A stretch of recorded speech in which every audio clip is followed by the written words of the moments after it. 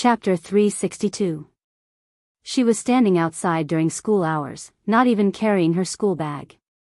She was only holding a file and looking over coldly. This was very different from the little Nine that Jing Tan usually saw. Little Nine, this child, if she was good to others, she would be very considerate of others. Conversely, when she did not like anyone, even if it was her biological father, not to mention that this biological father had sold her. If it was not for Jing Tan helping her at that time, perhaps little Nine would have been long gone. She repaid kindness with kindness and revenge with hatred. She was decisive and ruthless. Perhaps, this was the reason why blind Lord Kun allowed little Nine to stay. With little Nine's current background, there was no need to be afraid of these people. Therefore, Jing Tan was not worried that little Nine would be bullied by them. He was only worried that with little Nine's age, it would be hard for her to make a decision. When these people saw little Nine, they were very excited. Little Nine's father wanted to shout and scold a few habitual words, but little Nine just waved her hand, indicating for them to change places to talk. "Hey, you made me look for you, you." Little Nine's father wanted to make a move after going over, but when he met little Nine's eyes, he stopped abruptly. He was afraid. Without taking another look at this blood-related father, little Nine brought the four of them to a restaurant that wasn't too big. There was a "closed for business" sign hanging at the door. Little Nine ignored it and pushed the door open and went in. The boss and employees were doing their own things as usual. They were not curious about the 5 people who came in, as if they already knew. They did not look and were doing their own things. The 5 of them sat around a table. The waiter handed them a cup of water. Yes, only 1 cup of water, and it was only placed in front of little Nine. As for the other 4, they were treated as air. "Hey, what's going on here? Don't you know that the customer is God? If you don't even know this, how can you do business?" The leader shouted. As soon as he said that, the 3 waiters and the boss in the restaurant rolled up their sleeves and looked over, their eyes extremely unfriendly. "Why don't I send you to meet God?" the boss said with a faint smile. The leader choked and turned back resentfully, not wanting to argue anymore. He just wanted to collect his debt and go back. Little Nine drank some water, put down the cup and was about to say something when he saw a black cat standing outside the window. A smile flashed across his originally complicated eyes, and he quickly got up to open the door. "Black charcoal." The leader's face twitched. Black cat again? Previously, when they were beaten up in Tsinghua University, a black cat was also present. As expected, nothing good ever came out of running into a black cat. However, why did this cat's name sound like the black cat from that day? Could it be the same one? However, this place wasn't very close to Tsinghua University. After Jing Tan entered the room, he squatted down on a chair at the side, watching the development of the situation and helping little Nine. One of the employees in the shop pointed at the boss with his mouth. "Boss, there's a cat." Another employee whispered to the boss, "That cat is very calm. Does it know little Nine? You're quite brave, not afraid of strangers at all." The restaurant owner's mouth twitched. He had heard that this cat even dared to play with Lord Kun's beard. What else would it not dare to do? Others might not know, but he had heard of the rumors about this cat. Because of Jing Tan's participation in the shop, the atmosphere in the shop changed slightly.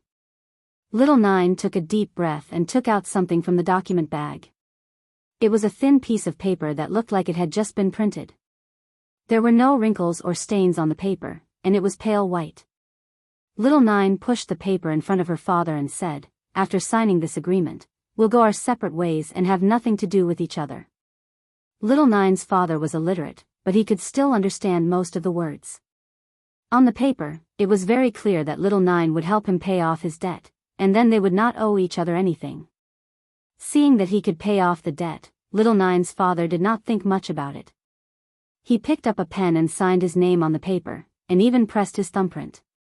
Little Nine lowered her eyelids so that the people around them could not see what she was thinking. She looked very calm, but Jing Tan could tell from little Nine's clenched fists that this child was not as calm as she appeared. No matter what, they were blood relatives. When the man signed the agreement, he did not hesitate. Zheng Tan did not know what to say. Mao and the man in front of him were both fathers, but why was there such a big difference? Was it because of poverty? Or was it because of other reasons? This agreement was just a test by little Jiao. When Elder Kun decided to let little Jiao stay, the various procedures had already been completed. Little Jiao no longer had anything to do with this family. Even if they were to meet in court, there was enough evidence to prove that they had an overwhelming victory. From the moment the man signed the agreement, little Nine had really cut off all ties with the past. She crumpled the paper into a ball and threw it into the trash bin. Just as the man in front of her was about to shout, little Nine took out a card and placed it in front of the debt collector. The password is 6 nines. As little Nine spoke, he took out $300 bills from his pocket and pointed at the blood-related people sitting across from him. However, he looked at the leader and said, "Send this person back to where he came from. I don't want to see him again. If he appears here again, he, and all of you, will not be able to leave." "Are you threatening me?" The leader stood up. However, before he could stand up straight, a kitchen knife chopped at the side of his arm. It almost cut into the table. His sleeve was already cut. If it had been just a little bit more, a piece of flesh would have been cut off from his arm. Good knife skills, Zheng Tan thought. Regardless of whether it was the 3 debt collectors or little Nine's father, their faces were all pale. The leader's face twitched a few times as he looked in the direction where the knife came from. On the other side, the restaurant owner was sitting at the cashier counter. His fingers were rhythmically tapping on the table. He had the same smile on his face as usual, as if he had just done something very normal. "Oh, sorry, my hand slipped. I was going to chop the fly." A waiter sitting at the door looked at the people on the table and laughed. On his finger, a table knife spun quickly. It was as natural as spinning a pen. His finger was unharmed. F***ck, I definitely can't come to this restaurant to eat in the future. I won't come even if I starve to death. This was the thought shared by the 3 debt collectors. If they still didn't understand the situation now, they would be retarded. Fortunately, the 3 debt collectors weren't that retarded. They knew how to judge the situation. Since they couldn't be strong here, and they had already gotten the money, it was right to leave as soon as possible. Forcing themselves to be calm, the leader put away the card and the 300 yuan. He grabbed the bearded man and hurried out. After walking a distance, the 3 debt collectors let out a long breath. After the shock, they were furious. The leader raised his hand and slapped little Nine's father. "It's all because of you. F***ck." The bearded man didn't dare to defend himself. He continued to cower. "What do we do now?" Another person asked. "What else can we do?" "Of course, we have to find an ATM and see if there's money in the card. If there's no money, should we go back and ask for more?" The 3 of them fell silent. The atmosphere in the restaurant suddenly became harmonious. The waiter and boss comforted little Nine. They knew little Nine and little Nine often came here to eat. Sometimes, little Nine even took an afternoon nap here. The boss put down a plate of rice in front of little Nine. "Eat. After eating, hurry back to class." Little Nine took a spoon and ate spoonful by spoonful. She didn't eat breakfast in the morning. Because of this incident, she didn't have much of an appetite. Her head was very low. As she ate, tears fell. Her face was expressionless. After all, she was still a child. The people in the restaurant didn't say anything. The boss patted her head gently and put a bowl of warm red bean paste beside her. After eating and drinking the red bean paste, little Nine turned back into the lively little Nine. Zheng Tan sent little Nine to school. He was worried that little Nine would be scolded for being late for 2 classes. Who knew that when she entered the school, little Nine would take out a sick leave slip and a hospital certificate from her bag. Seeing little Nine's red eyes, the person in charge at the school gate didn't say anything and let her in. Zheng Tan, after seeing little Nine enter class, Zheng Tan went back. Whether it was little Nine or little Pomelo, their classes went up along with their grades. Zheng Tan couldn't go up. In the restaurant that little Nine had stayed in, the "closed for business" sign had been removed. "Hey, boss, who are those three cowards from just now? Why are they so arrogant?" the staff asked. The boss waved his hand casually. "They aren't anything presentable. Just throw them out of the underworld another day." The three people who were labeled as not presentable looked at the numbers on the ATM and were immersed in the world of how much money they could get. They didn't know that they were being targeted. Just as someone once said, if you didn't have the foresight, you wouldn't last long in any industry. Zheng Tan went back to school with a heavy heart because of little Nine. He thought about how Mao treated Yuan and how little Nine's father treated little Nine. The difference was huge. However, Zheng Tan thought about the time before he became a cat. That irresponsible father that he only saw a few times a year. Then he thought about the current Jiao Pa. TSK, familial love was actually quite complicated. That wasn't right. Was it familial love or the human heart that was complicated? When he passed by the kindergarten, Zheng Tan stopped in his tracks. Zhuo Kitten's last class in the morning seemed to be an outdoor activity class. Thus, Zheng Tan jumped to the fence and squatted down, waiting for their outdoor activity class to arrive. Recently, Zhuo Kitten's mood wasn't good. Why?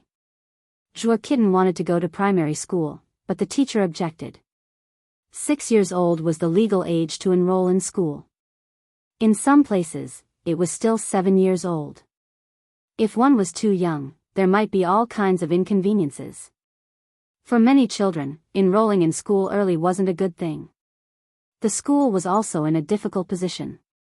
Some time ago, when Zheng Tan came here, he heard Zhuo Kitten complain that their teacher wanted him to go to preschool for a year. However, that little brat had told Zheng Tan in private that even if he went to Lord Buddha to roll around, he would still go to primary school this year. Because, if Zhuo Kitten went to primary school, according to little Zhuo's promise, she should come back. When the outdoor class started, the children in Zhuo Kitten's class all ran out, fighting for their favorite ladders and castles. Only Zhuo Kitten looked at the fence first. Then, she smiled and ran over. As she ran, she shouted, brother hey, let me tell you."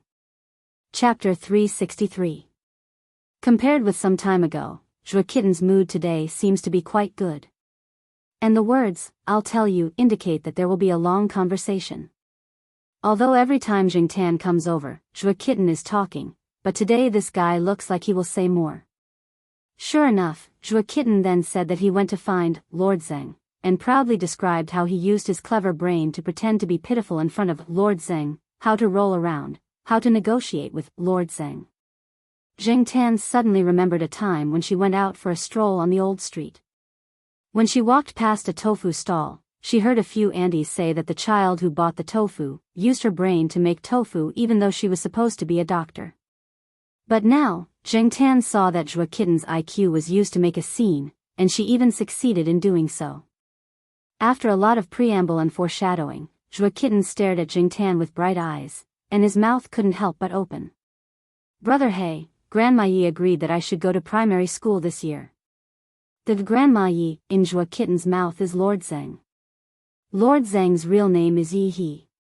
Usually, Zhuo Kitten directly calls Lord Zeng Grandma Yi. In addition to Grandma Yi, there are Grandma Li, Grandpa Zhang, Grandma Lu, and a lot of other grandparents. With the help of these elders who have a lot of power, it is not a problem for Zhuo Kitten to go to primary school and advance. Moreover, Zhuo Kitten has been tested by the affiliated primary school. There is no problem in the first grade at all. There is no need to go through another back door. If it weren't for Zhuo Kitten's young age, the teacher in charge of the test would have almost said that the child didn't need to go to the first grade. Zheng Tan knew that this little guy had a higher IQ than the other children. While the other children were still barely able to recognize numbers, he had already come into contact with pi. While the other children were scrambling to show that they could memorize the decimal places of pi, this little brat had already come into contact with three-dimensional geometry. This was because once, when Zheng Tan came over, she saw Zhuo Kitten holding a small rubber ball to measure its diameter. On the penultimate page of his sketchbook, there was a formula for calculating the volume of the ball. Zheng Tan had no idea how knowledgeable the 5-year-old Zhuo Kitten was. Usually, she only heard the kindergarten teachers say that Zhuo Kitten was a smart child, but they rarely mentioned the word genius. It was enough to show that Zhuo Kitten was still quite low-key and restrained. At most, she would deliberately tease the teachers and classmates. Brother Hey, do you think my mother will come back after I go to primary school?" Zhuo Xiaomao looked at Zheng Tan expectantly. "How would I know?" Zheng Tan cursed in his heart. Perhaps only Lord Zheng and the woman who usually took care of little kitten Zhuo knew about it. "By the way, I asked Mom on Mother's Day. Mom said that she would come back when I was in elementary school," Zhuo Kitten said softly as she kicked the wall lightly. Mother's Day had just passed. According to Zhuo Kitten, although little Zhuo had not returned, he would have video calls with Zhuo Kitten every once in a while. Mother's Day was also the time for video calls. Since little Zhuo had said so, could he really come back this year? If that was the case, that would be great. Although Zhuo Kitten usually lived a good life, she did not have her parents by her side for as long as she could remember.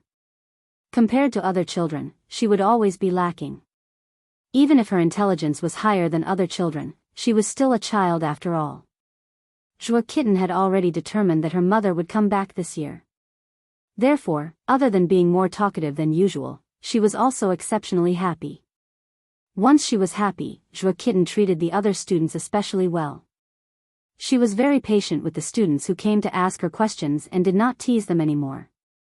Zheng Tan did not know if little Zhuo could come back or not. If she could not come back this year, how depressed would Zhuo Kitten be? Although she was still a child, sometimes it was difficult to deal with children when they were serious. On the other side of the ladder, there was a child who was crying with snot all over his face. The more the teacher comforted him, the harder the child cried. Zheng Tan looked over there. He felt that he should think about what to prepare for Zhuo Kitten as a gift for June 1st. When the time came, it would also be a consolation gift. Since junior high school, June 1st was just a date. It no longer had that special meaning. However, for every child in primary school, it was a memorable holiday. On that day, they would have performances, singing and dancing, snacks from the school, and holidays. On that day, it would be very smooth to ask their parents for gifts. When the new year came, Zheng Tan gave Zhuo Kitten a big red packet. It was not good to give another big red packet on June 1st. If there was no red packet, what should he give? For the next few days, Zheng Tan had been thinking about it. It just so happened that Xiaoguo's shop had recently held an event. Xiaoguo had customized some gifts as gifts for those VIP customers. Most of these gifts were cat-shaped and dog-shaped dolls, ranging from small phone accessories to big pillows and stuffed toys that were about the size of humans. Of course, any kind of gift would have to correspond to the VIP membership points. The few biggest stuffed toys were specially used by Xiaoguo to please a few special customers. Every time those customers came, Xiaoguo could always make a lot of money. Zheng Tan could not have any ideas about those things, so he set his eyes on the pillows. He chose purely based on the value of the toys. Since he could not pick the biggest one, he would pick the second biggest one. One day, after going to the pet center for a routine shoot, Zheng Tan did not ask for the overtime pay that Xiaoguo gave him. Instead, he took a pillow with him. The original shape of the gifts was based on the cats and dogs in the studio. Even the paparazzi dolls were included. They did not have front legs. There were only 2 protrusions on the front legs, and they used their hind legs to maintain balance. Needless to say, this cat that was rescued by the dog from the earthquake was quite popular. Many people wanted to give away the phone chain and the dolls that looked like this guy. Although Zheng Tan was also very popular in the cat community, because of the color of his fur, the dolls that were given as gifts did not have much of an advantage compared to other cats. When Charlie sent Zheng Tan back to the Jiao family, he also sent the BC pillow that Zheng Tan had chosen to the Jiao family. The front was a black cat's head, and the back was embroidered with the letters BC. Jiao Ma thought that Jing Tan had brought it back for himself. She did not expect that Jing Tan had not opened the package. Because June 1st was on Monday this year, and the Dragon Boat Festival was close to June 1st, the kindergarten was on holiday from the Dragon Boat Festival to June 1st, which was a full 5 days of holiday. If Jing Tan wanted to give a gift, he could only choose the day before the holiday to bring the person to the courtyard. Otherwise, how could he give away such a big pillow? It was too inconvenient. Jing Tan ran to the entrance of the kindergarten 10 minutes before school ended.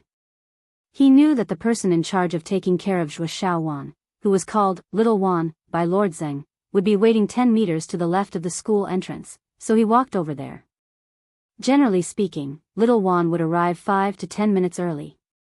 After all, sometimes the kindergarten's end time was not so strict, and there was a certain amount of flexibility. But today, after Jing Tan arrived, he waited for a few minutes and did not see Little One arrive.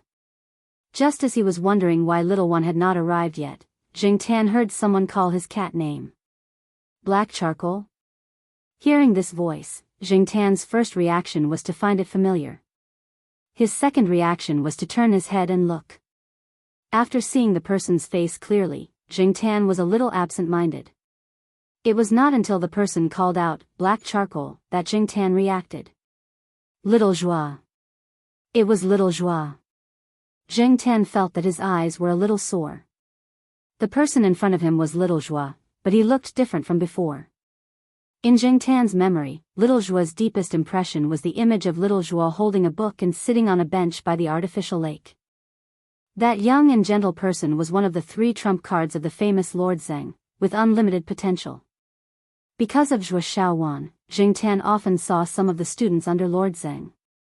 Some stayed in school, some went abroad to further their studies and came back. They did not look much different from when they left. At most, they became a little more radiant. After all, they were all going to higher places. Little Zhuo, who was the same age as them, looked younger than those people back then. Only 4 or 5 years had passed, but Little Zhuo looked like he had experienced more than 10 years. Not only that, but he also had a thin and sickly feeling. Even the clothes he used to wear now looked like they were one size bigger. Jing Tan recalled some things that Jiao Pa had said. Some projects were more harmful to people. Even if there were protective measures, they could not be completely avoided. It was as if he had overdrawn his life. No wonder Jiao Pa said that the project was very dangerous. No wonder so many people could not come back. No wonder Lord Zeng opposed her participation in the project. When Jing Tan looked at Little Zhuo had already walked in front of Jing Tan. Squatting and reaching out to touch Jing Tan's forehead, Little Zhuo smiled and said, "Are you scared? Don't worry, you'll get better after a period of rest." Little Zhuo knew that he was not in good shape now. Generally speaking, after the completion of the project, he could apply to leave and recuperate there for a period of time. There would be specialized treatment staff to help treat him. Little Zhuo's original plan was to recuperate there and come back when he looked better. However, the conversation with Zhuo Xiaowan on Mother's Day made Little Zhuo change his mind. Zhuo Xiaowan video chatted with Little Zhuo every year, so Little Zhuo could be recognized by Zhuo Xiaowan even if he did not do any recuperation treatment. When she saw the black cat squatting in front of the kindergarten just now, she was actually a little nervous. She was worried that the cat would not recognize her if she left for too long. But in fact, from the black cat's eyes, she knew that the cat still remembered her. It was just that it was a little frightened by her current appearance. After all, she now looked like she had aged more than 10 years. In addition to wrinkles, there were some spots. Her face was far less radiant than before. Even if her former classmates saw her current appearance, they might not be able to recognize her. When Little Zhuo came back yesterday, Lord Zeng also recognized Little Zhuo immediately.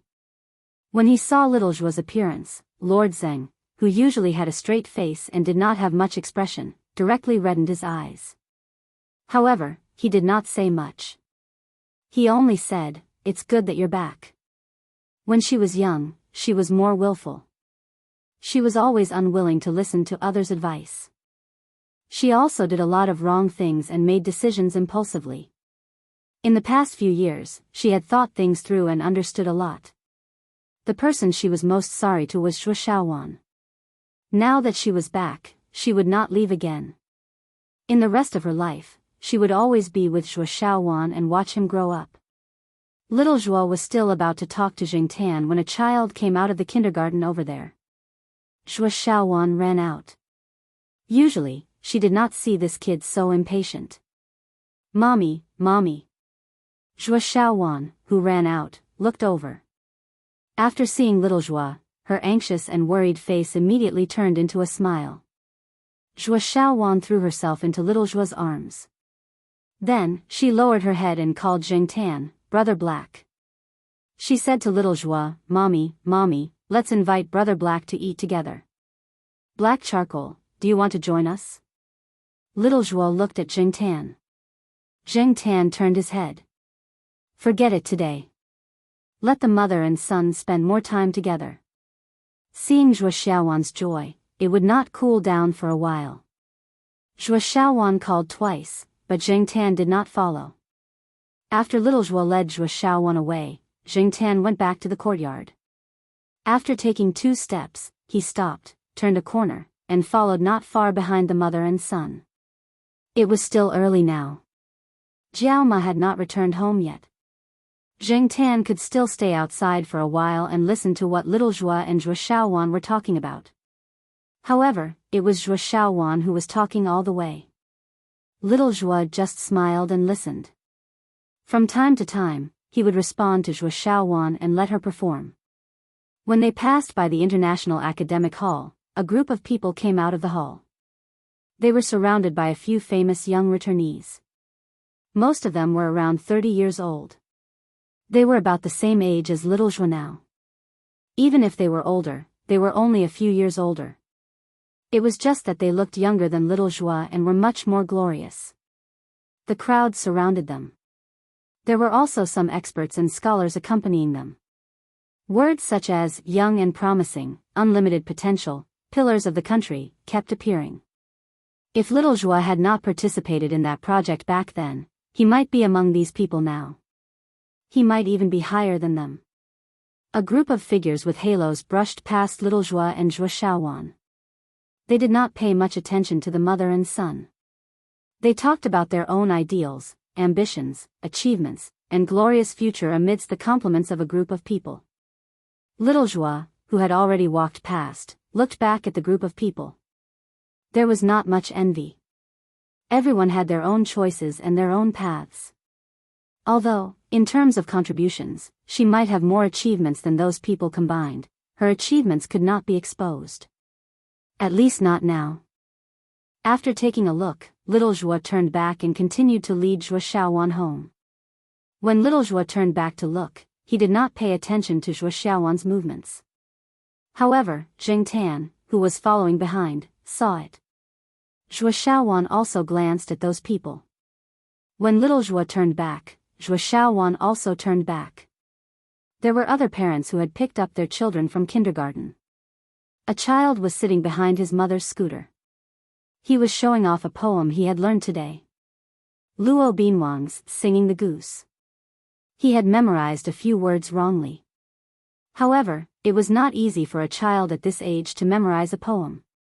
Even if they could not understand the meaning of the poem, the parents were still very happy. Zhuo Xiaowan glanced at the child. Then, she shook little Zhuo's hand and said to little Zhuo, Mommy, mommy, let's memorize a poem too. Okay, what poem does Xiaowan want to memorize? Little Zhuo asked. Let's compare poems. Okay, compare poems. Xiaowan first. Zhuo Xiaowan thought for a moment and raised her chin. Hydrogen, helium, lithium, beryllium, boron. Little Zhuo was stunned. Then, he could not help but laugh. Carbon, nitrogen, oxygen, fluorine, neon. Sodium, magnesium, aluminum, silicon, phosphorus. Sulfur, chloroargon, potassium, calcium. Jing Tan, who was behind them and heard everything clearly, was speechless. This was a poem? This was clearly the periodic table of the elements. Chapter 364. Because of Little Zhuo's return, Jing Tan had originally planned to stop Little Zhuo, bring him to the courtyard, and then give him a present for the 6th of July. But now, it seemed that there was no need. There was no gift that could make him happier than Little Zhuo's return. The so-called consolation gift was also unnecessary. He couldn't give the present today, and he wasn't in a hurry to give it. He would wait for the opportunity. Unexpectedly, before Jing Tan could choose the opportunity, Little Zhuo came directly to his door. After visiting the Jiao Pa, Jiao Ma, Little Zhuo talked to the Jiao Pa and Jiao Ma for a while. Of course, she didn't talk about the projects she had participated in. Those were the projects she had signed a confidentiality agreement with. She wouldn't and couldn't disclose them. Just like the excuse Lord Zheng gave her for going abroad to do research, she talked about the research she had participated in the past few years. She didn't say much. After all, it wasn't true, and Little Zhuo couldn't lie too much. The Jiao Pa understood and didn't ask much. In addition to visiting the Jiao family, Little Zhuo also picked up Jing Tan to her house to celebrate the Children's Day with Little Zhuo. On the Children's Day, the 4 members of the Jiao family didn't have a holiday at all. Jing Tan could stay with Little Zhuo for a day. After the Dragon Boat Festival, on Monday, Saturday, Jing Tan went out with the Jiao family. Little Pomelo went to junior high school, Jiao Pa went to college, Jiao Ma went to affiliated to Renmin University of China, and Jiao Yuan went back to school on Sunday. So that morning, only Jiao Ma went to affiliated to Renmin University of China. Jing Tan directly stayed in the courtyard after going downstairs, lying on a wooden chair and waiting. Next to the chair was a pillow that Father Jiao had brought down for him. It was placed in a bag and was used as a gift. Little Pomelo had tied the bag with a ribbon and tied it with a bow. According to Little Zhuo, she would go out to buy groceries this morning and then come directly to pick up Jing Tan. They were still living in the elevator room in the west courtyard. Jing Tan couldn't go there alone. The building's security was troublesome, and he had to bring a present. In the morning, Depeng followed the old lady to buy groceries. Huang was still sleeping at home. The sheriff came out for a walk. He heard that the sheriff ate 3 dumplings at once during the Dragon Boat Festival. After his owner found out, he immediately sent to the pet center. Usually, the sheriff's owner was upset when he saw that 3 dumplings were gone. Not to mention that the sheriff's hut, the hut to Renmin, was in the courtyard. In this ins, whys, no wonder the sheriff's owner's is. His. Wonder the sheriff's owner, owner's is his. SSSS home day cat, SSSats. T's, S to. Was to worry. S to teat S to worry. Teat. Tia. Watching the sheriff climb over the wall outside the courtyard, Jing Tan shook his head. Jing Tan didn't wait long. Little Zhuo came over at 8 o'clock. She was carrying the groceries that she had just bought from the market. It wasn't a lot. After the groceries were transferred to one of her hands, she helped Jing Tan carry the big black pillow with a cat's head. The Jiao Pa had called and told her about it. It always felt awkward to let a woman help carry things, but Jing Tan couldn't help it. He was just a cat now. The west courtyard was very green now. It was not as bare as it was 2 years ago. The branches of the trees were spread out, and it looked much more comfortable. It was time to go to work, and there was no one around. Jing Tan didn't take the stairs. He took the elevator with Little Zhuo. After entering the house, Jing Tan found that the house didn't seem to have changed much compared to a few years ago. There were only a lot of Little Zhuo's things. The original decorative paintings on the wall had become Little Zhuo's graffiti. Xiao Wan, who had helped take care of Little Zhuo for the past few years, had left. Her task had been completed. She was replaced by another middle-aged nanny, who was newly hired by Lord Zheng. Unlike the nanny hired when Little Zhuo was pregnant, this nanny didn't have any dislike for Jing Tan. After Little Zhuo came in, the nanny quickly took the groceries and went to the kitchen. Little Zhuo was holding a pen and drawing on her small drawing board. When she saw Jing Tan, she dropped the pen and ran over. Black bro's gift for you. Little Joie handed the pillow to Little Joie. Thank you, Black bro. The little kid didn't stand on ceremony. He took the pillow and opened it. Then, he put the pillow in the room directly at the head of the bed with a smile. Zheng Tan noticed that there was a small bookshelf in Little Joie's room. There were a few books on it that were taken from Little Joie's bookshelf. Zheng Tan had seen those books on Little Joie's bookshelf before. Looking carefully, there were a few books that had traces of being newly flipped through and children's-style bookmarks. On Little Joie's desk, there was a Chinese dictionary and an English dictionary. Both of them seemed to have been flipped through many times. Zheng Tan jumped on the table and looked at the books on the bookshelf. There were a few children's science books. The books had also been flipped through, but now they were placed at the corner of the bookshelf. From the corner of the bookshelf, he looked at the books from the easy to difficult. They covered a wide range of subjects. Some of them had been flipped through many times, and some of them had been flipped through very little. The ones that had been flipped through very little might not be because Little Joie didn't like to read them. It was just that he couldn't understand them now. However, Zheng Tan wasn't sure when that little kid would be able to understand them. Little Joie hadn't been around for the past few years, so it definitely wasn't Little Joie who taught him. That little one should have taught him, but most of it was Little Joie's own choice. While Little Joie was hugging the pillow and watching cartoons, Little Joie was holding a photo album and looking at it by the big window in the room. Zheng Tan wasn't interested in watching cartoons with Little Joie, so he went over to see what Little Joie was looking at. Jumping on the table at the side, Zheng Tan saw that there was a yellowed black and white old photo in the photo album. There was a circle of lace on the side. In the photo was a man who looked to be in his 30s. However, he was in his 30s at that time. He should be in his 50s now, right? He looked a bit like Little Joie. Could he be Little Joie's father? There was a drawing next to the photo. The paper was already yellowed. It was probably about the same age as the old photo. However, the person who drew the picture wasn't very good at drawing. Zheng Tan couldn't see what was drawn on the paper. He could only see that it was something similar to a circle. Little Joie's fingers rubbed the picture and the drawing on the paper through the protective film of the photo album. Then, she took out a golden badge from the drawer of the table beside her. The badge looked very similar to the drawing on the paper. Placing the golden badge next to the picture and the drawing on the paper, Little Joie remembered some things that happened to her father when he was alive. She always remembered that when she was young, after her father drew this picture on the paper, he said to her in a very yearning tone, "There is a golden badge. It symbolizes supreme honor." Unfortunately, until he passed away, he was still unable to obtain that small golden badge. Touching the lines on the golden badge, Little Joie said to Zheng Tan beside her, "Black charcoal, do you know that a tree needs green leaves that are exposed to the sun to carry out photosynthesis? It needs bright flowers with a fragrance to attract insects to spread pollen. It needs fruits to continue the next generation. However, it also needs roots that are buried in the soil and cannot see the sun to absorb water. This badge is proof of my sacrifice. It is also the promise that this country has given me. With it, no matter if Kitten is smart or stupid, this golden badge will protect him."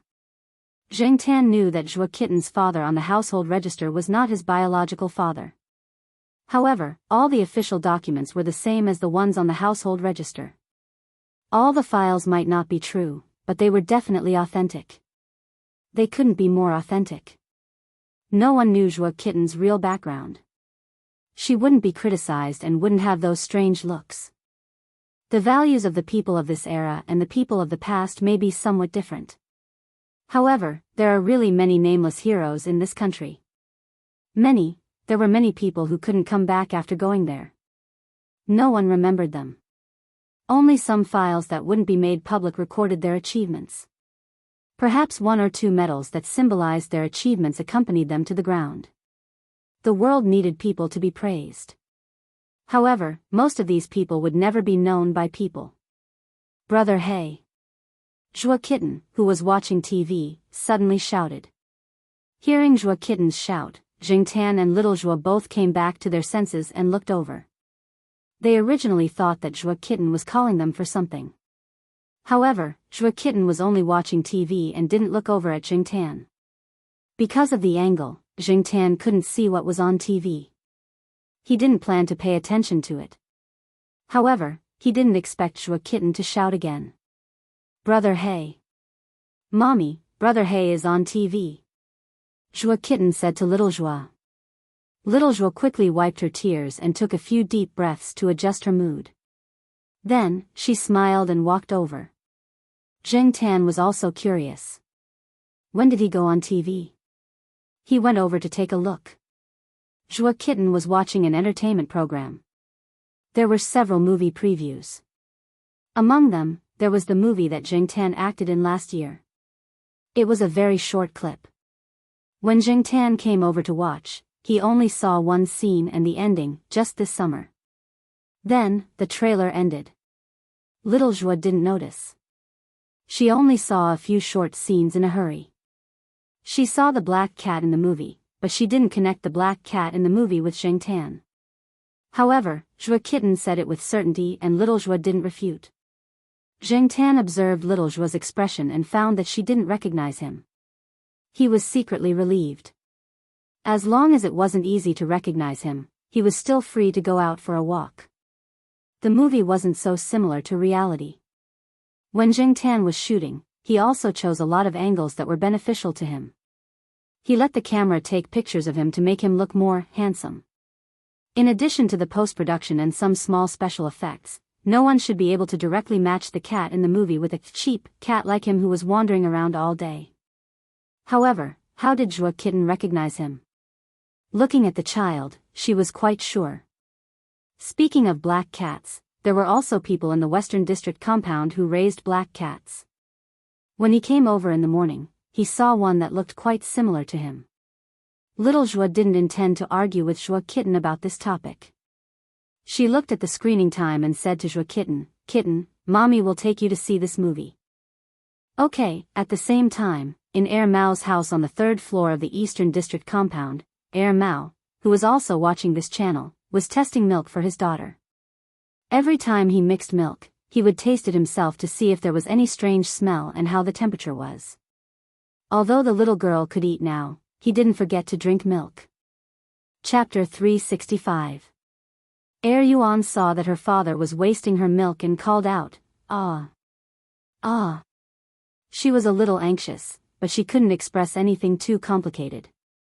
Seeing that Air Mao was still staring at the TV, Air Yuan was unhappy. She patted the chair and used her voice to express her dissatisfaction. "Dad! Dad!" Hearing Air Yuan's call, Air Mao finally turned around and passed the milk to Air Yuan. "Daughter, that black coal actually acted in a movie." "Brother Black?" Air Yuan didn't understand what a movie was, but she knew that the black coal her father was talking about was Brother Black. Like Zhua Xiao Mao, she and Wei Xiao Peng also called Zheng Tan Brother Black. Yes, yes, yes. It must be that guy. I knew it with one look. Other than the black coal, no other cat can act like that. That look in its eyes is so naughty, Air Mao said. Air Yuan held the cup and drank the milk. She thought about what her father meant by naughty, naughty, naughty. She thought for a long time but couldn't understand. Forget it, she didn't want to think about it. Drinking milk was more important. When she saw Brother Black, she would learn from her father and say, "Naughty, naughty, naughty." Air Mao didn't know what his daughter was thinking. He was still shocked by the movie trailer just now. He was busy taking care of his wife and child last year and didn't pay much attention to the black coal. He didn't expect that it had already acted in a movie. What a simple life. After thinking for a while, Air Mao still couldn't calm down the curiosity and surprise in its heart, but it couldn't just go upstairs and ask. At this time, the cat must be hanging around outside, and it might even be flirting with a female cat. If Zheng Tan knew what Air Mao was thinking, he would definitely rush over and beat him up. Seeing the phone on the table, Air Mao picked it up and saw that Air Yuan was drinking milk seriously. He told her to put the cup aside and play by herself for a while. If she needed anything, she could call him. He would go next door to make a call. The nanny was hanging the clothes. Mao went to the next room after informing her. He closed the door, flipped through the address book, and called Celestine. Celestine was at the company checking a few shipping orders and stamping them. He was a little tired from looking at the orders, so he went outside to get some fresh air. When he heard Mao's call, Celestine wondered why Mao was calling him at this time. As soon as the call connected, Celestine heard Mao's exclamation. "Senior, did you know? Black Coal actually acted in a movie. It's not a pet commercial, it's a real movie. It's a big movie with a few small celebrities and it's on the big screen." Wei Ling choked on the word create. It took him a while to realize what he was talking about. "Speak properly," Celestine said. Mao, ever since his daughter, Yuan, could speak, he often talked to her. Although he influenced Yuan and let her learn a lot of words, Mao also learned some vague pronunciations and some habits when speaking to children. For example, he said eat as eat and sleep as sleep. If he only said this to children, it would be fine. Many parents did this, but Mao also said this when everyone gathered together. He even mixed in some baby language, which gave everyone goosebumps. A group of grown-ups talking like this when they were together. Celestine wanted to punch him. However, Black Charcoal acted in a movie? He seemed to have heard similar news last year. He thought it was just like the advertisement at the pet center, so he didn't take it seriously. Now that he looked at it, it was true. What's the name? Celestine walked into the office and sat beside the computer. He searched for the movie Black Cat according to the name Mao mentioned. There was no cat's name on the cast list, only a few actors and the director's introduction. However, from the publicity, the director told the media that the black cat in the movie was borrowed from a friend. It was a trained black cat. Everyone called it Z, and its breed was unknown. Seeing this, Celestine laughed. Z? Breed unknown? It was obviously Black Charcoal. It even had a fake name. One stage name wasn't enough, so it came up with a second one. While he was looking, Mao called again. "Did you see it? It's that Black Charcoal, right?" Although it was a question, it showed a very certain meaning. Mao didn't doubt its eyesight at all. Yes. Celestine was on the phone while browsing the web. He had just finished watching the trailer posted on the internet. Anyway, he had nothing else to do. Since he happened to come across this matter, his interest was piqued and he read more. "Hey, senior, it's not long before the release date. Why don't we go watch the movie together? Let's give Black Charcoal more box office." Mao said expectantly. He didn't go to the cinema often. In fact, there weren't many movies that attracted him. When he wanted to watch a movie, he would search online. Copyright and whatnot, it was just a term. "Okay, let's go together then." Celestine was also looking forward to it. As one of the early people who knew the Black Cat, Celestine knew what kind of character the Black Cat was. "Oh right, senior, can children be brought into the cinema? It's been too long since I went to the cinema." "I don't know the rules," Mao said. "It seems that there are no restrictions. You want to bring Yuan to the cinema?" Yuan is too young. He's only 1.5 years old. Moreover, the sound in the cinema is loud, the air is bad, and the screen is flickering. I'm afraid it will affect the child's hearing and eyes. Celestine recalled what his wife had said before and told Mao. "I see. I'll ask when the time comes." Mao actually wanted to bring his daughter to the cinema. If the child's mother hadn't come back by then, would he go alone? Even if he went with his senior and the others, Mao still hoped that he could bring his daughter. Moreover, this was Black Charcoal's movie. How could Yuan's brother not go to the cinema to support him? However, the environment in the cinema was indeed not very good. Therefore, for the rest of the time, Mao was thinking of ways to reduce the impact of the cinema on the child. The Jiao family also knew that the movie was about to be released. They downloaded the trailer and watched it several times. Unfortunately, the trailer was too short. They could only hope that the release date would come soon. Before the release, all parties were busy promoting it. The actors weren't very famous, and there were also many newcomers. In terms of actors, other than the few idols who didn't bring much effect, there was nothing else. Director? He wasn't very famous. Compared to the few well-known directors, Kang Han was still a stranger. However, this time, there was a new element in it. It attracted a lot of people. The plot wasn't new, but they could watch the cat. Ever since the trailer was released, many people analyzed how the movie would do at the box office. Some people mocked the few scenes in the trailer, saying that the movie must have spent a lot of money to achieve such effects.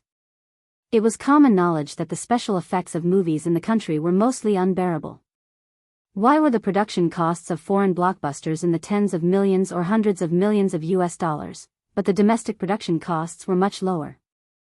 The computer special effects of the former started at 10,000 US dollars per second, while the special effects in the country were only a few hundred to a few thousand RMB per second. The difference in cost was obvious. It was true that you got what you paid for. There were many professionals in movie-related forums analyzing the special effects.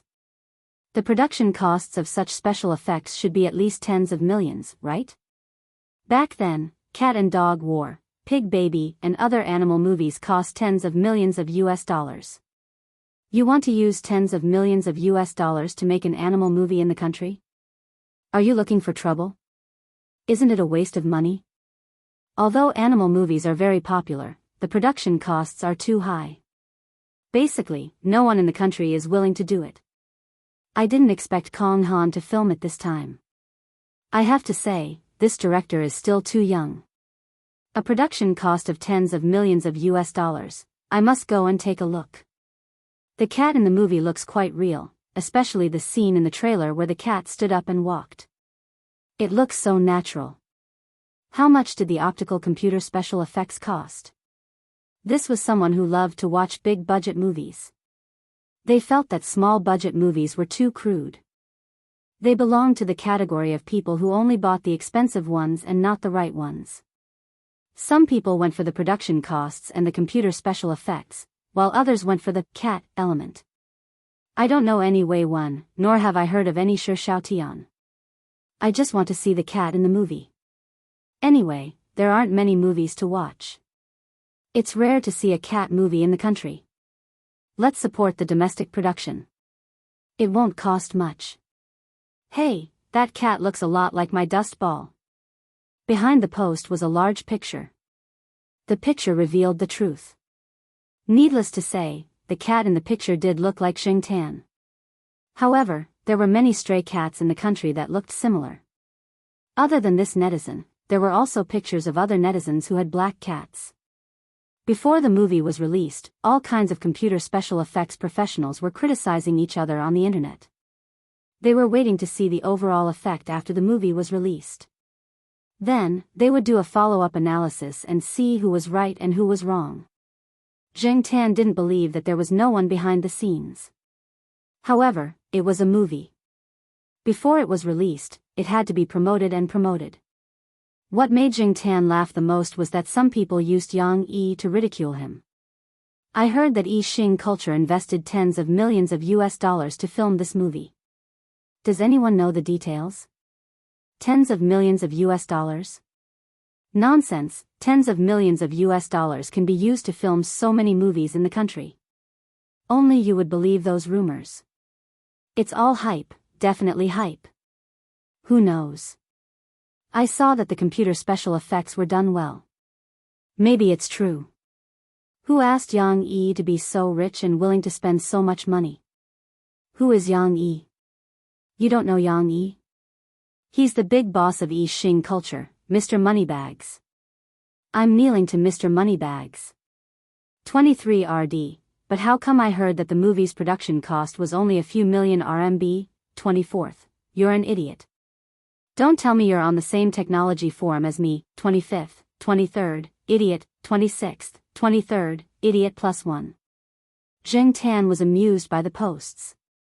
He didn't know much about the production cost, but he had heard from Kong Han that the movie's production cost wasn't high. It could be considered a small production. If Kong Han's words were true, then the people on the technology forum were all monkeys. No one would believe that Zheng Tan had acted in the movie himself, especially the movements, eyes, and micro-expressions. There were no computer special effects, nor were there any stunt robots. The stunt cats that Kong Han had found were not used at all. Instead, they were fattened up. However, no matter what, the movie Black Cat had been hyped up before it was released because of the production cost. Everyone, from Yang Yi and Kong Han to the actors and post-production team, were exposed. Yixing culture was also known by many people. Chapter 366. The movie would be released in mid-July. Zheng Tan went with the Jiao family. Although pets couldn't enter the cinema, there was a connection in the world. In fact, it wasn't the Jiao family who contacted him. It was Fang Xiaokong who called. Fang Xiaokong had connections. Moreover, Zheng Tan's participation in the movie couldn't be hidden from the third master Fang. He already knew about it. 2 days before the movie was released, the third master Fang, who was in Beijing, directly called the Jiao Pa and settled it.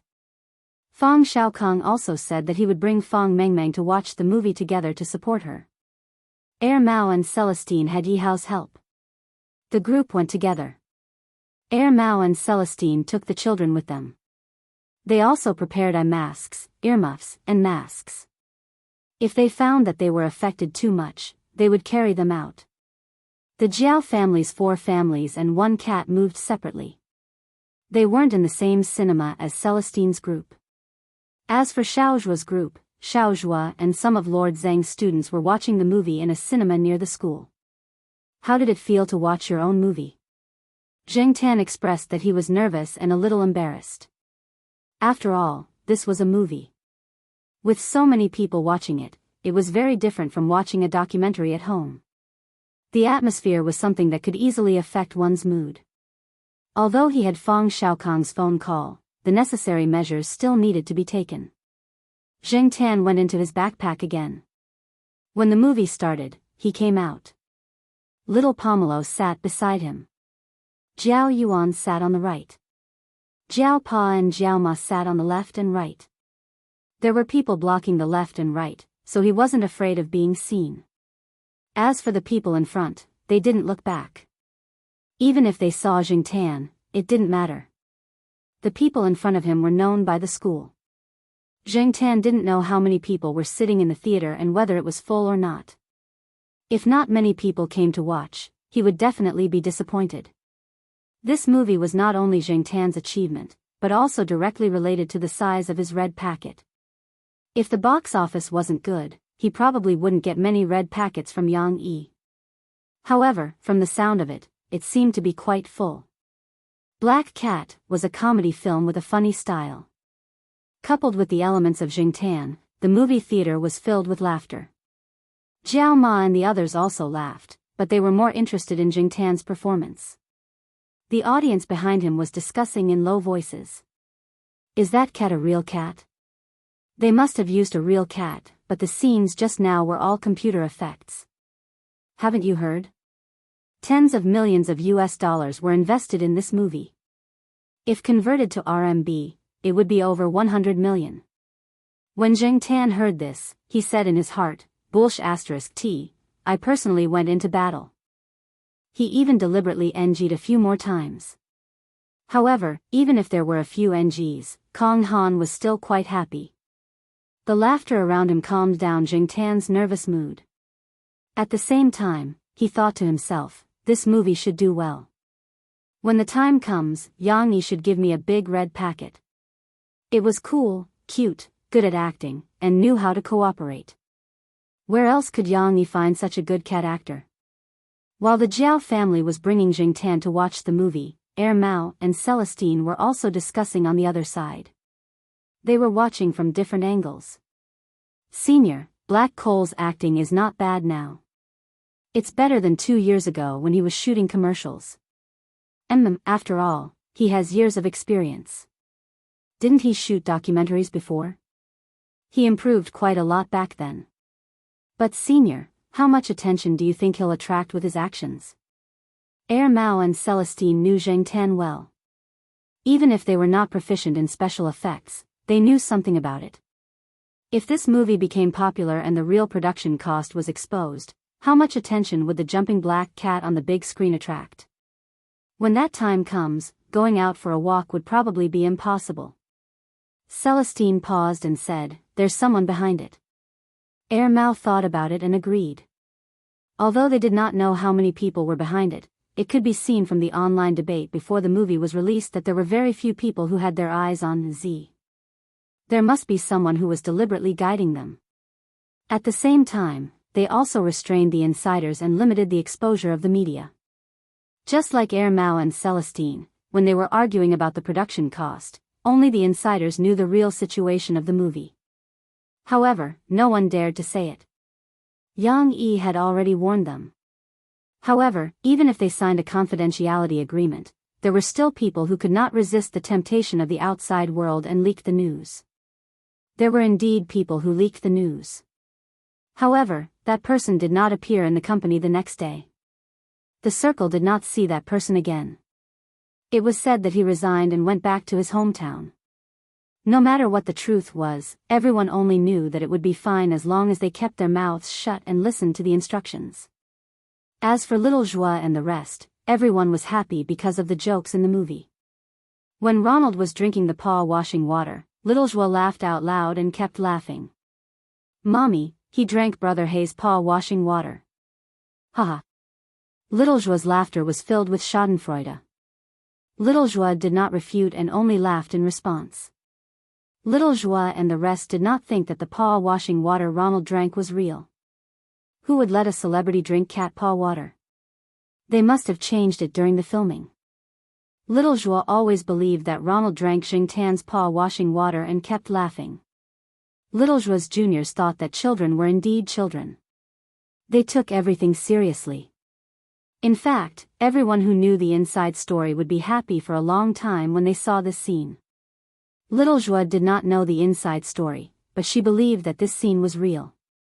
After Black Cat was released, all kinds of comments and reviews appeared on the internet.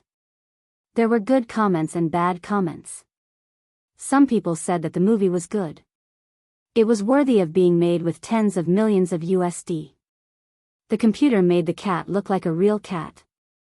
It was not as if there were no animal special effects movies of this level in the country. They liked it.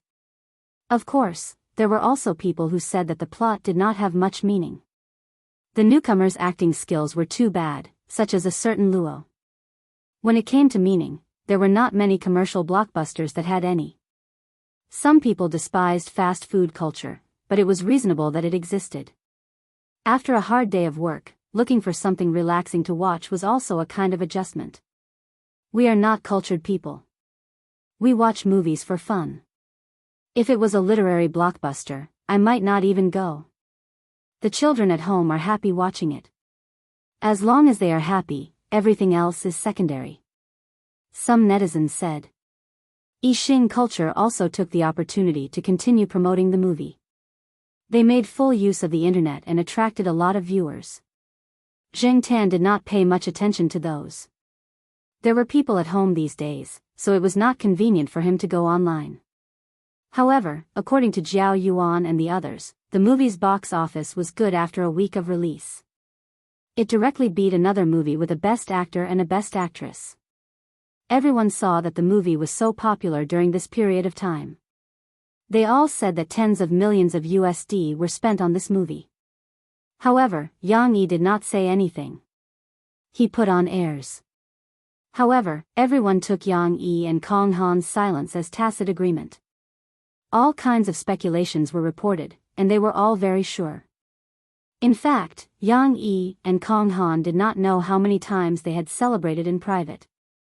Movie special effects professionals were still arguing about the movie's minute, which scene used special effects, the cat's mouth could not be that shape, the cat could not be that cooperative, and so on.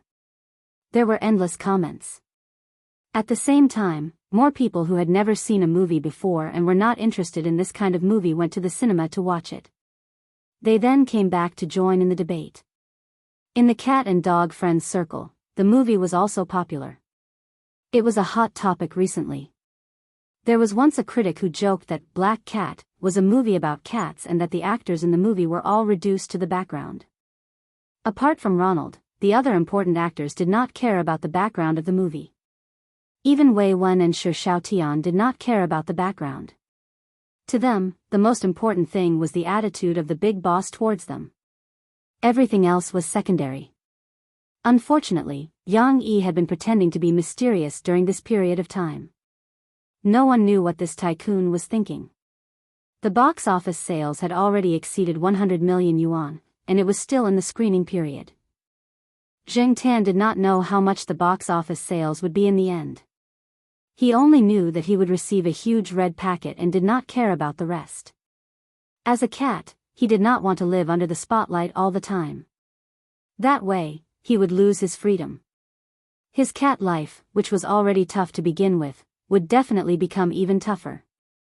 Cats had no human rights. Fortunately, Yang Yi was there to take care of the aftermath. Third Master Feng seemed to have contributed as well. Until now, not many people had taken the direction of Z seriously. This summer, the Jiao family did not go on a long trip. As a cat who did not have any summer homework and spent most of his time on vacation, Zheng Tan felt that his cat life was actually very boring. What do cats do most of the time? Some people might say that they play with their tails, fight with themselves, or lift things up with their hands. None of those, they just sleep. Take Depang for example. Sometimes, Zheng Tan really wanted to tell this fat cat to go out and exercise. If you don't exercise, you'll get old. Everyone who saw Depang would think that it was a lazy cat. How could it not be lazy after being raised like this? Even rats would not be able to outrun it. Besides, it was already 6 years old. It would be impossible to catch it. However, Zheng Tan knew that was not the case. Yesterday, the sheriff was fighting with a cat in the west compound. Depang even went over to help. The sheriff was already on the losing end, but Depang went over and killed it instantly. Zheng Tan looked at the cat that screamed and ran away. In his heart, he lit a candle for it. For a long time in the future, that cat would probably run away from Depang whenever it saw him. Seeing Old Man Li take Flowery out for a walk, Zheng Tan thought for a while and ran over to jump on Flowery's back. They took the dog cart for a walk. Usually, Old Man Li would sneak over to the west compound to chat with a few old friends before coming back. Zheng Tan happened to go over to the west compound to take a look at Kitty Zhua. Flowery had a good temper. It was often bullied by the sheriff and the others, but it was not angry. After Zheng Tan jumped on, it did not refuse. This weight was nothing to Flowery, who was 100 kilograms. However, very soon, Huang jumped on as well. Old Man Li found it funny. His Flowery had a good temper. It was kind to children and other animals. It was so big, but it was always bullied by these few kittens. The sheriff came out with a smirk. He looked and jumped on as well. Old Man Li wanted to say something, but when he looked up, he saw a certain fatty running over. Then, he jumped on as well. Flowery looked at Old Man Li with a wronged expression. Woo, Old Man Li, actually, the 4 cats combined were not that heavy. Little Flower had played with the children in the courtyard before. Zheng Tan and the other cats combined were about the same weight as the children. After Little Flower expressed his grievances, he continued to carry the 4 cats steadily. People who walked past saw this and could not help but say, "This dog and cat have such a good relationship." Chapter 367. Little Flower didn't feel wronged for long. Not long after they walked out of the courtyard, Huang jumped down from the dog's back and ran back to the courtyard. It didn't leave the courtyard much and didn't run around. It jumped on the dog's back because it saw Zheng Tan's behavior and followed suit. The sheriff didn't stay for long. He saw a little Pekingese and ran after it. Zheng Tan always thought that the sheriff was born in the wrong body. He should be a dog. As for Depang, it jumped down at the intersection of the walkway to the courtyard and the main campus road. Then, it found a tree and squatted there, waiting for its old lady to come back. Therefore, when Old Man Li walked slowly with Little Flower to the west courtyard, only Zheng Tan was left on the dog's back. There were also many pet dogs in the west courtyard. When they saw Little Flower, they started barking. They were all small dogs like Chihuahuas and Pekingese. Although they were barking fiercely now, they wouldn't dare to run up once the leash was released. Dogs bullied people because of their master's power. This was the philosophy of dogs. One or two cats squatted on the tree, letting the dogs bark around them. They lazily looked in the direction of Little Flower and Zheng Tan. Those who knew Zheng Tan wouldn't come over to provoke him. Those who didn't know him didn't dare to go over. After all, there was such a big dog next to them. They were too lazy to get down from the tree. Zhua Kitten was reading at home. When she heard the noise, she ran to the balcony with binoculars. Then, she said to Xiao Zhua, "Mommy. Brother He and Little Flower are here. I'll go down and play." Because Old Man Li often brought the dog here, some people in the west courtyard had a deep impression of Little Flower, whose size didn't match its name at all. However, everyone knew that this dog had a good personality. It didn't fight with other dogs and was good to children. Zhua Kitten even rode it. Therefore, sometimes when she saw Little Flower come over, Zhua Kitten would go over to play. Now that Zheng Tan was here, Zhua Kitten wanted to go down even more. Xiao Zhua was worried about him going down alone. After informing the nanny, she followed him downstairs. The children in the courtyard loved to play with Little Blossom because Little Blossom would not bite their balls. Someone in the courtyard even had a German Shepherd. That dog also loved to play with balls. However, the children in the courtyard did not play with it because many of the children in the west courtyard knew that if they threw their balls at the dog, their balls would not return. It was not that the blackback wanted to monopolize the ball, but it often used its teeth to bite the ball. With one bite, the ball would go through. Once, Zheng Tan saw a middle school student who was playing basketball in the Western District courtyard throw the ball over. Then, the basketball was deflated by the blackback teeth. Little Blossom stood under the shade of the tree. Some children came out to play with Little Blossom. Some children even climbed onto Little Blossom's body and treated him like a large plush toy. After Zhua Kitten came down, she didn't go with them. She went to sit beside Zheng Tan and talked about the movie they watched a few days ago.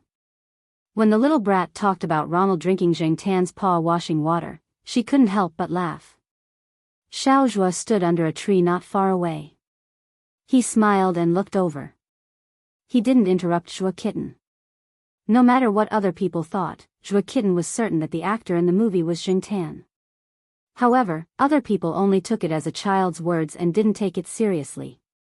After Zhua Kitten finished talking about Zheng Tan's movie, she talked about Little Blossom. "Brother He, what's in the wine barrel that Little Blossom is wearing around his neck?" "Mom said that it's wine, but I don't believe it." Zhua Kitten moved closer to Zheng Tan's ear and whispered, "I touched it once, but Little Blossom pushed it away before I could open it. But there's definitely no wine in it. According to the weight, it's not empty, and there's no liquid in it." Many people knew that in some pictures, Saint Bernard dogs always had an oval-shaped wooden barrel hanging around their necks. This was also their classic image. Some people said that the barrel was filled with wine. It was used to warm up the bodies of people who were in danger in the snow. It was said that Saint Bernard dogs used to rescue travelers in the snow. The wine in the barrel could warm up people trapped by avalanches and inspire their courage to survive. Of course, there were also people who said that the barrel was just a special decoration. Old Man Li had made a small barrel for Little Blossom to wear on a whim. Usually, other than some people that Old Man Li and Little Blossom were very close to, Little Blossom didn't like other people to touch the barrel. The barrel contained some of Old Man Li's medicine. Old people always had this kind of problem. Sometimes, they would forget to bring medicine with them, or some emergency items. Old Man Li would then use this small wine barrel. Such a big dog didn't feel tired carrying a small barrel filled with medicine. After wearing it for a few years, Little Blossom had already gotten used to it. The children who liked to play with Little Blossom were all told not to touch the barrel. If they touched it, Little Blossom would get angry. Although it wouldn't bite, it would push people away with its mouth. Because of this, when Old Manly bragged with others in the east courtyard, he was very proud when he talked about his dog. Seeing that Zhuo Kitten was very curious about the barrel that Little Blossom wore, Jing Tan wanted to open the barrel on Little Blossom's neck one day and show it to Zhuo Kitten. While Zhuo Kitten and Jing Tan were chatting about Little Blossom had already been taken away by Old Manly. There were 2 other old men following them. They were heading towards the entrance of the courtyard. They were probably going to do something outside the school. Some children hadn't had enough fun yet. When they were pulled back by their parents, they even negotiated with their parents, saying that they wanted to raise Little Blossom. There was a place to walk in the school. If they could apply for a permit and the dog was obedient, the people in the neighborhood wouldn't say anything. Saint Bernard wasn't considered a dog breed that liked to bark. However, the problem was that Little Blossom was so big. It was obvious that it was a foodie. If they didn't have some financial ability, they really couldn't afford to raise this big guy. It also liked to drool and shed fur. It was torturous. Old Manly and the others didn't have much to do after retirement. However, some people who worked couldn't even take care of their children, let alone raise a dog. Moreover, it was a big guy. Raising a dog? No way. That was what everyone thought in their hearts. However, in front of their children, they would always come up with other excuses to dispel their thoughts. Jing Tan had good hearing. He found it funny when he heard the excuses that the parents came up with. Just as he was secretly laughing, he heard a bang from the gate of the west courtyard that led outside the school. Then, many people there started to make a ruckus. It was as if an accident had happened. Some parents saw that the situation wasn't right. They hurriedly brought their children home and locked them up. Then, they went over to take a look. Little Zhuo also let Zhuo Kitten go upstairs. Originally, she wanted Jing Tan to go home too. However, Jing Tan wanted to go over there to see what was going on. He heard Little Blossom's cry. Seeing that Jing Tan wouldn't budge, Little Zhuo could only bring Zhuo Kitten upstairs first. "Mom, what happened over there?" Zhuo Kitten held Little Zhuo's hand. Although she was curious, she still went back obediently. "I don't know. Children shouldn't care about that." Zhuo Kitten turned her head and saw Jing Tan running over there. After going upstairs and returning home, Zhuo Kitten stood on the balcony and looked over there. From upstairs, she could see some of the scenes outside the courtyard. Because of the angle, she couldn't see what was going on even with binoculars. She could only see that many people were gathering in one direction. Since she couldn't see, Zhuo Kitten looked at Little Zhuo. Seeing that Little Zhuo had gone into the kitchen, she took the phone and dialed a number. The phone didn't ring for long before someone picked it up. "Hello, this is Zhu Yang's house." A very childish voice sounded from the other side. The words were unclear. It sounded as if he was eating something. At the same time, there were some crunching sounds. "Little pig, I'm Kitten. Do you know what's going on outside the courtyard?" Zhuo Kitten asked. "I don't know. I'm watching TV." "Little Zhu, put down your popsicle. Then, pick up your binoculars and go straight to the balcony. Then, look in the direction of 2 o'clock. Where is the direction of 2 o'clock? My alarm clock is on the bed." "I can't see it." Little Zhuo stood at the door of the room and looked helplessly at Zhuo Kitten, who was holding the phone and directing the person on the other end of the phone to see what was going on outside. On the other side, when Jing Tan arrived outside the courtyard, he found that many people had already gathered around. Little Blossom was still screaming. However, there were too many people around. Jing Tan couldn't see what was going on. But he could guess that it wasn't anything good. This gate was outside the school. The gate was on a wide road. The western courtyard's cars often came in and out of this gate, so there were more guards here. The inspection was stricter. Now, when Jing Tan came over, there was no one in the guard room. The security guards in charge of this side didn't see him either. They all ran to the scene of the incident. Just when Jing Tan wanted to climb higher to see the situation, 3 people in security uniforms pulled Little Blossom out. Little Blossom was still growling. He was very dissatisfied with the people who pulled him out. He struggled and looked at the crowd from time to time. There were bloodstains on Little Blossom. He didn't know if it was his or someone else's. The 3 security guards tied Little Blossom's dog leash to an iron hook on the wall next to the guard room. Then, one of them immediately went to the crowd. The other 2 stood at the side to rest. They also dispersed the people who ran over to see what was going on. After listening to them, Jing Tan found out that a person who wasn't very clear-headed just drove over and hit a motorcycle. The motorcycle and the people on it were all knocked out. The people and the motorcycle that were knocked out happened to be in the direction of Old Man Lee and the others.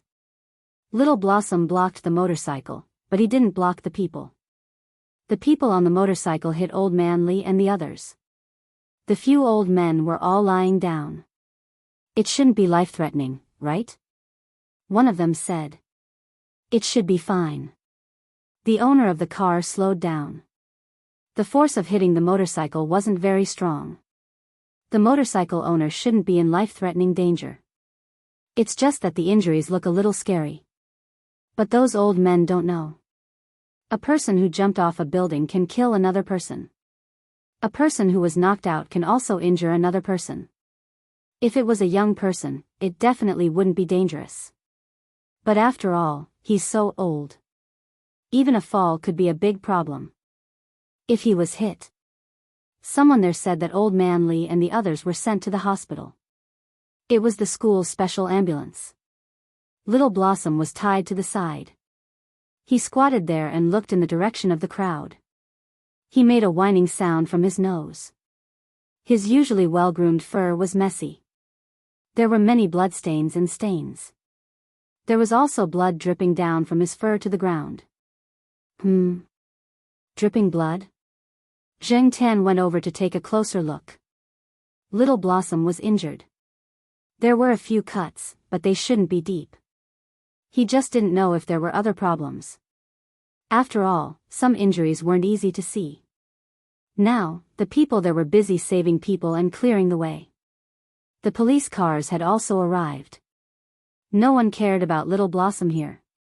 Zheng Tan couldn't help with saving people. The school's ambulance had already sent them to the affiliated hospital. As for Little Blossom, this place wasn't far from the pet center. Zheng Tan untied Little Blossom's leash from the metal hook. Little Blossom went one round in that direction. He didn't find Old Man Lee and was even chased away by a few policemen. Little Blossom turned around and ran towards Zheng Tan. Zheng Tan jumped on the dog's back and pulled the leash. He let Little Blossom go in the direction of the pet center. Chapter 368. The reason why Little Blossom could cooperate with Zheng Tan and run in the right direction was because Little Blossom was still a puppy. Saint Bernard was originally a big dog. Even when it was a puppy, it was still bigger than other small dogs. Naturally, it was bigger than Zheng Tan and the other cats. However, Little Flower's personality meant that it was destined to be bullied by the 4 cats in the courtyard. From then on, Zheng Tan began to train Little Blossom. However, other people thought that it was just a game between cats and dogs. No one thought that Zheng Tan was training a dog. Therefore, now, Zheng Tan only needed to gently pull the collar on Little Blossom's neck, and Little Blossom would run in the direction of the pull. If he pulled the collar back, Little Blossom would stop. After a few years, they had a tacit understanding. The passers-by saw this pair and thought it was quite interesting. However, the blood on Little Blossom's body made many people flinch. Little Blossom led Zheng Tan all the way to the pet center. He didn't let the passers-by look at him. Not long after Zheng Tan and Little Blossom left, the situation at the entrance of the western courtyard stabilized. The road was completely cleared. It didn't look like an accident had just happened. A few guards were talking about what had just happened. A young man in a school guard uniform ran over. "Hey, Xiao Wang, what are you doing here? Although there was an accident here, we didn't inform you to come over. You can't leave your post without permission," one of the guards said with a frown when he saw the young guard. "No, Brother Lu, I received a call from Brother Zhang. He said that he sent Professor Lee and the others to the affiliated hospital. Professor Lee woke up in the car and asked us to take care of Little Blossom. He said that Little Blossom was also injured. Brother Lou, who is Little Blossom? The young guard looked around as he spoke. He had heard that there was an accident here and saw the school hospital's ambulance leave. However, they couldn't leave their post without permission. Therefore, he suppressed his curiosity and didn't come over. He didn't expect to receive a call not long after. The person who sent Professor Lee and the others over thought that the matter here was not settled yet, so he did not call the security guards in the Western District compound. Instead, he called the young security guard who had been working a lot easier recently and asked him to take care of Xiao Hua. However, he did not know who Xiao Hua was, and the other party hung up without saying anything. After receiving a call from his colleague, the young guard immediately came over. However, he didn't know much about the people and things in the school. He had only heard of Professor Lee's name on the phone. He didn't know Professor Lee or Little Blossom. He thought Little Blossom was Professor Lee's relative or something. When he came over, he wondered why Little Blossom didn't go to the hospital with the ambulance. When he came over, he looked around and didn't see any injured people. Little Blossom? An older guard was stunned and looked around. Didn't I tie Xiao Hua to the side at that time? Why is it gone? Bolt? The young guard was even more confused. Is that Professor Lee's big dog? Someone said they saw it just now, someone said.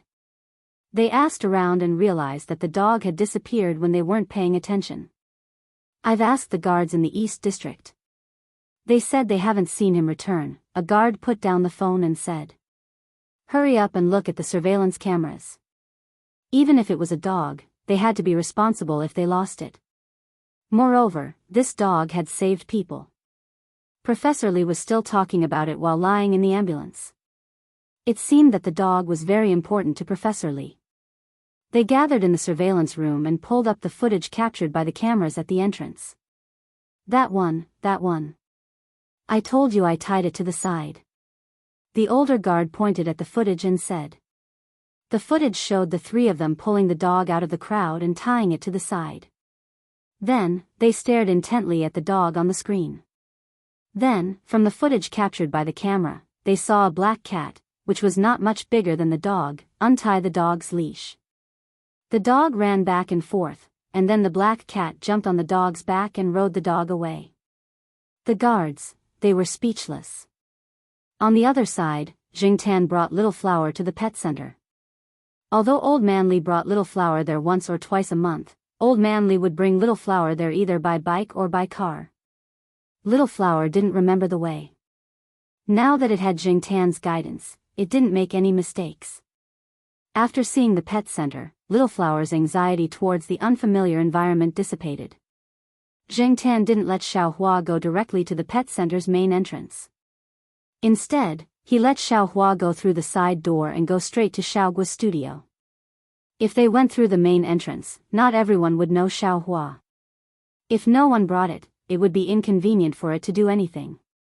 If it needed treatment, it would have to wait. It was different at Xiaoguo's studio. Even if no one brought it and there was no money to pay for the treatment, Xiaoguo would treat Xiao Hua's wounds first. Now that Old Man Lee wasn't there, the situation was unclear. Old Man Lee's family members were probably busy with Old Man Lee's affairs at the hospital. No one would notice Xiao Hua for the time being. Leaving Xiao Hua with Xiaoguo was the best solution at the moment. The people in Xiaoguo's studio didn't have much work to do today. They were all free to move around and think about how to shoot the next promotional video. As the number of views of the video on the website increased, more and more advertisers came to the studio. However, they still had to grasp the quality of the video. They couldn't fool people. They were watching TV and chatting in the room with the air conditioner. Suddenly, they heard a knock on the door. The sun is so bright at this time. Who's here? Who cares who it is? Hurry up and open the door. It might be a big client, an employee joked. The person closest to the door shook his head. He got up and walked over to open the door. When he opened the door, he saw a dog's head. A big dog covered in blood was looking at him. If he didn't see Zheng Tan on the back of the dog, the employee who opened the door would have been scared and closed the door first. They were in charge of filming, not veterinarians. They weren't familiar with the customers in the pet center. They only remembered a few people who were in contact with them often. They were unfamiliar with Little Flower. Moreover, Little Flower had a lot of blood stains on its body. It was tired from running over. It opened its mouth and panted heavily. It looked a little scary. Boss. They couldn't handle this matter. They could only ask Xiaogua to come out. Xiaogua heard someone shouting in the lounge. He came out and looked. When he saw Zheng Tan and Little Flower, he was also shocked. He walked over and looked at the wine barrel that Little Flower was wearing. The wine barrel had Little Flower's name printed on it. This wine barrel was Little Flower's dog tag. All the information was printed on it. This made Xiaogua feel a little relieved. He was afraid that this black cat would kidnap the dog. Little Flower still remembered Xiaogua's smell, so it didn't reject it. Xiaogua sometimes went to the courtyard to look for Zheng Tan. Occasionally, he would also go to see Little Flower. The few pet owners in the courtyard all knew Xiaogua. Old Li and the others lived on the first floor. Little Flower's kennel was also on the first floor. It was more convenient to visit. Oh, it's Little Flower. There were very few pet owners around. He just wanted to confirm it by looking at the wine barrel. Little Flower ran over on its own this time. He didn't see Old Li, so Xiaogua was a little confused. Although he was confused, Little Flower's injuries still had to be treated quickly. He called the veterinarians in the pet center and brought Little Flower over. Meow, Sesame stood at the door and looked around. It smelled a strange smell. When it saw Zheng Tan, it trotted over. Sesame was now a size bigger than Zheng Tan. It was about the same size as peanut candy. If they were to really compare, Sesame was a little bigger than peanut candy. Zheng Tan wasn't in the mood to play with this guy. He wanted to go over and see how Little Flower was doing. Just now, he only wanted to hurry over to the pet center to treat Little Flower's injuries. He neglected Little Flower's physical condition. Previously, when he saw Little Flower being dragged away by the guards, he didn't see anything wrong with it. When it was hiding from the police, it also ran pretty fast, so he didn't think too much about it. Now that he was here, Zheng Tan was a little worried. If it already had internal injuries, would it be more serious if it ran over here? Although it hadn't been long since it came here from school, no one could be sure about its injuries. Little Flower was already more than 5 years old. It was said that the average lifespan of a large dog was shorter than that of a small dog. If it had some hidden injuries, would it shorten Little Flower's lifespan?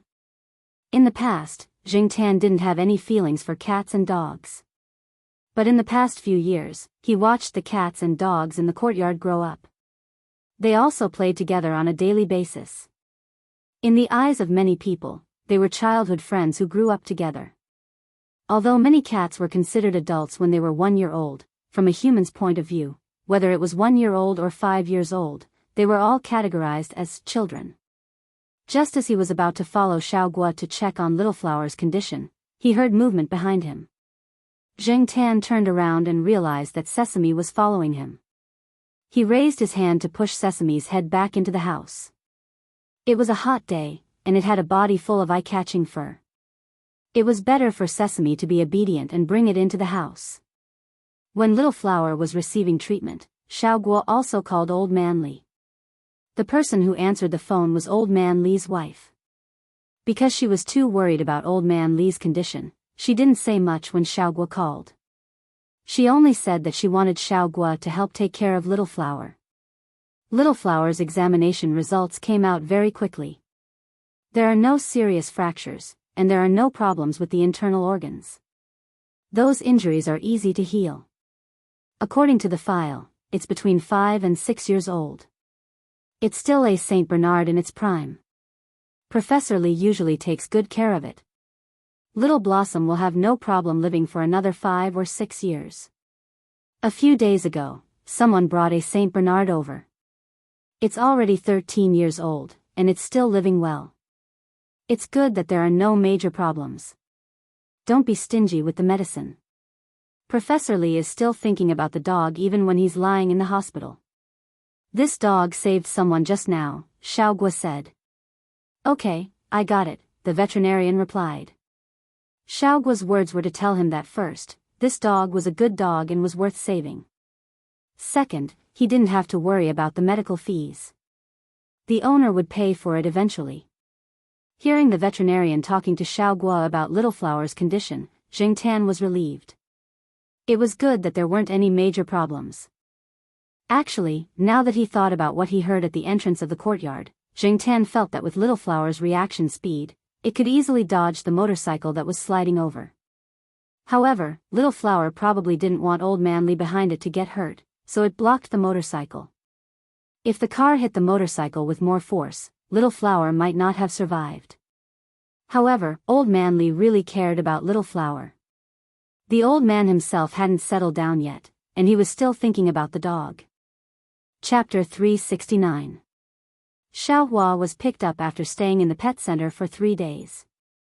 Because the injury was not serious, the medicine used was good. Plus, according to the vet, Xiao Hua was still a young man with good recovery ability. After the wound was treated and the fur was cleaned, it looked almost the same as usual. Every few days, he would come back for a checkup to see if there was any infection or other unnoticed injuries. Old Man Li's life was not in danger. Because of his age, he had many old problems, so he was asked to stay in the hospital for observation for a few more days. Not only Old Man Li, but the other old men who were hit were also asked to stay in the hospital for observation. Anyway, Old Man Li had company, so he was not lonely. However, Old Man Li still missed Xiao Hua every day. How good was it to have Xiao Hua? It could be used as a towel to wipe the water, as a backrest, and to warm the feet in winter. It was much more useful than the woolen thermal slippers that his children bought. The dog was big and majestic. It looked good when he took it out. It was not afraid of being robbed at night and would protect its owner when it was in danger. It was such a good dog. He missed it after not seeing it for a day. They were an old couple and did not live together with their children and grandchildren. Usually, Xiao Hua was the one who accompanied Old Man Li the most. Even his wife had to stay behind. The old lady had her own things to do, but the dog did not. The man and the dog did not separate from each other even when they were eating and sleeping. At night, the dog lay beside their bed. He always felt safe with such a big dog by his side, especially when he heard that there were thieves. Old Man Li touched Xiao Hua's head and sighed. It was better to have a dog. Old Man Li lay on the bed and looked outside the window. He sighed. Unfortunately, the hospital did not allow dogs. Teacher Jiao's family had secretly brought a cat in before. Don't think that he did not know. But with Xiao Hua's size, anyone who was not blind could see it. It was impossible to bring it in secretly. Every day, besides resting and chatting with his old friends, Old Man Li lay on the bed and groaned as if he had a toothache. Old Man Li's wife found it funny. He just missed the dog. I'll bring Xiao Hua here tomorrow, Old Man Li's wife said. Old Man Li's grumbling toothache disappeared immediately. How? The hospital doesn't allow it. It's okay. I'll leave it with the hospital's guard. I know a guard. Just say hello. Okay. I'll go down and walk around. Even if I can't leave the hospital, I should be able to walk around, right? Also, you'll be safe with Little Blossom. Thieves won't dare to look for you. On this day, when Jing Tan went out for a walk, he saw Old Man Li's wife carrying a lunchbox in one hand and holding Xiao Hua's hand in the other as they walked towards the affiliated hospital. Sometimes, when she felt tired carrying the lunchbox, she would put it on the dog's back for a while. Was he going to visit Old Man Li?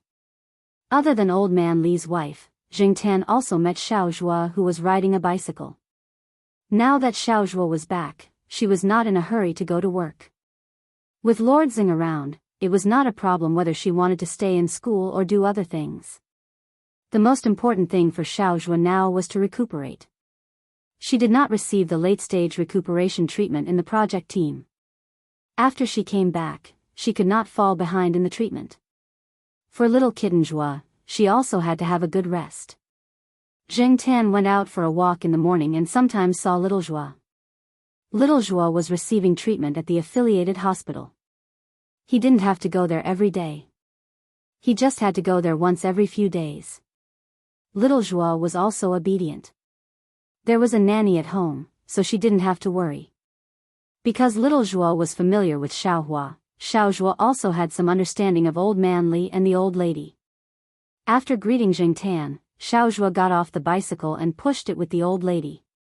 She also put the lunchbox in the old lady's hand on the basket of the bicycle to save the old lady the trouble of carrying it.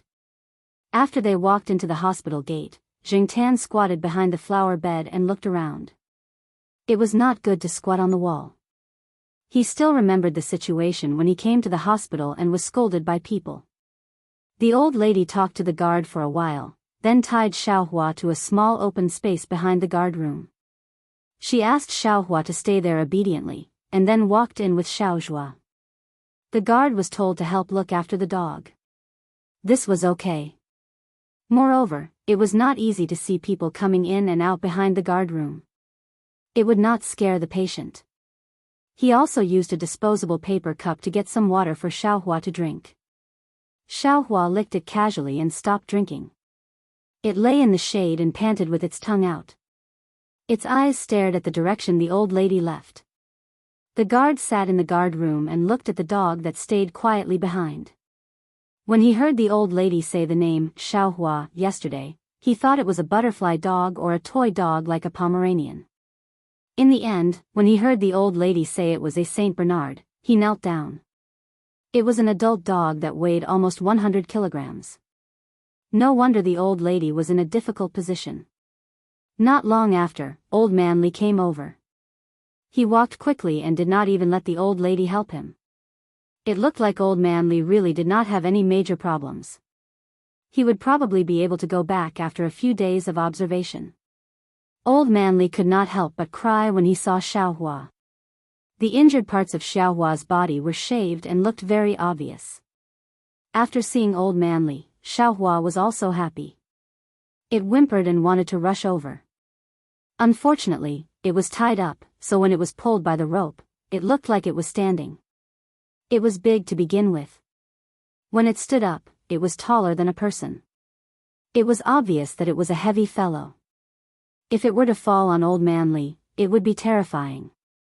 Even if it were to put two paws on old man Li would have to lie down for a while. The guard wiped the sweat on his forehead a few times.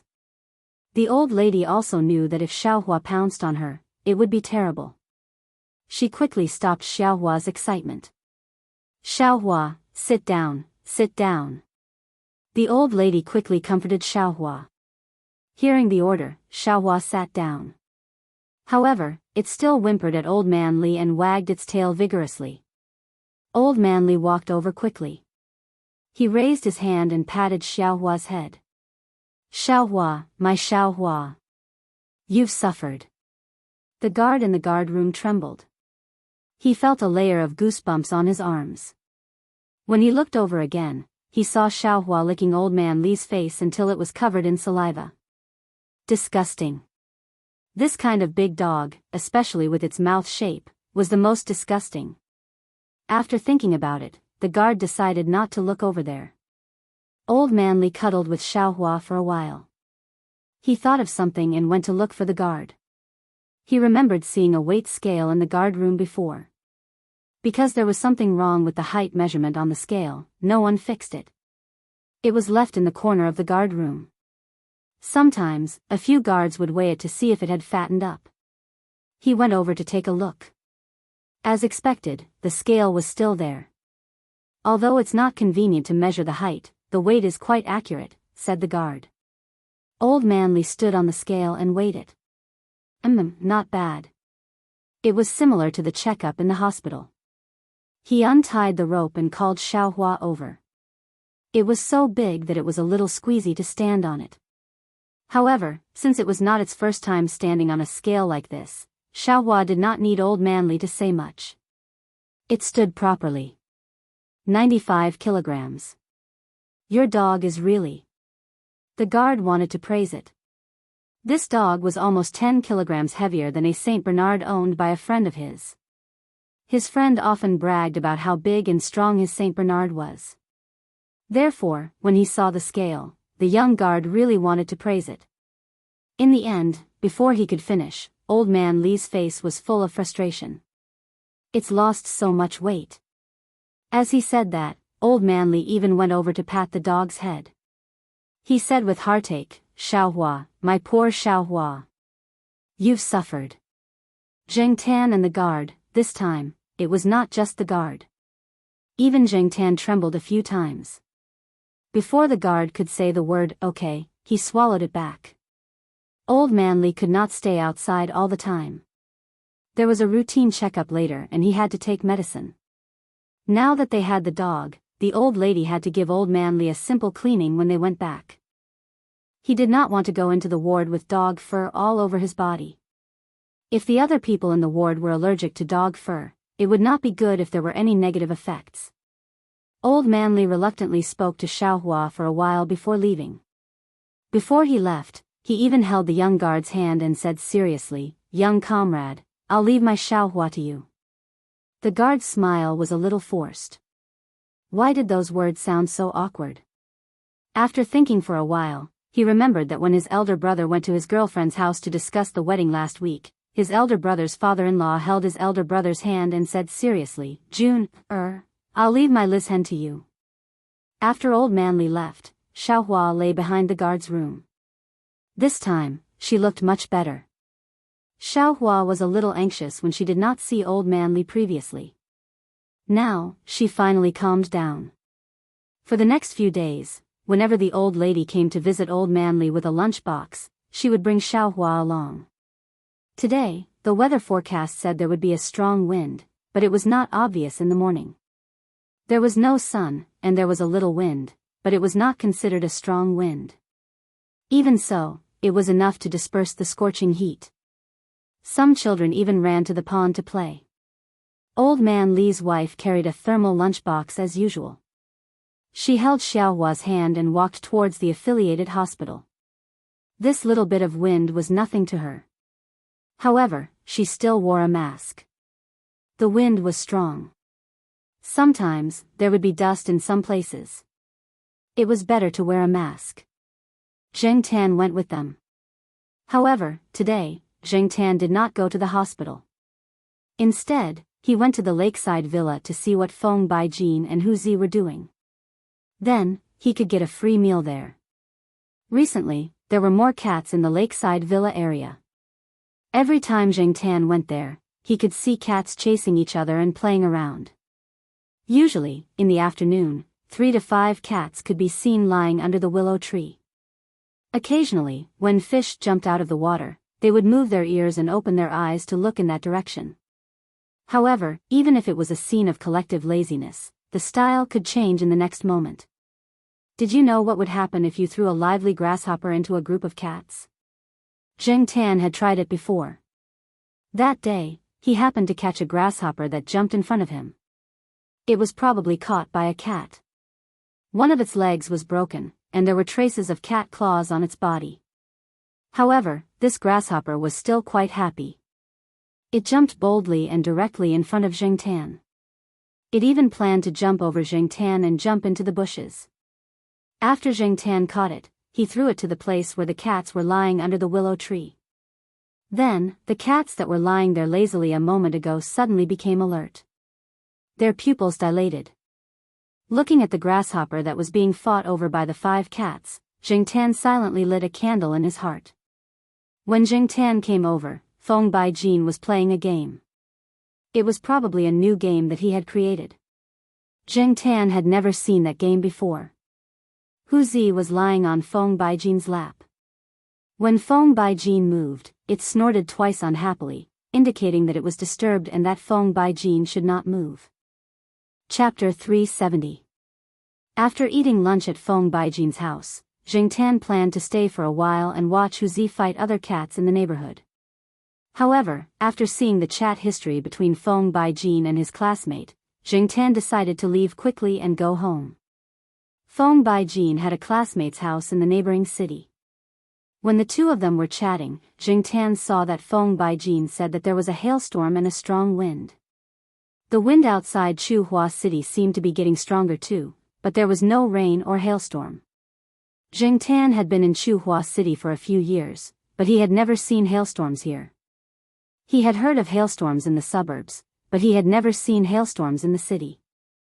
It usually only rained in the city. Looking at the sky, Jing Tan decided to leave quickly. The weather was getting worse. After leaving the lakeside villa area, Jing Tan ran back. A strong wind blew, and some bicycles that were parked on the side fell in a row. The trees on both sides of the road were bent by the wind, and the leaves rustled.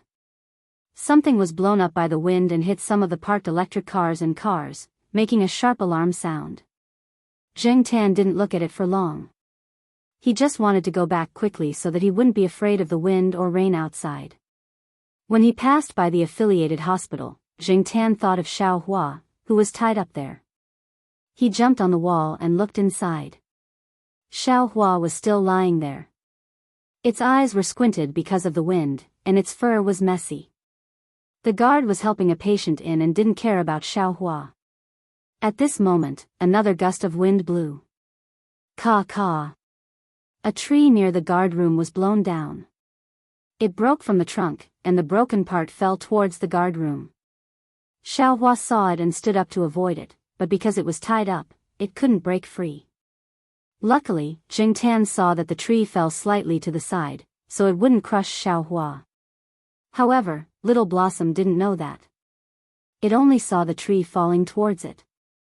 After it failed to break free, it tried to break free a few more times. Coupled with the stimulation from the falling tree, it struggled even harder.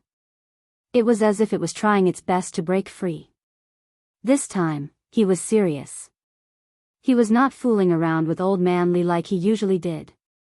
Such a big dog really had a lot of strength when it got serious. Little Blossom's dog leash was tied to a steel pillar. The pillar was fixed in place, and Little Blossom could not pull it. The broken part was the hook between the dog leash and the collar. The hook was detached from the dog leash. Jing Tan wanted to help Little Flower untie, but Little Flower had already broken the rope. After breaking free, Xiao Hua's first reaction was to run in the direction where Old Man Li and the old lady had left. However, there were many people there, and they were also on guard against Xiao Hua, the big dog. After being chased away, Xiao Hua ran out of the hospital. Since it could not enter the hospital, it would go home. Seeing Jing Tan at the entrance of the hospital, Xiao Hua immediately sped up and ran towards Jing Tan. Jing Tan jumped onto Little Blossom's back. He hooked the collar around the dog's neck to stabilize it. Then, he moved the collar, indicating that Little Blossom could go back. With Jing Tan around, Little Blossom did not run around like before. Moreover, it had been brought here by the old lady for the past few days. It remembered the way. While running, Jing Tan realized that it had started to rain. This was not a good sign. If it was raining, Jing Tan would not mind. However, Little Blossom was still injured and had not fully recovered. It would not be good if it got wet. Now, it was windy. It seemed that the storm was about to start. There was a traffic jam at the T-junction in front. There were many cars and people. The road ahead was so blocked that Little Blossom could not squeeze through. An old lady even chased Little Blossom away with an umbrella when she saw it. It could not go on like this. Summer rain would not give you much time to react. It might rain down in the next moment. He thought about the distance between here and the courtyard. Although it was not far, with Little Blossom's running speed, it would still take 5 minutes. He did not know if it could last for 5 minutes in this weather. If it started to rain immediately, even if it stayed outside for 2 seconds, it would be drenched. "Hey, over there!" Someone shouted in his direction. Jing Tan did not think that it was him at first. The voice shouted a few more times. Then, it added a me at the end of the sentence. This was how people called cats in this area. Zheng Tan looked over. Not far away, at the entrance of a small grocery store, a middle-aged man stood there and looked in Zheng Tan's direction. When he saw Zheng Tan looking over, he waved his hand. Zheng Tan hesitated for 2 seconds. In the end, he decided to go over and take shelter from the rain. The rain was about to get heavier. He could not delay any longer. He had to be decisive. He pulled on the collar and signaled Little Blossom to go over. Little Blossom was a little confused. It looked at the grocery store and then turned to look at Zheng Tan. It still followed Zheng Tan's instructions and walked over. However, it was still vigilant. When it was 2 meters away from the grocery store, it stopped and looked at the person standing beside the cashier. "Come in." The person waved his hand again. Little Blossom did not move. Zheng Tan jumped down from the dog's back and walked into the store first. It sniffed and looked in a direction. On a tall shelf, a very clean white cat was squatting on it. It looked down at Zheng Tan, who was walking in. Its pupils contracted, and its eyes looked a little sharp. Zheng Tan ran out and pushed Little Blossom into the store. Little Blossom followed Zheng Tan's push and slowly moved into the store. However, it was still vigilant. After it went in, it sniffed the surroundings. Then, it squatted near the door and did not go inside. As long as it was not drenched in the rain, Little Blossom's wound would not be a problem for the time being. If it got infected, even if it was not a serious injury, it would worsen. After Little Blossom entered the store, Zheng Tan looked at the person leaning against the cashier. The shop owner looked to be in his 40s. His skin was a little dark. It was not clear if it was natural or because of the sun. He had a very mean-looking face. With a cigarette in his mouth, he looked in the direction of Zheng Tan and Little Blossom. Generally speaking, aunties and old ladies would tell their little grandsons to stay away from such people when they saw such people. It couldn't be helped. A person's face could leave a first impression on others. People who looked amiable would also feel close to them at first glance. However, people who looked fierce or harsh like this person in front of them were treated differently.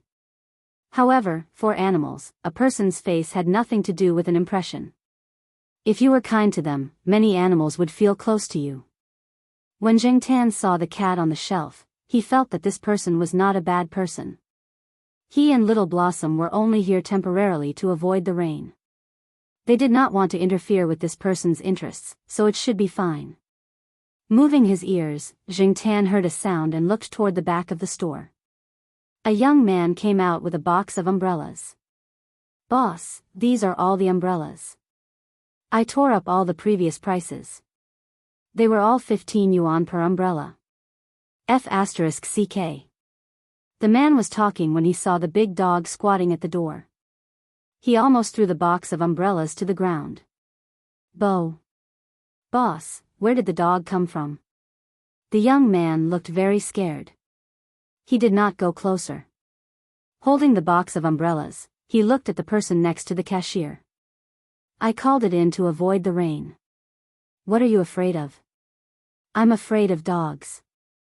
I was bitten by a dog when I was young. Since then, I have felt that animals like dogs are really scary.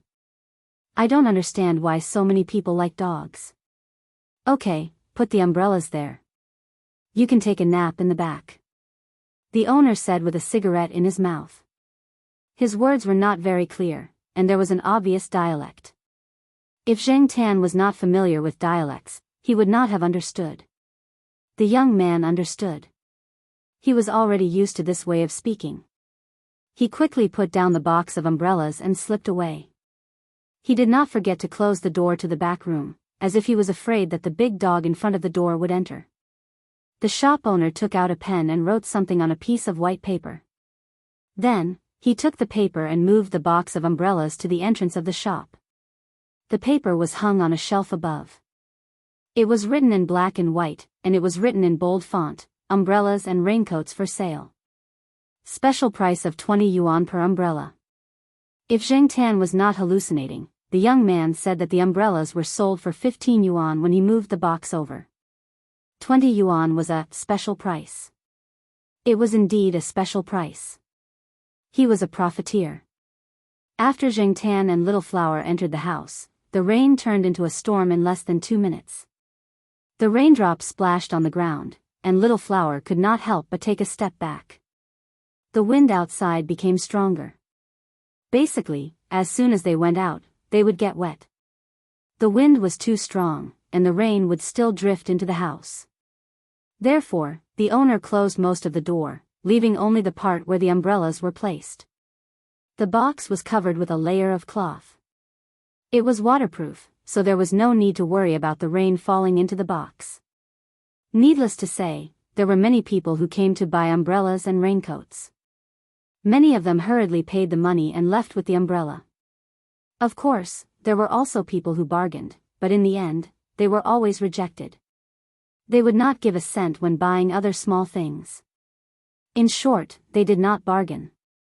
The owner walked to the cashier and started to fiddle with an electric fan. The kind of desktop electric fans used by students. Usually, the students in the school would take the fans and fix them when they stopped working. Some would sell them at a low price. The fan in the shop owner's hand was probably bought from a student at a low price. After fixing it, he could sell it for some money. Clang! Zheng Tan looked in the direction of the sound. 2 young men with dyed hair and wearing short-sleeved t-shirts with skulls on them walked in. The sound came from them kicking the metal frame at the door.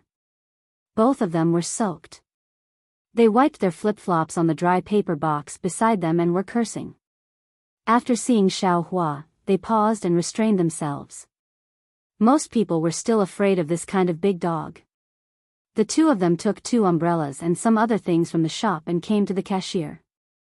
The total is 72. 30 yuan, thank you, the shop owner said. It's so expensive. Make it cheaper, the young man said as he put the things into a bag. No bargaining, 72. 30 yuan, thank you, the shop owner said again. The shop owner said again. He didn't say anything about the young man putting the things into the bag without paying. Hey, you old thing, wasting time. I told you to make it cheaper, so make it cheaper. You don't understand nice words, right? As he spoke, the young man took out a 50 yuan bill and slammed it on the counter, intending to take the things and leave. However, the shop owner reacted faster. Before the young man could take the bag, he was twisted and pressed against the counter. Ouch, ouch, ouch. The young man's face was distorted. He did not know why, but when he moved a little, it hurt so much. It was as if his face was going to be broken. What are you doing? The other young man said angrily. He looked to the side, intending to take the mop. It was easier to talk with a stick in hand. Woof! Little Blossom realized something and called out. She even growled at the person who was trying to get the mop. The young man's hand was about to touch the mop, but he was scared by the dog's barking. Chapter 371. In the affiliated hospital, the old lady panicked when she received the call from the guard. Just now, old Manly had fallen asleep after taking his medicine and injections. The old lady leaned against the chair beside him and took a nap as well. The other people in the ward who were awake were discussing the changes in the weather outside. They deliberately lowered their voices. However, when they saw a tree being blown down by the wind, someone could not help but let out a louder cry of surprise. The old lady woke up because of their exclamations, so did Old Lee. After seeing the weather outside the window, the 2 elders couldn't stay calm, especially Old Lee. The first thing that came to his mind was that Xiao Hua was still tied up in the guard room. What would happen to Xiao Hua in such a windy and rainy day? Before the old lady could make a call, the guard called. The old lady had left her phone number with the guard.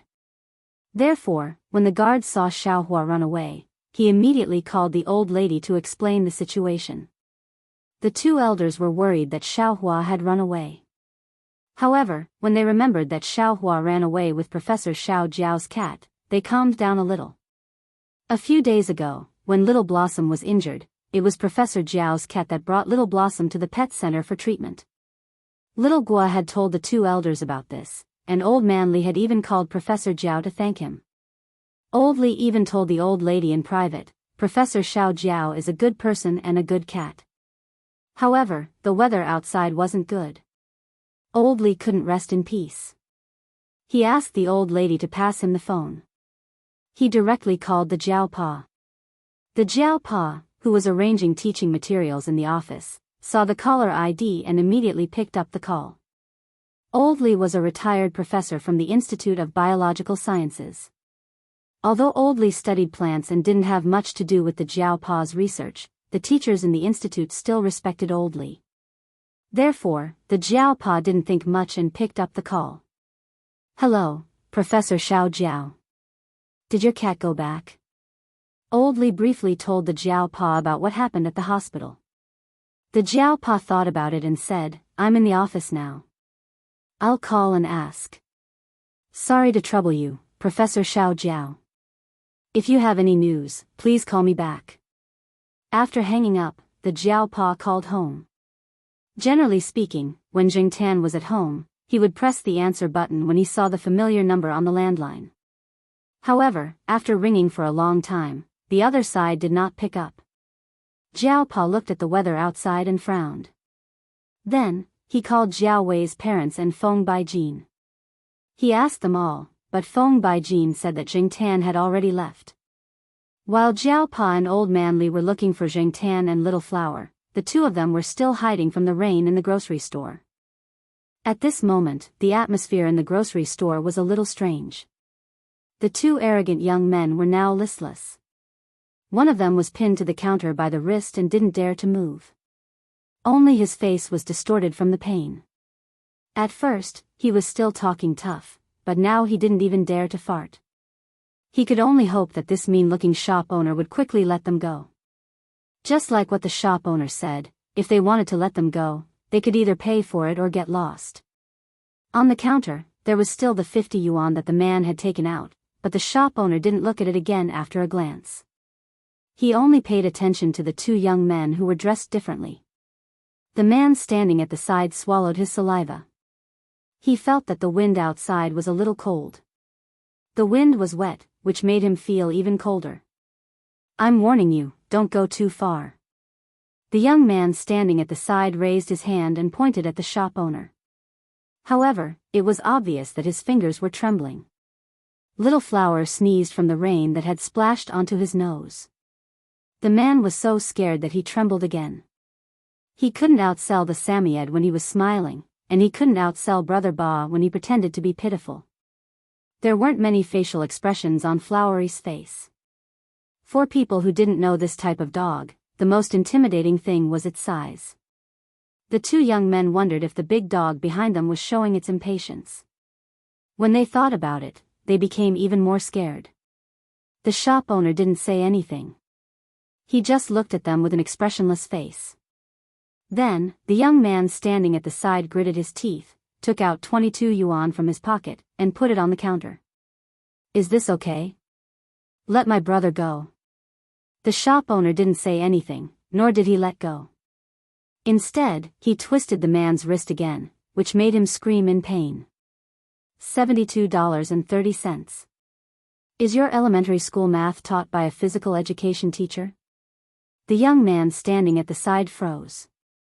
He didn't expect the shop owner to be so serious about 30 cents. I don't have 30 cents left. If you don't believe me, I'll show you. As he spoke, the man rummaged through his trouser pockets and took out everything in them.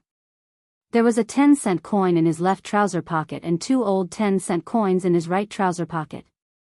The man standing at the side choked. He didn't expect there to be 30 cents left. He put all 3 coins on the counter and looked at the shop owner.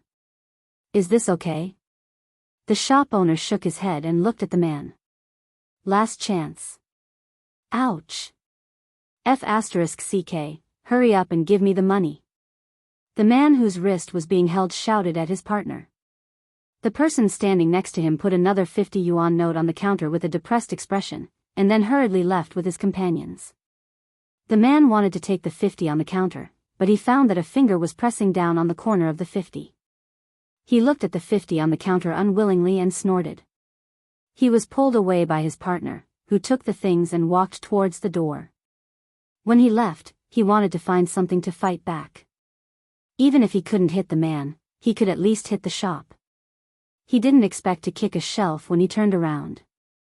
His toes hurt from the impact, and he wanted to curse. Just as he was about to curse to vent his anger and grievance, he heard 2 barks from behind. Woof! Xiaohua stood up and looked at the 2 men. He felt that something was wrong from them, so he only barked twice to test them. At the same time, he reminded them not to come over. Xiaohua looked very big when he was lying down, and when he stood up, he looked even bigger. His every move was very eye-catching. However, Zheng Tan didn't stop Xiaohua. He felt that the 2 young men didn't have the guts to come over and fight with Xiaohua. Moreover, the shop owner wasn't a simple person. He could subdue people with one move, so he definitely wasn't weak in a real fight. He was much more powerful than the 2 young men. The 2 young men choked because of Xiaohua's barks. They looked at each other and didn't want to curse anymore. They quickly left. What's going on? The man who had run to the back room to take a nap was woken up by the barks. He gathered his courage and opened the door to take a look. He raised his eyebrows when he saw the 2 men at the door. Are they looking for trouble? When the 2 men at the door saw that the shop owner had helpers, they didn't want to stay there and quickly left. They didn't even open the umbrella they just bought and ran into the rain. The man who came from the back of the shop walked around Xiaohua. He stuck to the shelf on the other side and quickly walked to the cashier. What's going on, boss?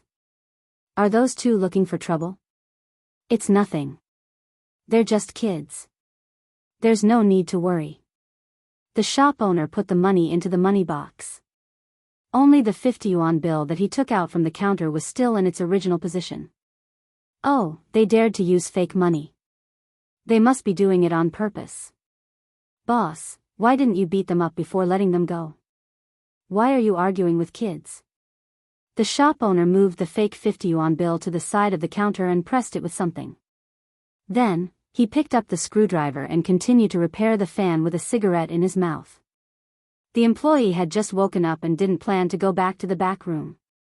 He dragged a chair over and sat down to watch the shop owner repair the fan. He felt that the shop owner should have taught those 2 a lesson. Those who ate, drank, and played outside all day, bullied the weak and feared the strong, should be taught a lesson. Boss, they're about the same age as me. If they're not 20, they're at least 18. They're still kids. After a pause, the employee said, Boss, what's the difference between kids and adults? Isn't it age? The shop owner's gaze didn't move from the fan. He bit the cigarette. Difference? Kids care about who can take them to eat, drink, and play.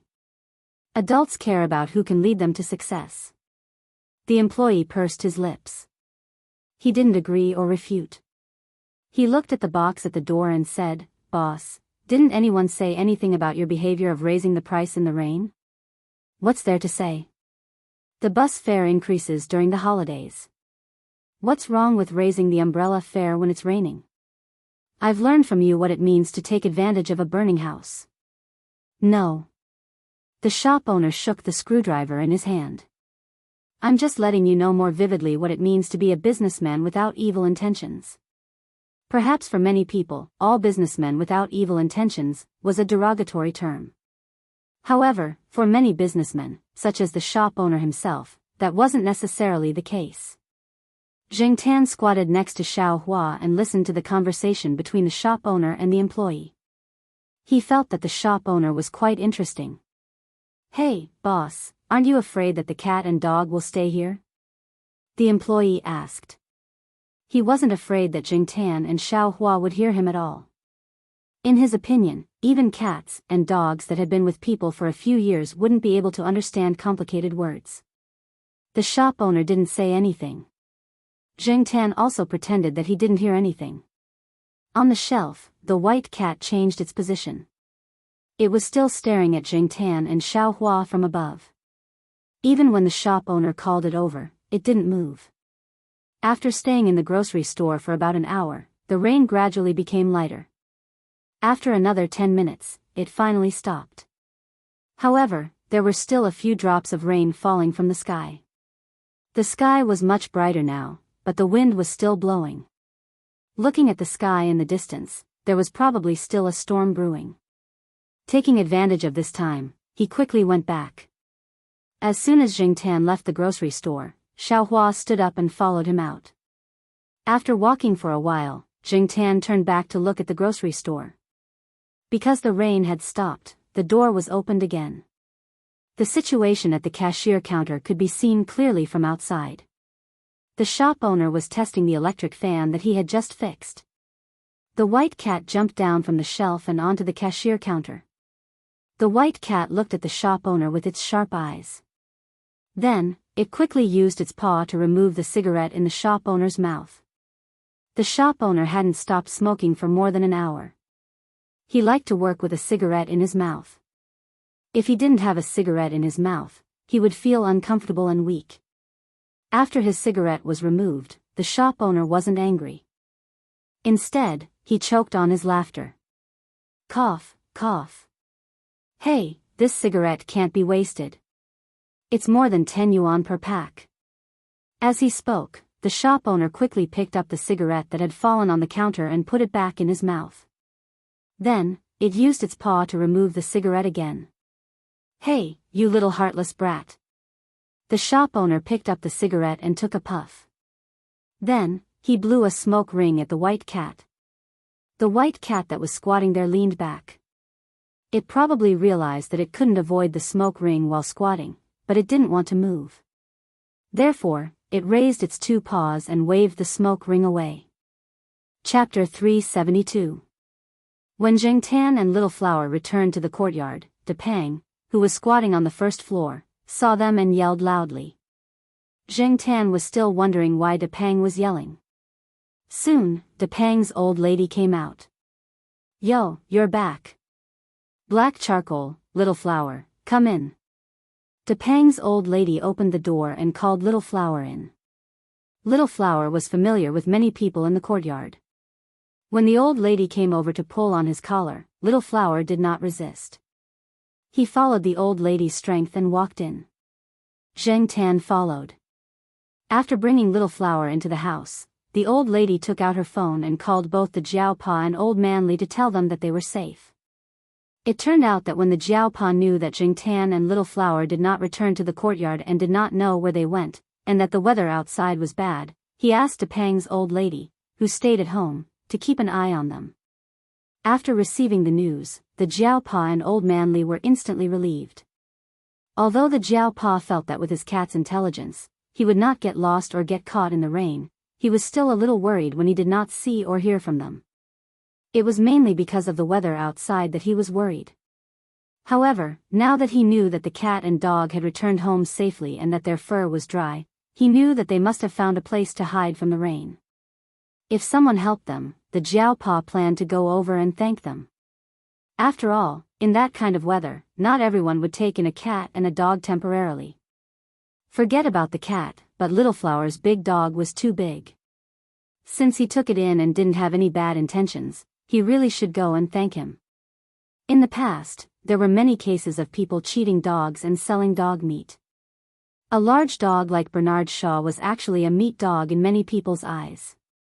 A meat dog was a dog that was raised to be eaten. The Jiaopa had seen in the newspaper that people raised or bought such large dogs at a low price. It was no wonder that Old Man Li was so anxious in the hospital. Little Flower was too kind and easily taken advantage of. If he was really sold to be eaten, where would Old Man Li go to cry? 2 days later, on a sunny weekend, Jing Tan took Jiaopa to the grocery store. When the shop owner saw Jing Tan, he was quite surprised. He didn't expect that the cat would bring its owner to his door just because he helped it. The Jiaopa bought some fruits and went over to express his gratitude. After chatting for a while, he left. Jiaopa received a call from a student. Something had happened in the laboratory, so Jiaopa could only bid farewell in a hurry. After the Jiaopa left, the shop assistant walked over and picked a red grape from the fruit bag and put it in his mouth. "Boss, I didn't expect to get a bag of fruit just by helping a cat. These fruits aren't cheap. They're worth at least a few dozen dollars. This is a good deal." Sometimes, helping someone with all of one's heart might not be exchanged for sincerity. Sometimes, it would just be a thank you. In this day and age, a thank you was worthless. He didn't expect that this time, he had only let a cat and a dog in to take shelter from the rain, and they had come to thank him and even brought gifts. This family valued the cat quite a lot. The shop owner also tasted a few red grapes and said, "That's why I said that if you think you can help, then help. It doesn't matter if it's a human or a cat. Cast your net wide. As long as there's a big fish, you'll earn a lot." Just by listening to the first part of the sentence, the shop assistant thought that his boss's character had improved. He didn't expect the latter part of the sentence to reveal his true nature. However, the shop assistant still nodded. The boss's words didn't sound good, but it made sense. It was a different interpretation of the phrase, "Good people will be rewarded." It was a straightforward value. However, the shop assistant and the boss didn't expect that they would get more than this. After the Jiao Pa came over to express his gratitude, he told Old Li what he knew. Obviously, Old Li had the same thought as the Jiao Pa. He knew that the grocery store owner had helped them, so he bought gifts to thank him as soon as he was discharged from the hospital. In other people's eyes, it wasn't that big of a deal. Wasn't it just helping a dog? Did they have to go over to thank him? However, just like Xing Tan's position in the Jiao family, Xiao Hua's position in Old Li's heart wasn't small either. At that time, Xiao Hua was still injured. If he got drenched in the rain, he would be even more injured. Therefore, Old Li took the gifts and brought Xiao Hua to the grocery store. He held the shop owner's hand and thanked him solemnly. "Comrade, thank you for taking care of my Xiao Hua." The shop assistant stood at the side and trembled.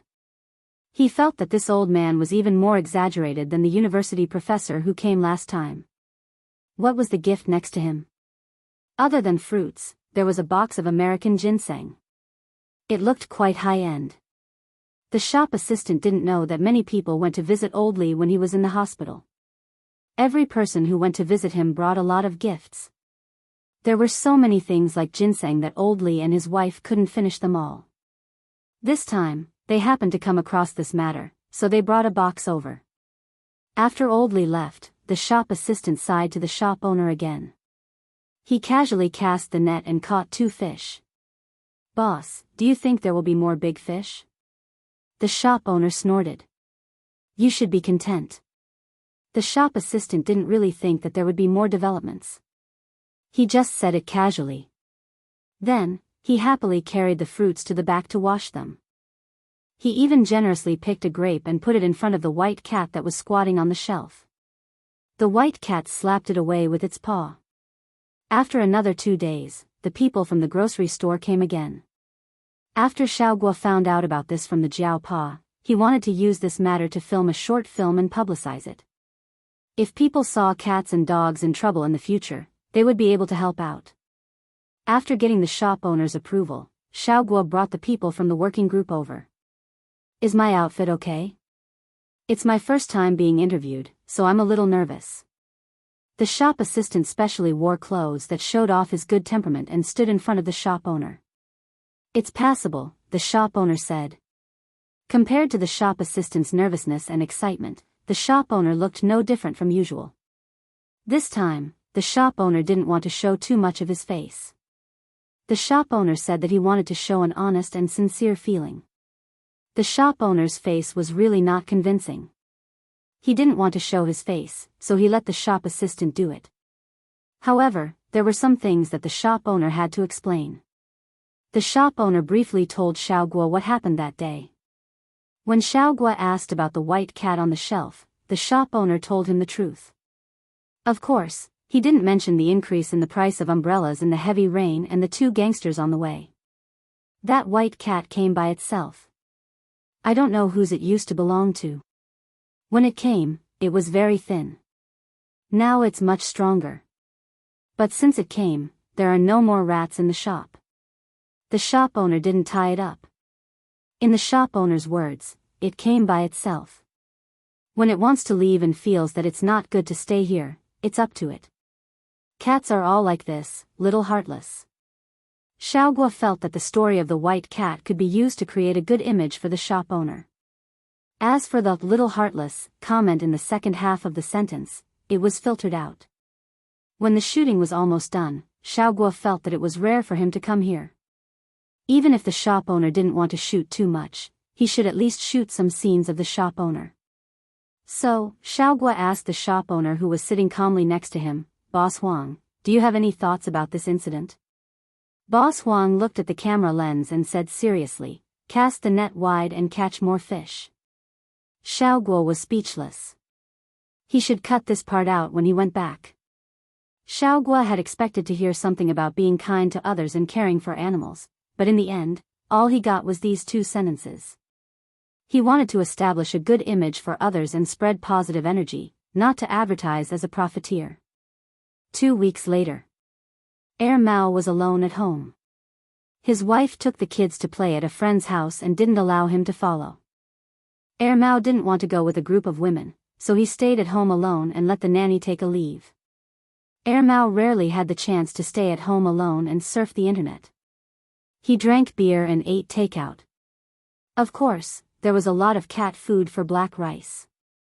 Since he had nothing to do, Mao clicked on the website of Xiaoguo's pet center and clicked on the section that he frequented.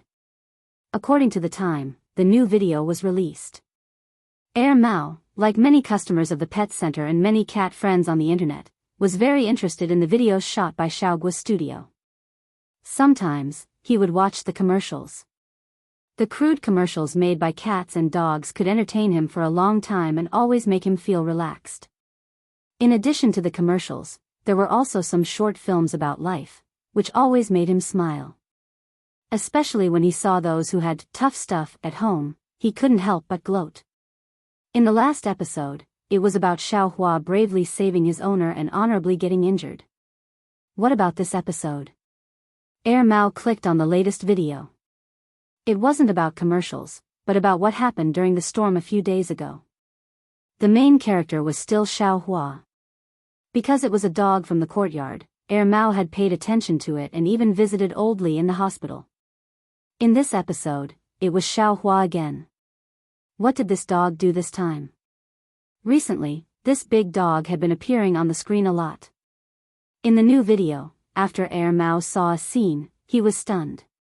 He put down the beer, moved the progress bar forward a little, and then pressed pause on a certain scene. Staring at the somewhat mean face on the screen, Mao picked up the phone and called Xiaoguo. Hello, Mr. Guo, are you free now? I have something to ask you. Xiaoguo was originally distributing work with the people in the work group, but after receiving Mao's call, he put down what he was doing and walked into the lounge. Yes, I'm free. What do you want to ask? Since Xiaoguo knew about Mao's background, he decided to suck up to him. Other than the matter about black rice, Xiaoguo wouldn't refuse Mao's rare call. How could he let go of such a good opportunity to get closer to Mao? Mao asked Xiaoguo about the video they had just shot, as well as the owner of the grocery store. The owner? His surname is Huang, but I don't know his full name. He didn't mention it either. He didn't want to show his face too much during the shoot, so it was basically shot by the staff. Although he didn't know why Mao wanted to ask about the store owner, Xiaoguo still told Mao what he knew. His surname is Huang. Okay, I got it. I won't bother you anymore. Mr. Guo, you can continue with your work. After hanging up, Mao turned off the computer and went out. In the grocery store, the staff had been in a good mood because of the interview. After the video was released, he went to read the comments from the netizens. His performance that day was good, and the netizens commented that he was young and handsome. This made the staff proud for a few days, and he still hadn't completely let it go. As he was thinking, he saw a young man walk in. The staff went up to him and said enthusiastically, "What would you like to order?" "I'll introduce you." Because after the store owner said to cast the net wide and catch more fish, the staff thought that in the future, except for those who were obviously looking for trouble, he should treat the customers better. He wanted them to feel that even if it was a small grocery store, the staff was also professional. Mao walked into the grocery store and looked around. His eyes fell on the person who was sitting at the cashier and reading the newspaper. He said to the staff, "A weasel skin." Chapter 373. The shop assistant looked at his boss and then at the customer who seemed to be looking for trouble but did not look like one. After a few more glances, the shop assistant was sure that the customer knew his boss. Since they knew each other, the shop assistant had nothing to do with it. His boss would handle the rest. Therefore, the shop assistant picked up a rag and started wiping the shelves. His ears perked up as he was interested in his boss's gossip. After the initial shock, Boss Huang smiled helplessly. He put the newspaper down and took out 2 cigarettes. He put one in his mouth and tossed the other to Mao. Mao caught the cigarette but did not smoke. It waved its hand at Boss Huang's action of lifting the lighter, indicating that it was not going to smoke for the time being. "You've stopped smoking since you have a kid. You're still a heavy smoker," Mao said as he passed the cigarette back to Boss Huang. Boss Huang was a little surprised by Mao's words. He did not expect the naughty and mischievous person to have a kid so soon. In his impression, Mao would only settle down in his 30s, and before that, he would run around and play. "There's a chair over there. Drag it over and have a seat." "Don't be shy," Boss Huang said as he put the cigarette back carefully. Mao did not hold back. It dragged a chair over and sat with its legs crossed. It even took a peach from the fruit bowl on the other side of the counter to munch on it. "It's been a few years since we last met. I didn't expect you to become like this," Boss Huang said. "I didn't expect you, Boss Huang, who used to manage a big company with hundreds of people, to stay in a small shop like this. Are you down and out?" Mao chewed on the peach, and his words were not very tactful. "We didn't survive the financial crisis." Boss Huang flicked the cigarette ash and let out a long breath. "I'm really not cut out for that." From what Boss Huang said, Mao knew that Boss Huang had opened the shop in the past 1 or 2 years. The shop did not look new, so Boss Huang must have taken over someone else's shop and stayed in Chuhua City. The shop assistant continued wiping the counter in the corner with his ears perked up. "No wonder I didn't see you when I first came here. I've been coming here for the past 2 years, but I didn't see you around. After getting married and having a kid, I didn't pay much attention to other things. If it wasn't for that show, I wouldn't have thought you would come to Chuhua City. I didn't expect you to watch that show too. Of course, my family has cats too." Mao glanced at the white cat that was squatting on the high shelf and staring at them. "Hey, your cat looks pretty good." Boss Huang smiled without saying a word. The white cat had been introduced in the show, so he did not need to elaborate further. However, he did not know that Mao, who used to hate cats, would raise a cat. Boss Huang also did not expect Mao to find him in the pet show. It seemed that he was not the only one who had changed in the past 2 years. Mao had also changed a lot. In the past, this kid always wore strange clothes and dyed his hair.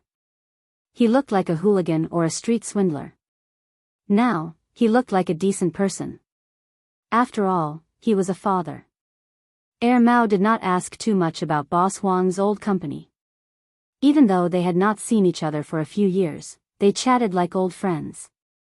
Mao asked why Boss Huang was kind enough to take in Xiaohua, and Boss Huang told him about it. This time, he did not explain it in an official manner like he did with Xiaogua and the others. Instead, he told him the truth. "I heard that the online show has a lot of viewers, and it costs a lot to advertise it. My little shop benefited a lot from the free advertisement. Many people who watched the show have been coming over recently." "Oh." Mao nodded. "I was wondering where Xiaohua got his courage from." "So, it's black coal." "TSK, it wasn't in the video." "Black coal? That black cat?" Boss Huang recalled and smiled. Back then, the cat was riding on the dog's back. If it wasn't for the cat, the big dog wouldn't have come in. Don't underestimate black coal. It's quite the troublemaker. Mao mentioned something about Jingtan. The two of them chatted until dinner time.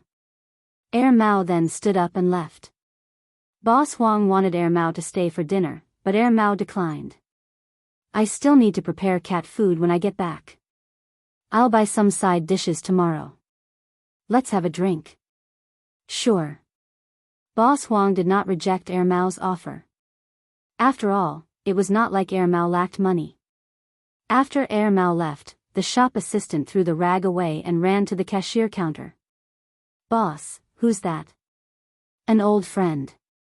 Boss Huang did not want to say much, but after a pause, he smiled and said, I didn't expect to get so many things in one go. That's right. The shop assistant thought. The next day, when it was almost 5 p.m., Jingtan was walking back from the lakeside villa. Unexpectedly, he bumped into Mao, who was carrying a bag of roast duck and a bag of cooked food. Black coal, where are you going? Why don't you come with me to the grocery store where you took shelter from the rain? You can get to know someone while you're there. I'll call Professor Jiao later, said Mao. Jingtan thought about it and decided that it was a good idea. Since Mao would call him, he did not have to worry about being scolded. Besides, Mao mentioned the grocery store, which piqued Jingtan's interest, so he went with Mao. During the summer day, especially at noon, there were not many people shopping at the grocery store. Usually, there would be more people at night when the sun went down. When Jingtan and Mao arrived, the sun was still up, so it was still warm. There were not many people in the grocery store. The shop assistant was sitting at the side, playing with his phone while Boss Huang was still reading the newspaper at the counter. As soon as the shop assistant saw Jingtan, his eyes lit up. Jingtan could not help but stop in his tracks. He did not know why the shop assistant looked at him as if he was some RMB. Boss Huang asked the shop assistant to bring out a folding table. He cooked 2 side dishes and brought a few bottles of beer. The 3 of them and the cat made do with the food. When he saw Jingtan eating the same food as them, Boss Huang was curious. Is it okay for the cat to eat like this? It's fine. Mao was not worried at all. After distributing the food to Jingtan, it added a few pieces of roast duck, a few slices of beef, and some side dishes to the counter. Jingtan's table was on the counter. Jingtan did not mind. He ate a lot for lunch and slept for the whole afternoon without moving much, so he was not hungry. He came over to see what kind of expert Boss Huang was. From what Jingtan knew, anyone who was close to Mao was not an ordinary person. When he thought about how Boss Huang subdued the gangster on the rainy day, he was even more curious. As he was thinking, he heard a soft sound. Jingtan looked up. The white cat jumped on the counter and stood half a meter away from Jingtan. It seemed to want to come over as if it was curious about the food in Jingtan's bowl. Jingtan pushed the disposable bowl that Mao had prepared for him closer to his chest and protected the bowl from the cat. He did not want his bowl to be stained with the cat's saliva, and Jingtan was still concerned about that. Jingtan's action was seen by the shop assistant as he was protecting his food. The white cat noticed Jingtan's vigilance, so it stopped approaching. Instead, it stared at Boss Huang and meowed twice. Boss Huang picked up some duck meat without sauce and put it beside the white cat's feet. The white cat sniffed it and ate it reluctantly, causing the shop assistant to pout. You were more obedient when you first came here. Now, you know how to put on airs. You're not cute at all. Boss Huang picked up another piece of duck meat and tapped the white cat's head with the other end of the chopstick. You little heartless thing. Not mine. My black rice is very obedient. It doesn't throw a tantrum, Mao said proudly. Jingtan scoffed in his heart and doubted Mao's words. He wanted to listen to more gossip and find out what was so special about Boss Huang, but to his surprise, Mao did not lead the conversation in that direction at all. They only talked about the usual trivial things. Jingtan was so bored that he wanted to take a nap. He regretted coming here. Instead of listening to the boring gossip, he might as well go back and have some good food. After dinner, the sun had set. Some customers had just come to the shop, so the shop assistant went to deal with them. Boss Huang did not have to show up, so Mao and Boss Huang had been drinking and chatting in front of the folding table. However, they had moved the table further inside the shop so that it would not disturb the customers. Zheng Tan was taking a nap on the counter. He was too lazy to move even when the shop assistant was picking up the items at the counter. All of a sudden, Zheng Tan's ears twitched and he looked outside the shop. There was a car and a van outside. The two men who came out of the van were the ones who came to the shop to cause trouble when it rained the other day. When the customers saw the "I'm here to cause trouble" look on their faces, they stopped buying and quickly left. However, they did not go far. They watched from a distance and discussed whether they should call the police if a fight broke out later. Some people nearby saw the situation and joined the discussion. However, most of them were just there to watch the show. Small merchants like them did not want to provoke the gangsters. Mao and Boss Huang saw the men as well, but they did not look worried at all. Mao even sized up the newcomers with interest. He then stood up and said, "I'll go out first. You take your time." When Mao walked to the counter, he called Zheng Tan out with him. Zheng Tan glanced at Mao. He jumped down from the counter and walked out of the shop with Mao. Mao was still in the mood to buy a melon from a vendor who was pulling a wooden cart. He then leaned against the cart and watched the situation in the shop. Zheng Tan did not go far. When he saw that Mao did not intend to leave, he jumped onto a small three-wheeled vehicle in front of the car and watched the shop. Inside the shop assistant was anxious. He wanted to call the police when he saw that the men were not friendly, but he was stopped by his boss. Boss Huang saw that the shop assistant looked like he was about to face a great enemy but did not run away, so he asked him to stay aside for a while. The shop assistant was actually very dissatisfied with Mao. Mao and his boss were like brothers when they were eating just now, but now that there was trouble, Mao turned around and ran away. Among the 9 men who came, the leader was called Brother Yu. He had a dragon tattoo on his arm, and the word Azure Dragon was beside it as if he was afraid that people would not know that it was the Azure Dragon. Brother Yu walked up to Boss Huang with his underlings. He raised his chin and asked, "Him?" "Yes, Brother Yu. That's him," said the young man whose hand was twisted by Boss Huang. Boss Huang was not in a hurry. He took out a pack of cigarettes and tapped on the cigarette box with his finger. A cigarette popped up and was caught between 2 fingers. The cigarette twirled between his fingers before it stopped. Boss Huang handed the cigarette to Brother Yu and said, "Give it a try." "Hey, who wants your lousy?" Before the lackey could finish his sentence, Brother Minyu had already taken the cigarette from Boss Huang's lighter. He even lit the cigarette and took a puff of it. "How is it?" "Not bad, right?" Boss Huang lit one for himself. "I heard that there's a KTV on the street. It's pretty good." "Yeah, the girls there are very hot." Brother Yu nodded and agreed. The lackey did not know what Brother Yu meant. He thought that Brother Yu had his own plans, so he did not say anything. Usually, when Brother Yu was talking, he would not let them interrupt. "This is the right time to go there," Boss Huang said. "Indeed," Brother Yu replied while smoking. The 2 lackeys who had been taken advantage of by Boss Huang before were a little anxious. The atmosphere was different from what they had imagined. The more they looked at them, the more they felt like they were old friends chatting. "Didn't Brother Yu say that he did not know this person?" Zheng Tan also found it strange. Moreover, when Boss Huang took out the cigarette, Zheng Tan had a very strange feeling. He could not tell what it was, but he just felt strange. Boss Huang chatted for a while more before he said, "All right, I won't keep you from having fun. Farewell. I won't see you out." Brother Yu turned around and left with the cigarette in his mouth. "Brother Yu?" The lackeys behind him did not understand what their boss meant. They could only follow him and leave. Seeing this, the people who had wanted to watch the show were disappointed. The onlookers also dispersed. All bark and no bite. There was nothing to see. Zheng Tan was standing very close to the car. The rear window of the car was not closed after the brother Yu entered the car. Therefore, Jing Tan could clearly hear the conversation inside. Brother Yu, what should we do now? Asked one of the men sitting in the driver's seat. Of course we're going to the KTV on the street. Do you even need to ask? Brother Yu said with a tone that said, you are all idiots.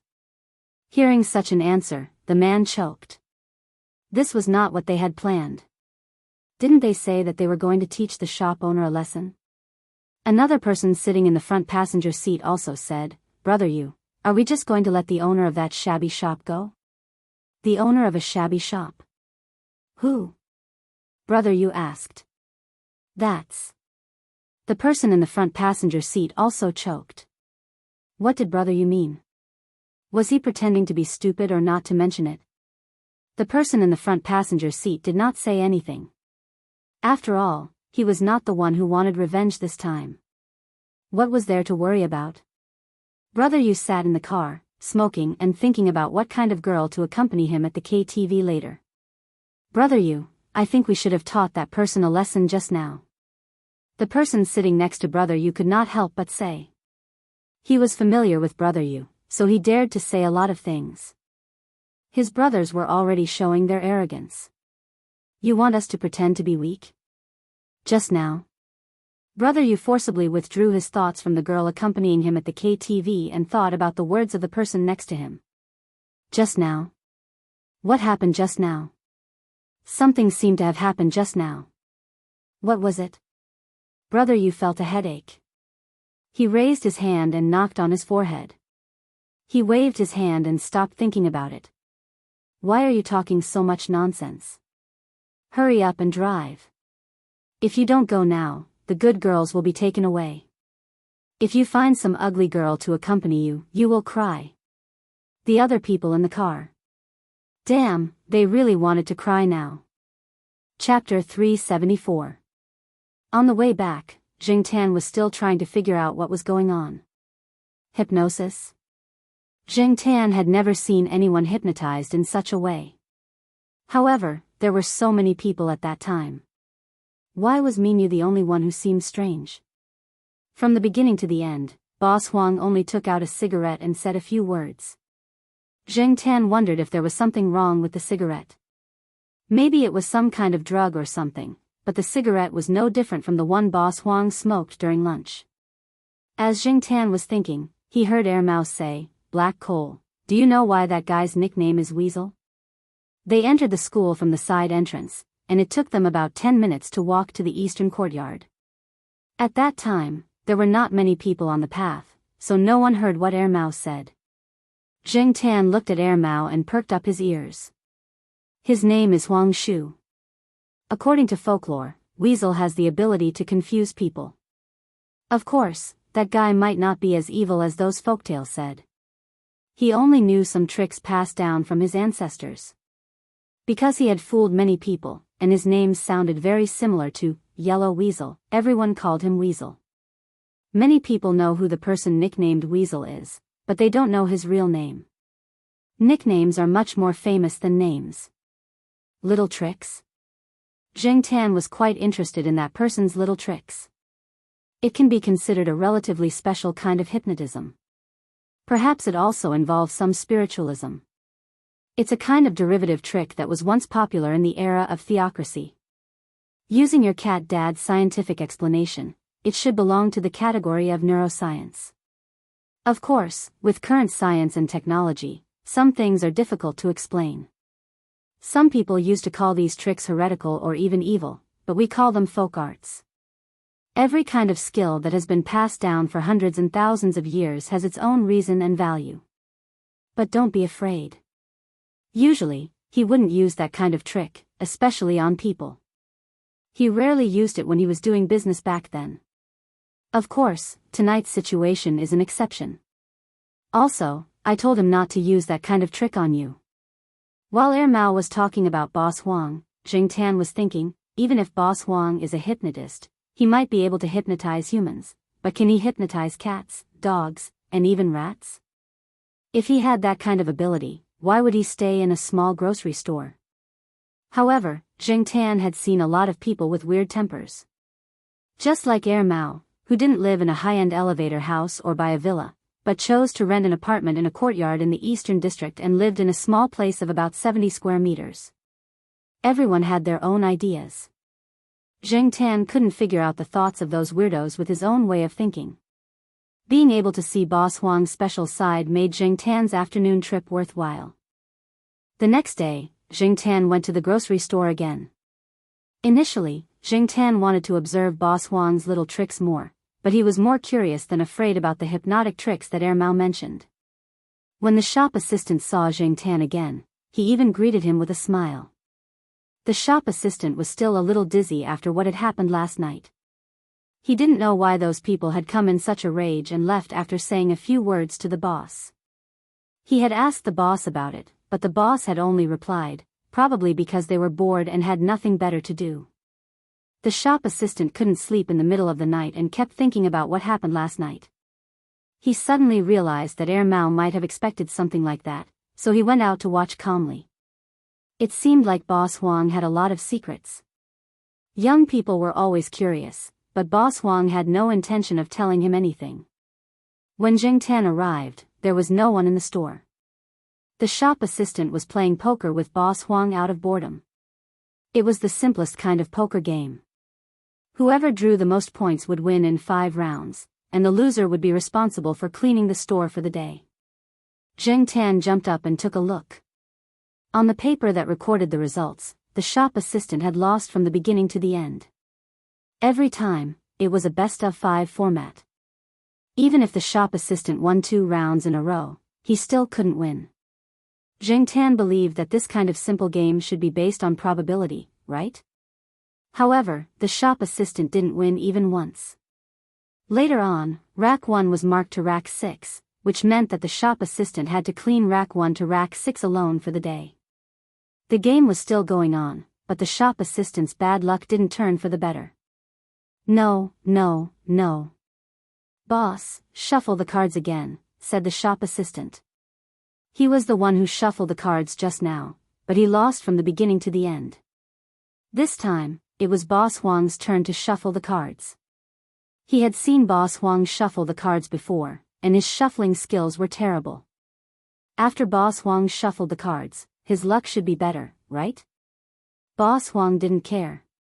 He picked up the cards and shuffled them. Zheng Tan had seen Mao play poker before. Back then, Mao used to play fancy cards on the street to fool the female students. Since this person knew Mao, he must be a capable person.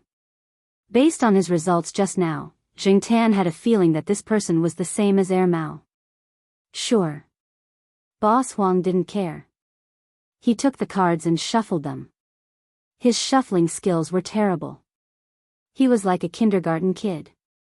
When he shuffled the cards, Zheng Tan clearly saw a king of spades at the bottom. Zheng Tan could see it, and so could the shop assistant. Therefore, after Boss Huang shuffled the cards in such a childish way, the shop assistant said that he would pick first. Sure, Boss Huang answered as if he didn't care. As expected, the shop assistant picked the card at the bottom and flipped it over with a grin. Then, his smile froze. He thought it was a king of spades, but it turned out to be a 3 of hearts. Boss Huang simply picked a king of spades from the middle. This isn't right, boss. How did this happen? I saw a king of spades at the bottom. How did it turn into a 3 of hearts? The shop assistant was puzzled. Boss Huang chuckled and wrote "Shelf 7" on the notebook beside him. He then said, "Eyes can also lie. You cheated." The shop assistant complained. I'm talking about evidence.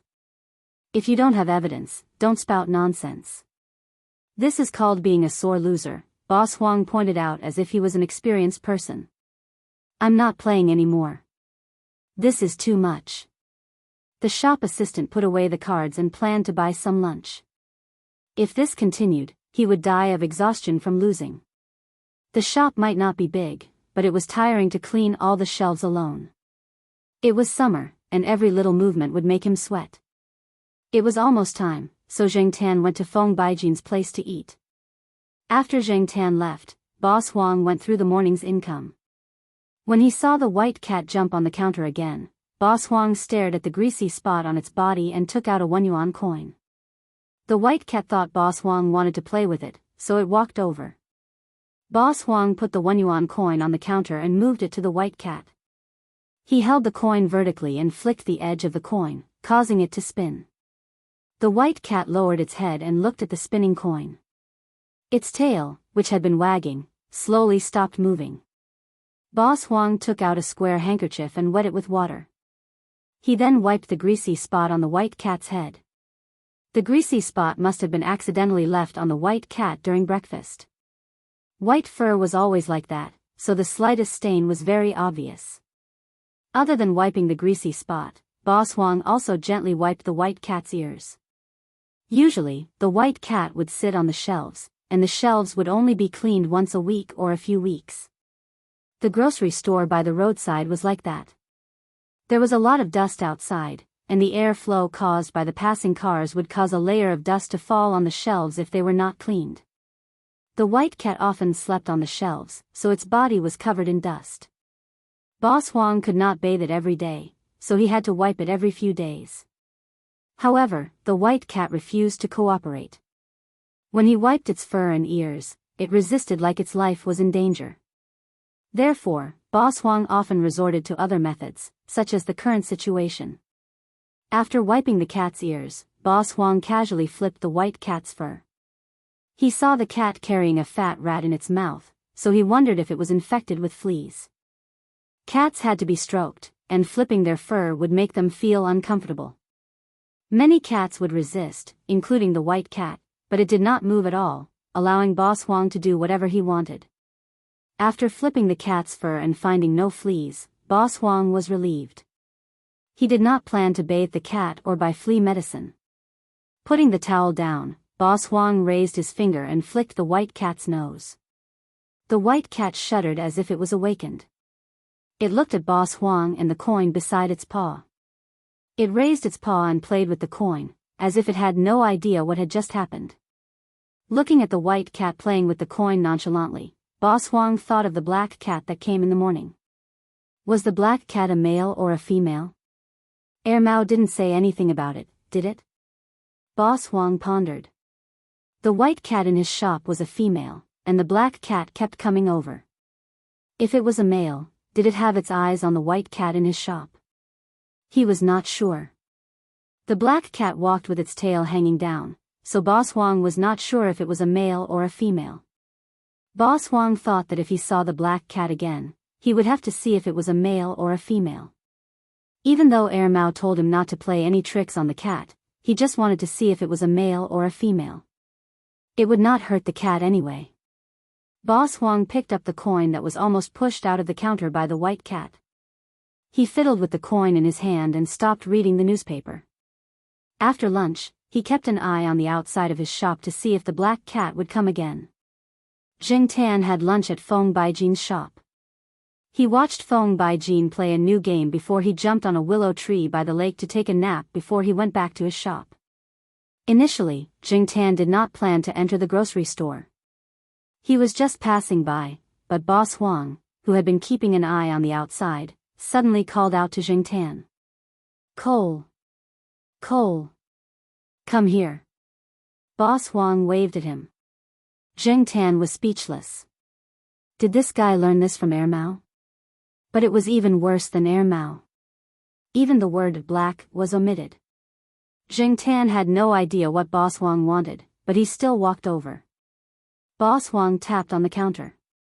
"Come on, Cole. Let's play a game." Boss Huang then took out a hemp rope and dangled it beside the counter. He played with it a little since he usually used it to tease the cat. Jing Tan looked at Boss Huang as if he was looking at an idiot. He did not touch the hemp rope. Instead, he jumped on top of the counter to see what Boss Huang wanted. When Jing Tan jumped on top of the counter, Boss Huang did not care why Jing Tan did not play with the hemp rope. He took out the coin from earlier and flicked it like how he did with the white cat. When the black cat in front of him looked at the coin without moving its tail, Boss Huang thought it was enough.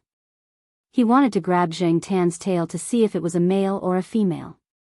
However, the moment his hand touched the tail, his eyelids twitched. He suddenly realized that something was wrong. A black figure flashed in front of him and he only managed to raise his hand to block it. However, he failed to block Zheng Tan's kick. Boss Huang almost fell off his chair after the kick to his face. He did not care about the pain on his face as he was shocked. It's ineffective. Chapter 375. After Zheng Tan kicked Boss Huang, he stood at the counter and looked at the man who almost fell off his chair. Although Mao had told Boss Huang not to use such tricks on Zheng Tan had always been wary of people with special abilities like Boss Huang.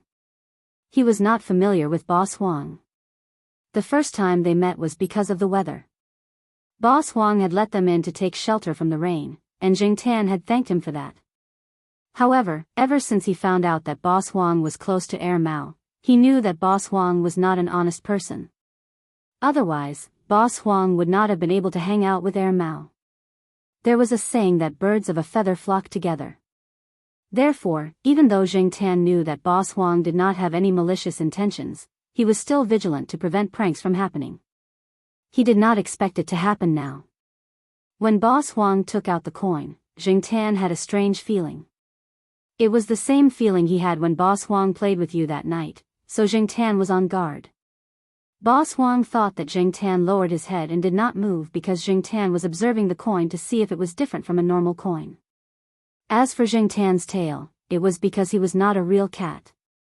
Other than moving his tail when he was thinking about something or when he was excited, his habits were different from other cats. Since Boss Huang treated Zheng Tan like a normal cat, he was not very cautious around Zheng Tan. On top of that, he had misjudged the strength of Zheng Tan's kick and even tried to grab the cat's tail like a naughty child. He had a death wish, and because of that, he was kicked. Zheng Tan looked at the shocked Boss Huang. He raised his hand and stepped on the coin that was lying flat on the counter. He then flicked it with all his might. The coin flew out and hit the wall behind the counter with a crisp ding. It then rebounded and fell on Boss Huang's head, sliding down his hair. Boss Huang caught the coin. After all, he was a person with experience, so he quickly calmed down. Other than the shock from earlier, he was now more curious. Why did it not work? He was very familiar with the tricks he used on small animals such as cats and dogs. He had never encountered such a situation before. Boss Huang was kicked in the face earlier. Fortunately, he dodged in time and blocked some of the force with his hand, so his nose was not hit. Otherwise, he would be bleeding right now. It seemed that this cat was quite strong. No wonder Mao said not to provoke it. Boss Huang got up and walked to a shelf where there were mirrors of different sizes. He picked one up and looked at it to check the injuries on his face. Since it was not a big problem, he did not bother about it anymore. The minor injuries on his face would heal in no time. Zheng Tan had been paying attention to Boss Huang's movements. From the moment the man walked to the shelf, picked up the mirror, walked to the side to get the cup, and poured the tea leaves into the cup, Zheng Tan had a strange feeling at least 3 times. The first time, Boss Huang even turned around to look at Zheng Tan for a few seconds. The second time, he only glanced at Zheng Tan twice. The third time, he did not look at him, but he did pay attention to Zheng Tan from the corner of his eyes. After that, Zheng Tan did not feel it anymore.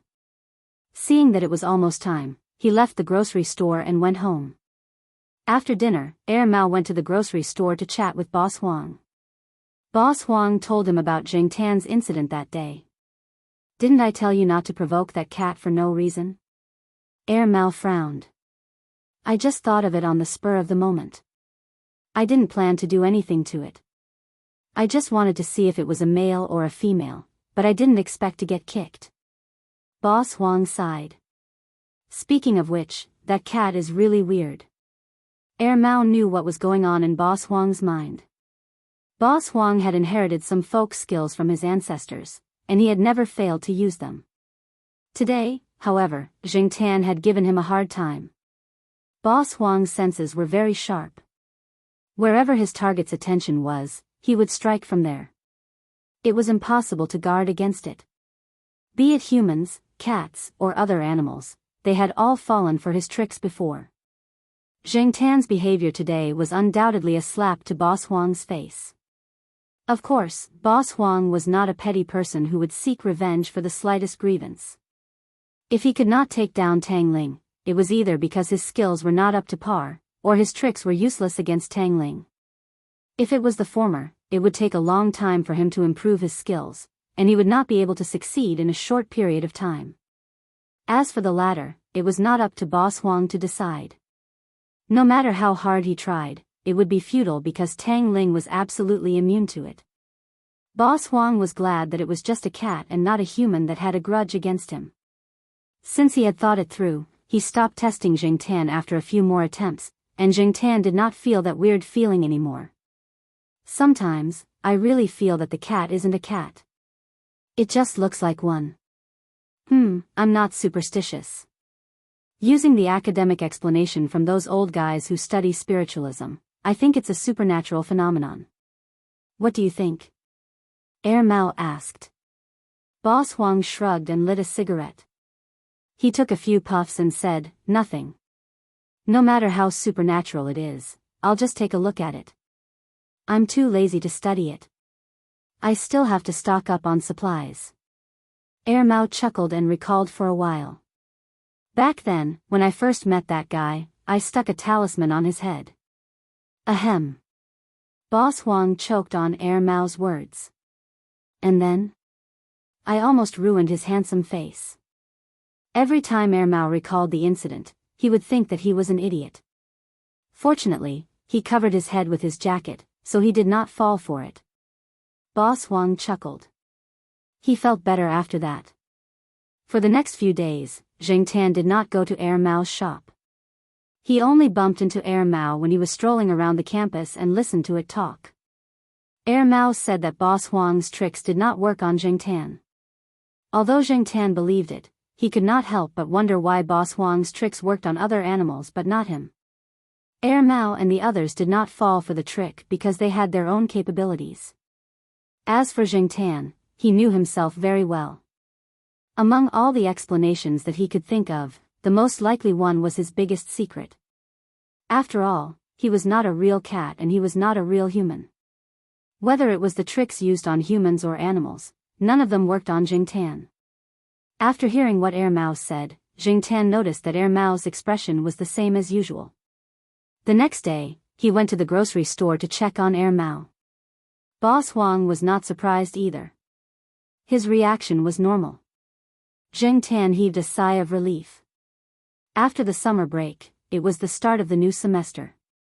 Every year during the new semester, Boss Huang could earn a huge sum of money. For him, the most important thing now was to ensure that he had enough stock. He would not have the time to go to the grocery store. With his experience from last year, Boss Huang knew how much stock he needed and what kind of goods he needed. As for other matters, he was too lazy to care. In his words, he would be an idiot if he did not earn the money. After all, the stores nearby were busy with the new semester. Boss Huang had a second-hand pickup truck. As a hybrid between a sedan and a truck, it was very practical for him to use both passenger and cargo vehicles. Mao had nothing to do at home. His wife was at home taking care of the kids and he had a nanny around, so he was usually quite free. After knowing that Boss Huang was going to the grocery store, Mao wanted to go out with him. When Mao and Boss Huang talked about it, Zheng Tan was listening beside them. Mao wanted to go with Boss Huang to get some fresh air and he also wanted to follow Boss Huang to see some folk artists that Boss Huang knew. Are there a lot of folk artists out there? Zheng Tan rarely left the area. Even if he did go out, he would just look at the scenery outside through the car window. He would not pay attention to other things. His understanding of many places only existed on the internet and maps. Even though he had lived in Chuhua City for 6 years, the places he went to were limited. When he first came to the East Side courtyard, Zheng Tan even followed the delivery truck from Dongyuan supermarket for fun. After the delivery truck was replaced, he did not follow the truck anymore. The new driver was too sneaky, so Zheng Tan did not trust him very much. Mao told Boss Huang about going with him to the grocery store. He looked at Jing Tan beside him and asked if Jing Tan wanted to go with him. Of course, Jing Tan wanted to go, but he still had to inform the Jiao Pa and leave the task to Mao. The Jiao Pa did not object. It was not Jing Tan's first time doing something like this. He only had one request for Jing Tan: don't cause trouble. It seemed that in many people's eyes, Jing Tan was a troublemaker who would run into trouble wherever he went. No one knew if it was because of Jing Tan that so many things happened to Jing Tan or because it was a coincidence. Either way, the Jiao family was worried about this. The Jiao Pa had met the grocery store's owner once, and now that Jing Tan wanted to go with Boss Huang again, he went to the grocery store to pay him a visit. From what the Jiao Pa knew about Jing Tan, he knew that if there was a first time, there would be a second time, a third time, and so on. Maybe in the future, every time Boss Huang went to the grocery store, his cat would go with him. He had to admit that the Jiao Pa knew Jing Tan very well. On this day, Mao went to the 5th floor to look for Jing Tan, and they went to the grocery store together. When they arrived, Boss Huang was helping them look at the list. On the list were the types and quantities of goods that Boss Huang and his staff had sorted out. They had checked the list yesterday, so they would go through it again before they left. Mattress, mat, electric fan, flashlight, cloth closet, shoe rack, hook, bed table. Boss Huang went through the list one by one. The list was quite long, so Mao did not disturb him. Okay, that's all. Boss Huang folded the list and put it in his pocket. He then called Mao and Jing Tan to get into the car. The pickup truck had 2 seats. Mao sat in the front passenger seat while Jing Tan sat in the back. They could relax a little when they went out, but when they came back, the back seat would be full of goods. Life is like a book from heaven. Hey, where do I start? The soul doesn't know where to go, where is the way home? Boss Huang loved to sing when he was driving, but Jing Tan had never heard the song before. He thought it sounded weird. However, compared to General, it was still bearable. Old Huang, change to something more exciting. This song makes me uncomfortable, said Mao.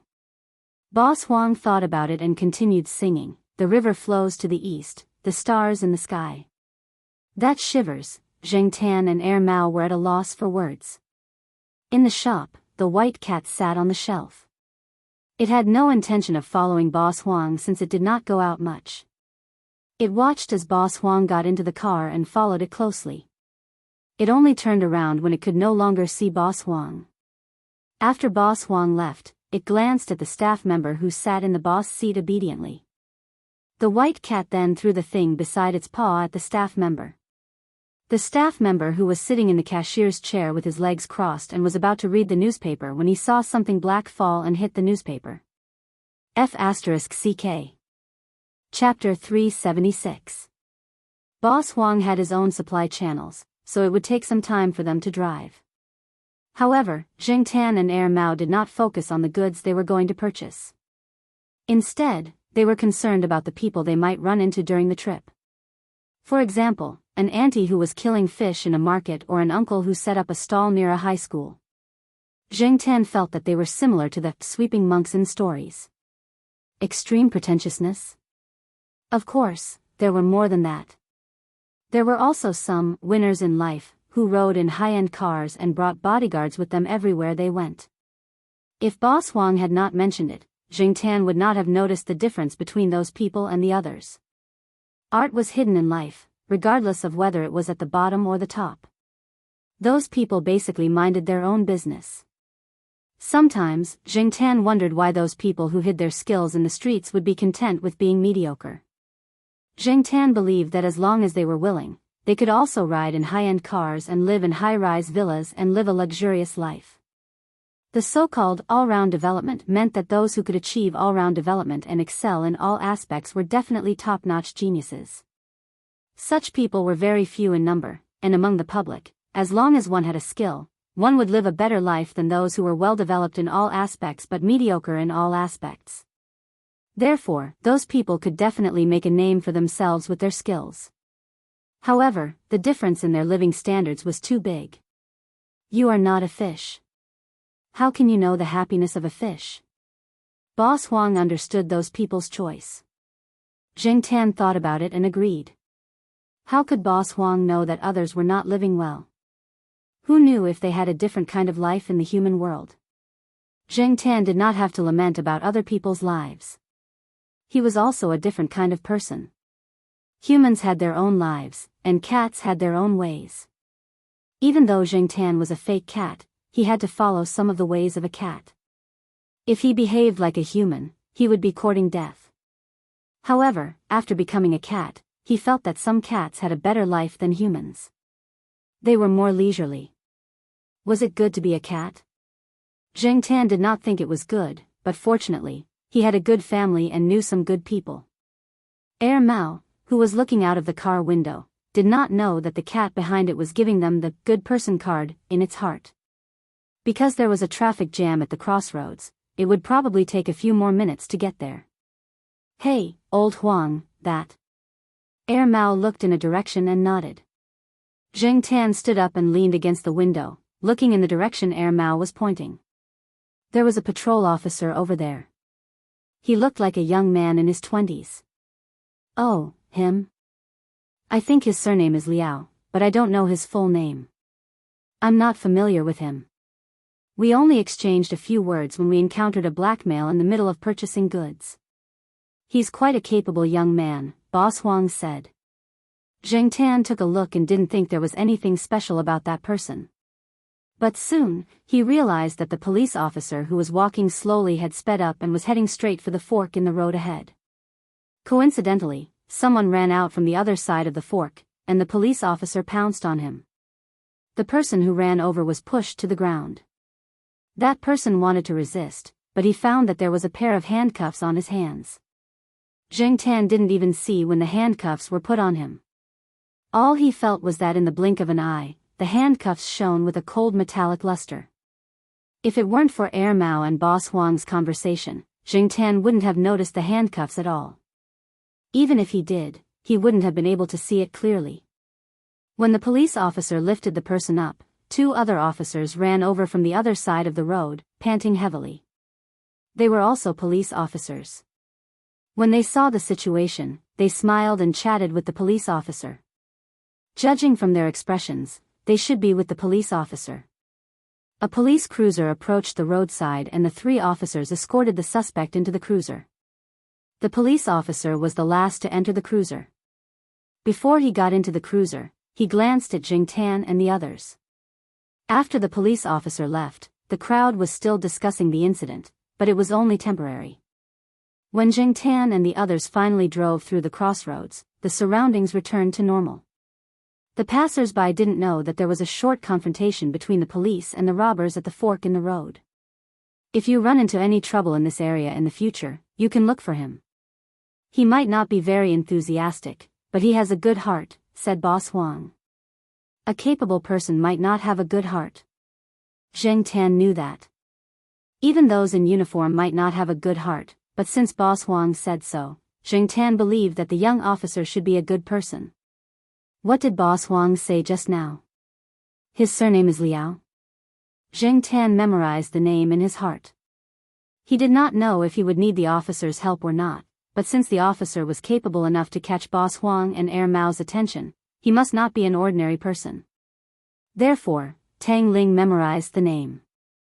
At the same time, he carefully identified the buildings and street signs in the area to get a general idea of where he was. Boss Huang had only been in Chuhua City for a year or two, so he was not familiar with many places and people. Therefore, the number of people Tang Ling could identify was limited. If Tang Ling was in the city he used to live in, he could name a bunch of people, including those he was close to and those he hated. Even so, Zheng Tan was shocked. In his opinion, the number of people Boss Huang mentioned was more than enough. He never knew that there were such people in the city that he had lived in for 5 to 6 years. However, no matter how many people there were, it did not matter. Zheng Tan's daily activities were limited, so he did not expect to have much interaction with those people. Mao and Boss Huang were the ones who were busy stocking the goods while Zheng Tan watched from the side. There was nothing he could do to help. He could not help with the moving of the goods, nor could he verify the goods. Even if he could not show it. When they returned to the grocery store, it was already 4 o'clock in the afternoon. Mao helped them unload the goods, and the other 3 people in the store helped as well. The shop assistant checked the goods and complained to Boss Huang, "White cat threw rats and bugs everywhere today, and it even threw them at me. You have to change your habit." Jing Tan glanced at the white cat, who still had a stern face and a sharp gaze. He secretly pouted. Every cat more or less had a bad taste in them. Initially, Boss Huang planned to unload the goods and organize them before looking for a restaurant to have a meal together. He also included Jing Tan, but Jing Tan did not want to stay there. He had been in the truck for a long time today, and he did not even move when they were moving the goods. His daily activities were limited. Even when it was raining, he still had to walk around the house or visit people in the building. Other than that, when they returned home after unloading the goods, the back seat of the pickup truck was filled with a lot of stuff, and Jing Tan's space of movement was even smaller. Even stretching was difficult for him. Jing Tan's obsessive-compulsive disorder made him feel uncomfortable if he did not exercise to a certain extent. Therefore, Jing Tan wanted to walk around more, so he went straight home. It was still early, and there was no one at home, so Jing Tan wandered around the campus. School was about to start, and there were a lot of new young faces in the campus. They were obviously freshmen, and only freshmen would be so fresh that they would want to take a few pictures of everything they saw. Jing Tan was wondering if he should tease the freshmen during the freshmen's military training when he saw Old Man Lon walking with his hands behind his back, humming an opera tune. Perhaps he was in a good mood, but the old man walked with a light head. He must have gone to one of his old friends to brag. Jing Tan did not plan to go over, but when Old Man Lon saw Jing Tan, he smiled widely, and Jing Tan shook his beard. "Where's Black Charcoal? Out for a walk again?" As he spoke, Old Man Lon waved at Jing Tan, gesturing for Jing Tan to go over. So enthusiastic. Jing Tan had not seen Old Man Lon for a few days. Sometimes, when Jing Tan came out in the morning, Old Man Lon would go out before him.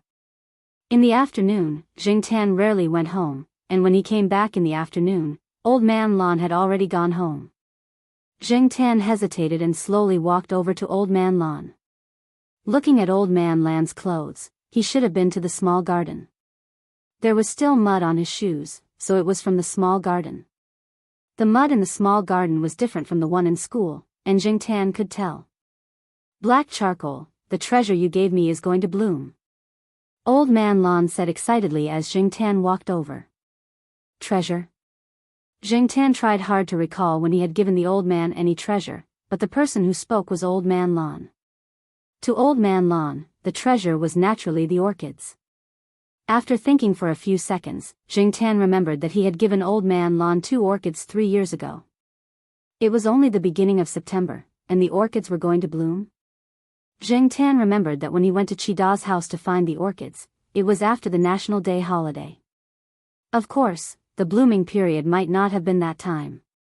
Jing Tan did not know much about it, but seeing Old Man Lon so happy and knowing that the orchids were going to bloom, it was not a waste for him to bring them back from so far away. If Old Man Lon did not mention it today, Jing Tan would have forgotten about the orchids he brought back 3 years ago. Old Man Lon was still talking about the orchids he raised. Jing Tan did not care about them anymore, but since Old Man Lon mentioned it, Jing Tan recalled the situation when he first found the orchids, and his curiosity was piqued. He did not know if the orchids raised by Old Man Lon were the same as the orchids Jing Tan found in the mountains. If the orchids were no different from the usual iron bone, then it would be boring. However, to make Old Man Lon so excited, it must be different from the usual iron bone. Back then, Jing Tan could stare at the orchids in a daze, and he did not know if he would do the same now. Jing Tan followed Old Man Lon to the small garden. Jing Tan looked at the 5 flower buds, and according to Old Man Lon, they would bloom in 2 or 3 days. Jing Tan sniffed the scent. It was familiar, and the scent was similar to when he first encountered the orchids in the mountains, so it should be right. Old Man Lon was afraid that Jing Tan would eat the flowers like the sheriff, so he wanted to say something, but when he saw Jing Tan backing away, he did not say anything. After all, Jingtan did not have a record of wasting flowers like the sheriff, and the flowers were brought back by Jingtan, so Old Man Lan's attitude towards Jingtan was much better. If it was the sheriff who appeared here, Old Man Lan would have chased him away. Old Man Lan protected the flowers well. There was a flower shed and barbed wire here, so it would not be a problem to keep the sheriff away. There were no longer 2 pitiful sprouts in the flower pot. Jingtan did not count how many there were, but there were at least 10 or 20. Black charcoal, is this flower good? Old Man Lan looked at the orchids and became excited again. The flower buds look like jade, and it will be extraordinary when it blooms. Let me tell you, Jingtan turned and ran as soon as he heard those words. When Old Man Lan finished speaking, he looked around and found that Jingtan was long gone. Jingtan thought that the flower buds would bloom soon, but when he went downstairs 2 days later and met Old Man Lan, he found that the old man was not so happy. If the orchids had bloomed, Old Man Lan would not be like this. Chapter 377. Why was it so urgent? Jingtan could guess that the problem lay with the pot of orchids, but Jingtan was not sure what the cause was. Did something go wrong when the flowers were about to bloom? Or was it some other accident? Old Man Lan had always been very protective of the flowers. Moreover, when Jingtan went over that day, Old Man Lan basically did not allow other people or animals to get close. Jingtan was just the discoverer of the orchids, so Old Man Lan was especially kind to him. If it was not because of other people or things, could it be the problem with the orchids themselves? Jingtan knew that although the orchids looked very similar to ordinary adamantine hard orchids, it was difficult to tell them apart just by looking at the leaves. Even Old Man Lan, who had been studying them for decades, did not notice anything wrong when he first saw them. It was only after careful study that he realized the difference. In order to find out the reason, Jingtan squatted in front of Old Man Lan's door. When Old Lady Zhai was not at home, the door of Old Man Lan's house was basically closed. While Jingtan was squatting in front of the door, Mao, who went out to throw the rubbish, looked at Jingtan inexplicably. He did not understand why Jingtan was squatting there. Jingtan ignored him. Finally, at around 10 o'clock, Old Lady Zhai came back from outside. After opening the door, Jingtan followed her in. Old Lady Zhai went into the kitchen to cook. She was not worried that Jingtan would cause trouble in the house. For the past few years, Jingtan had never caused trouble here, so Old Lady Zhai was not worried. Old Lady Zhai came out with a small plate of fish balls. She saw Jingtan looking for Old Man Lan from room to room. She knew that he was looking for Old Man Lan. Old Lady Zhai smiled and said, "He went to the library. Recently, because the pot of orchids has not bloomed, he has become anxious. Sigh, when it comes to flowers, he is so stubborn." The flowers had not bloomed? Old Man Lan had said that the flower would bloom in 2 to 3 days. Jingtan had seen it that day as well. The flower bud did look like it was about to bloom, but for some reason, when it was about to bloom, there was no follow-up reaction. The old lady nagged at Jingtan as she washed the vegetables. What she meant was that even Old Man Lan himself didn't know the reason why the flowers hadn't blossomed. He had looked up a lot of information, but it was all to no avail. Now that Old Man Lan was done flipping through the books at home, he would go straight to the school library. He probably wouldn't come back for lunch if he couldn't find the answer. Whenever he sat there researching, he would lose track of time. Eating was not allowed in the library, but there was a special resting area. There was also a resting area for the staff. The old lady knew the people there and had greeted them. There were 2 reasons why Old Man Lan was so anxious. Firstly, he didn't know why the flowers weren't blooming. Secondly, it was because of the city's flower exhibition in October. In the past 3 years, Old Man Lan didn't continue to research other orchids. After the basic care, he spent most of his time on this strange pot of orchids. Only after raising it did Old Man Lan realize how difficult it was to take care of this pot of orchids. Originally, Old Man Lan thought that it would take 5 to 6 years or even longer to see it bloom. He didn't expect it to bloom in just 3 years. No one could understand the excitement in Old Man Lan's heart when he saw the flower bud. In the past 3 years, people said that Professor Lon had gone crazy over a pot of cheap orchids and laughed behind his back. In the past, during the National Orchid Exhibition every year, Old Man Lon would bring out one or several pots of orchids.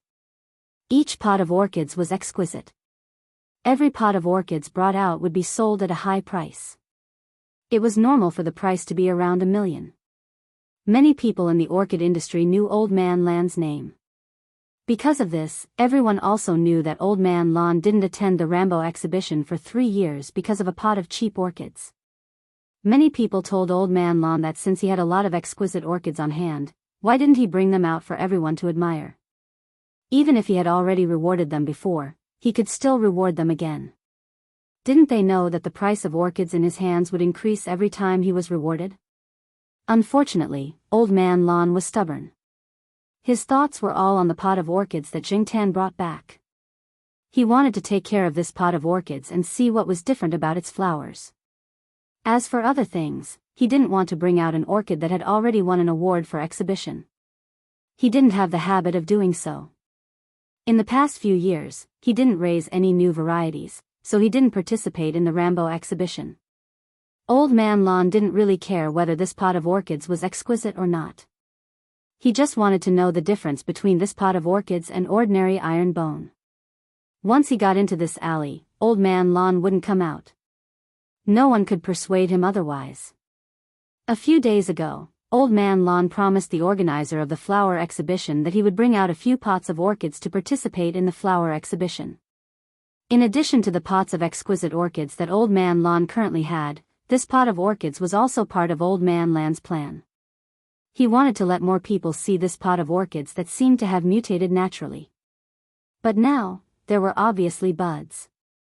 It looked like it would bloom soon, but it didn't. Although it was still September, if it didn't bloom until October, Old Man Lon would feel that it was a pity to miss the flower exhibition. Listening to old Madame Zhai's nagging, Jingtan thought in his heart. Was it not time for it to bloom yet? 3 years ago, when Jingtan found it, it was already October. It was after the National Day holiday. Could it be that this flower had to wait for a while longer? Different orchids had different flowering periods. When there were many varieties, the flowering period was also very different. Even the Jianlan Sushin had different flowering periods. Old Man Lon walked back and forth between his home, the small flower garden, and the library every day. He took photos every day and made a detailed record. He didn't find the answer, so he recorded it first and looked for the answer when the time came. At the same time, Old Man Lon also looked for like-minded people in the school who had studied orchids to come over and help. Unfortunately, they didn't have a solution and didn't dare to try it easily. The only thing that made Old Man Lon feel better was that those who saw the pot of orchids buds would praise it endlessly. After all, the point of view of the expert's appreciation was different from Jingtan's point of view. Therefore, for a period of time, every time Jingtan passed by the small flower garden and jumped over the wall to look inside, he would find that the pot of orchids was placed in the place where several old men were gathered. Sometimes, they would quarrel for a long time because of a few opinions. They thought the same as Old Man Lon. They felt that this pot of orchids was probably a naturally mutated variety of iron bone and was worth studying. However, the problem of not blooming now was that everyone had their own reasons and opinions. Some orchids needed a longer time from bud to flower, 1 or 2 months or even half a year. However, now that the pot of orchids buds had grown to such a state, anyone who looked at it looked like it would soon bloom, but it had been frozen here. In short, no matter what the reason is, as long as the flower bud is healthy and normal, it's a good phenomenon, said an old man. They couldn't find a solution, but the orchids were still healthy now. It was just that the bud didn't bloom. It was better than having a disease. If that was the case, there was really no way. It was rare for everyone to be so hopeful this time. Under everyone's anticipation, September quietly passed, and the freshmen's military training also ended. The weather was no longer as hot as before, and there was already a hint of autumn. However, the weather in Chuhua City was always unpredictable. One day, they could wear a short-sleeved vest, and the next day, they could wear a double-layered jacket. Who knew, many of the freshmen who couldn't adapt to the weather might even catch a cold. The change in weather didn't cause any ripples in the hearts of the old men. Old Man Lon was no longer as anxious as before. He felt that perhaps this was the will of the heavens. Looking at the date of the flower show, the pot of orchids buds remained in the same state as a month ago. Old Man Lon thought that this flower probably had no fate with the flower show. Over the past month, Old Man Lon had asked many of his friends in the circle for help, but they were still helpless. However, it was precisely because of this that everyone in the circle of orchids knew that Professor Lon, a big shot in the circle, was raising a pot of very unusual ferrous bone. The leaves of this flower looked very similar to ordinary ferrous bones, but the bud was like jade. It should be an extraordinary product. It was just that the bud had remained in the same state for a month, and it hadn't bloomed until now. Now, no one laughed at Old Man Lon for using 3 years of effort to take care of this pot of orchids that were rumored to be quite cheap. Instead, they were looking forward to when it would bloom so that everyone could see it.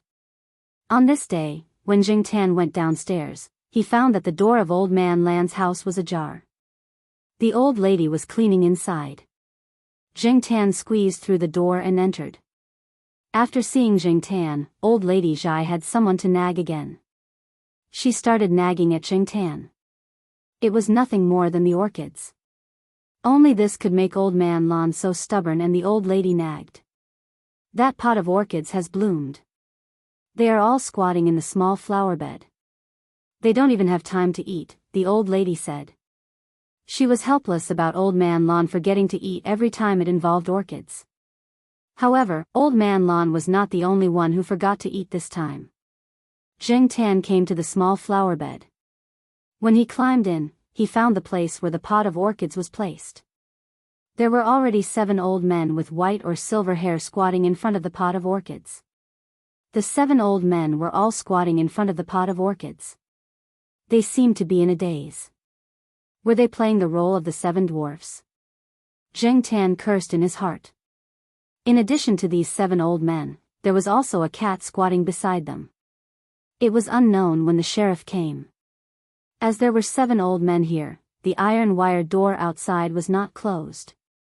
The sheriff, who loved to nibble on flowers, came in when the 7 old men were not paying attention. The 7 old men only cared about looking at the flowers. They did not notice that there was a dangerous person squatting beside them. What was even more strange was that the sheriff, who had an inexplicable obsession with nibbling on flowers, only squatted by the side obediently and did not take a bite. The 7 old men and the cat squatted there just like that. No one knew how long they had been squatting there. Jing Tan felt pain in their legs. He was afraid that these old men would fall down after squatting for too long. With that thought in mind, Jing Tan walked over. Jing Tan knew from the smell that this was the same flower he saw in the mountains years ago. The 5 flower buds had all bloomed. It was the same flower as the one in Jing Tan's memory. It gave off a jade-like feeling. If he did not know that this was a real flower, he would probably think that it was carved out of jade. Back then, Jing Tan was stunned by the flowers. Now, these 7 old men and the sheriff were probably stunned by the flowers. Jing Tan thought that although these flowers were very good, compared to the ones he saw in the mountains, there was still a gap. The fact that Jing Tan was not stunned right now was the best proof. Of course, it could also be that Jing Tan had developed an immunity to this. It was not a good idea to stay like this. Jing Tan squatted by the side and looked at the 7 old men and the cat staring at the flowers. He yawned loudly and even let out a long, ah, sound. Finally, someone came back to their senses. The sheriff also came back to his senses. "Hey, quick, it's the sheriff!" One of the old men shouted. The old men did not continue looking at the flowers. They guarded the sheriff as if he was a thief. They only let out a sigh of relief when the sheriff was chased out. The sheriff was a love-struck fool. Everyone knew this. The old men slowly stood up and massaged their legs. Fortunately, they did not fall down. Their legs were just a little sore from squatting for too long. Looking at the time, everyone realized that they had unknowingly stared at the flowers for so long. Old Man Lon also began to chase them away. He treasured this pot of flowers. 3 years were not in vain. 3 years were not in vain. Old Man Lon was so excited that his eyes turned red. Old Man Lon, are you selling this flower? Name a price, I'll buy it, one of the old men said. Don't, Old Man Lon. You should keep this flower for yourself. There's no rush to sell it, another old man said. Yeah. It's a good flower. You should keep it for yourself for a few more days, the others echoed. Although they said that, they were all thinking about when to talk to Old Man Lon in private. Rare. This flower was very rare. When they left, the old men kept looking back at them. They did not want to take their eyes off the pot of orchids. Hey, Old Man Lon, this flower of yours should be a natural mutation. I've never seen anything like it. Have you given it a name yet? One of the people chased out by Old Man Lon asked. Old Man Lon paused in his action of chasing people away. He grunted and glanced at Zheng Tan when no one was looking. Zheng Tan. Chapter 378. No matter what kind of flower it was, people always liked to give it a unique name. It would make it sound deep and tasteful, fresh and artistic, or cool and crazy. For example, White Crown Lotus Cauldron, Old Cloud, Flying Phoenix, Tang Dynasty Golden Age, Damrui Jade Art, and so on. Once a name was given, it would instantly make people feel that it was high-end and classy. As the person who discovered this pot of naturally mutated orchid in the eyes of his friends, Old Man Lon would naturally name it according to the rules of the martial arts world. However, when Old Man Lon received the orchid from the Jiao family 3 years ago, he had discussed it with Jiao Pa. At that time, the Jiao family didn't care much about this pot of orchid and didn't know how to grow flowers. The Jiao family said that it was a gift to Old Man Lon, but Old Man Lon didn't really accept it. At that time, he just wormed his way into the pot and kept it for himself. The Jiao family had already forgotten about it. However, it was different now. Even insiders could tell that this pot of orchids was not cheap, and there were indeed many natural variants. However, this kind of variety that could make people stunned, immersed in it, and feel refreshed when smelling it. It was a variety that left people with a lingering fragrance in their nostrils for days on end. If they really wanted to appraise it, it would probably reach a new high.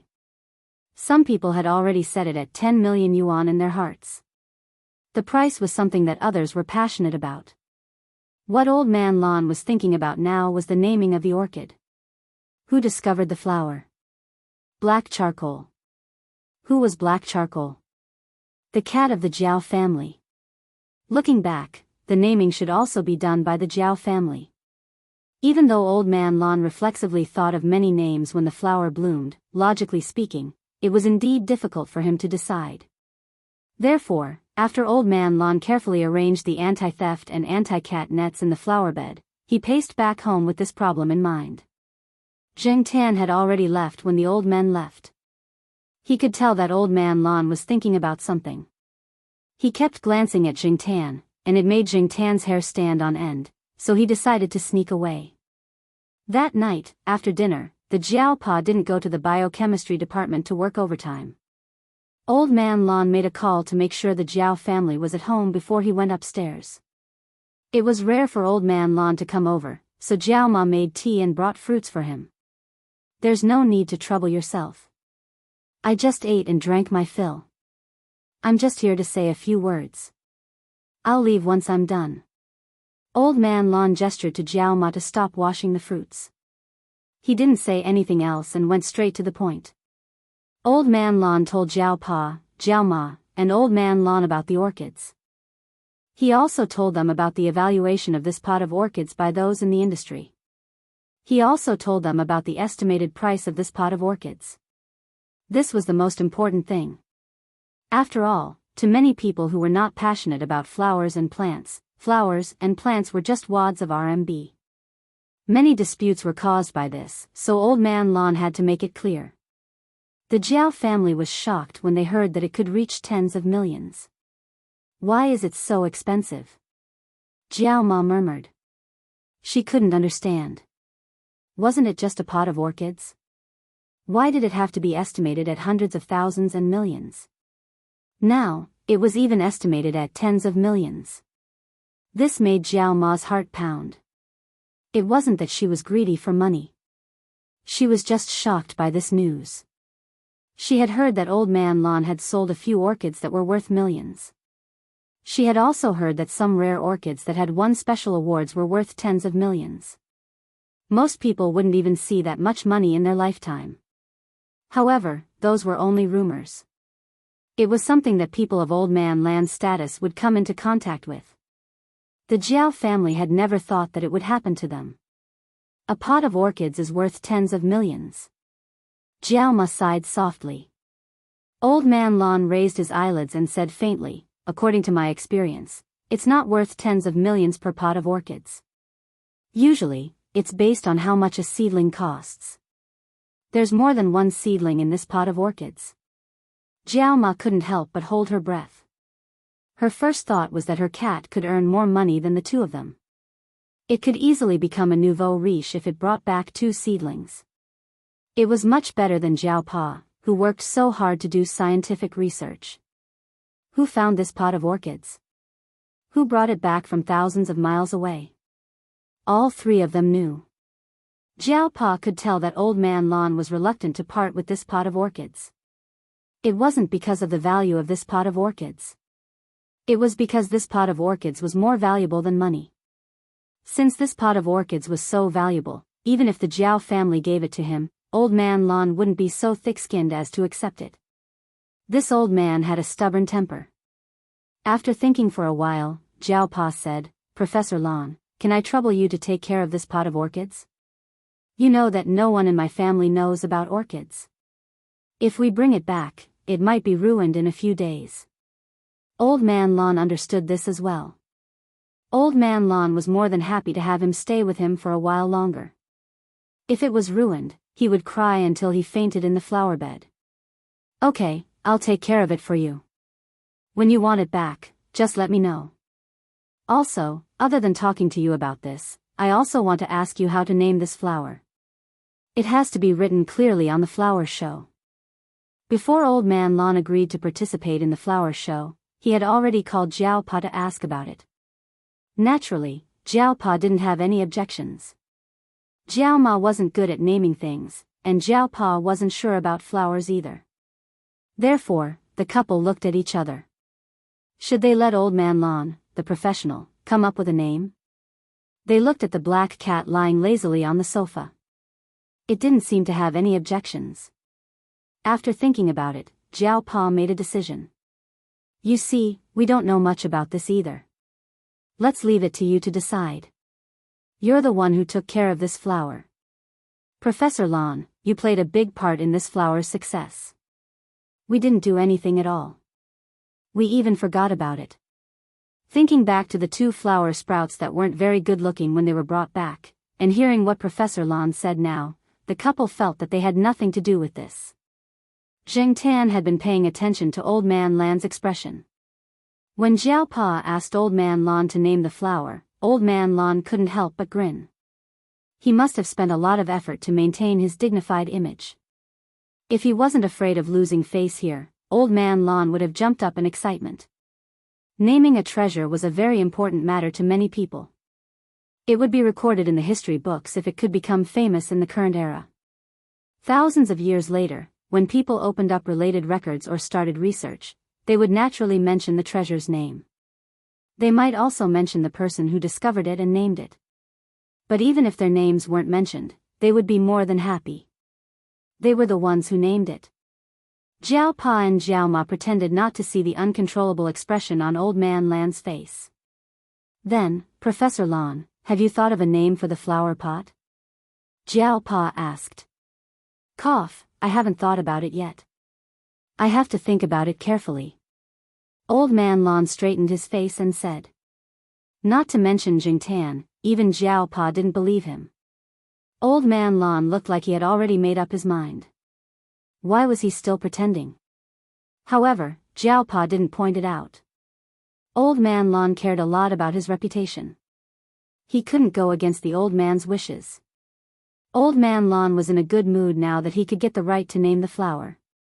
Jiao Ma instantly felt the atmosphere lighten. Old Man Lon looked at the time and said, "How about this?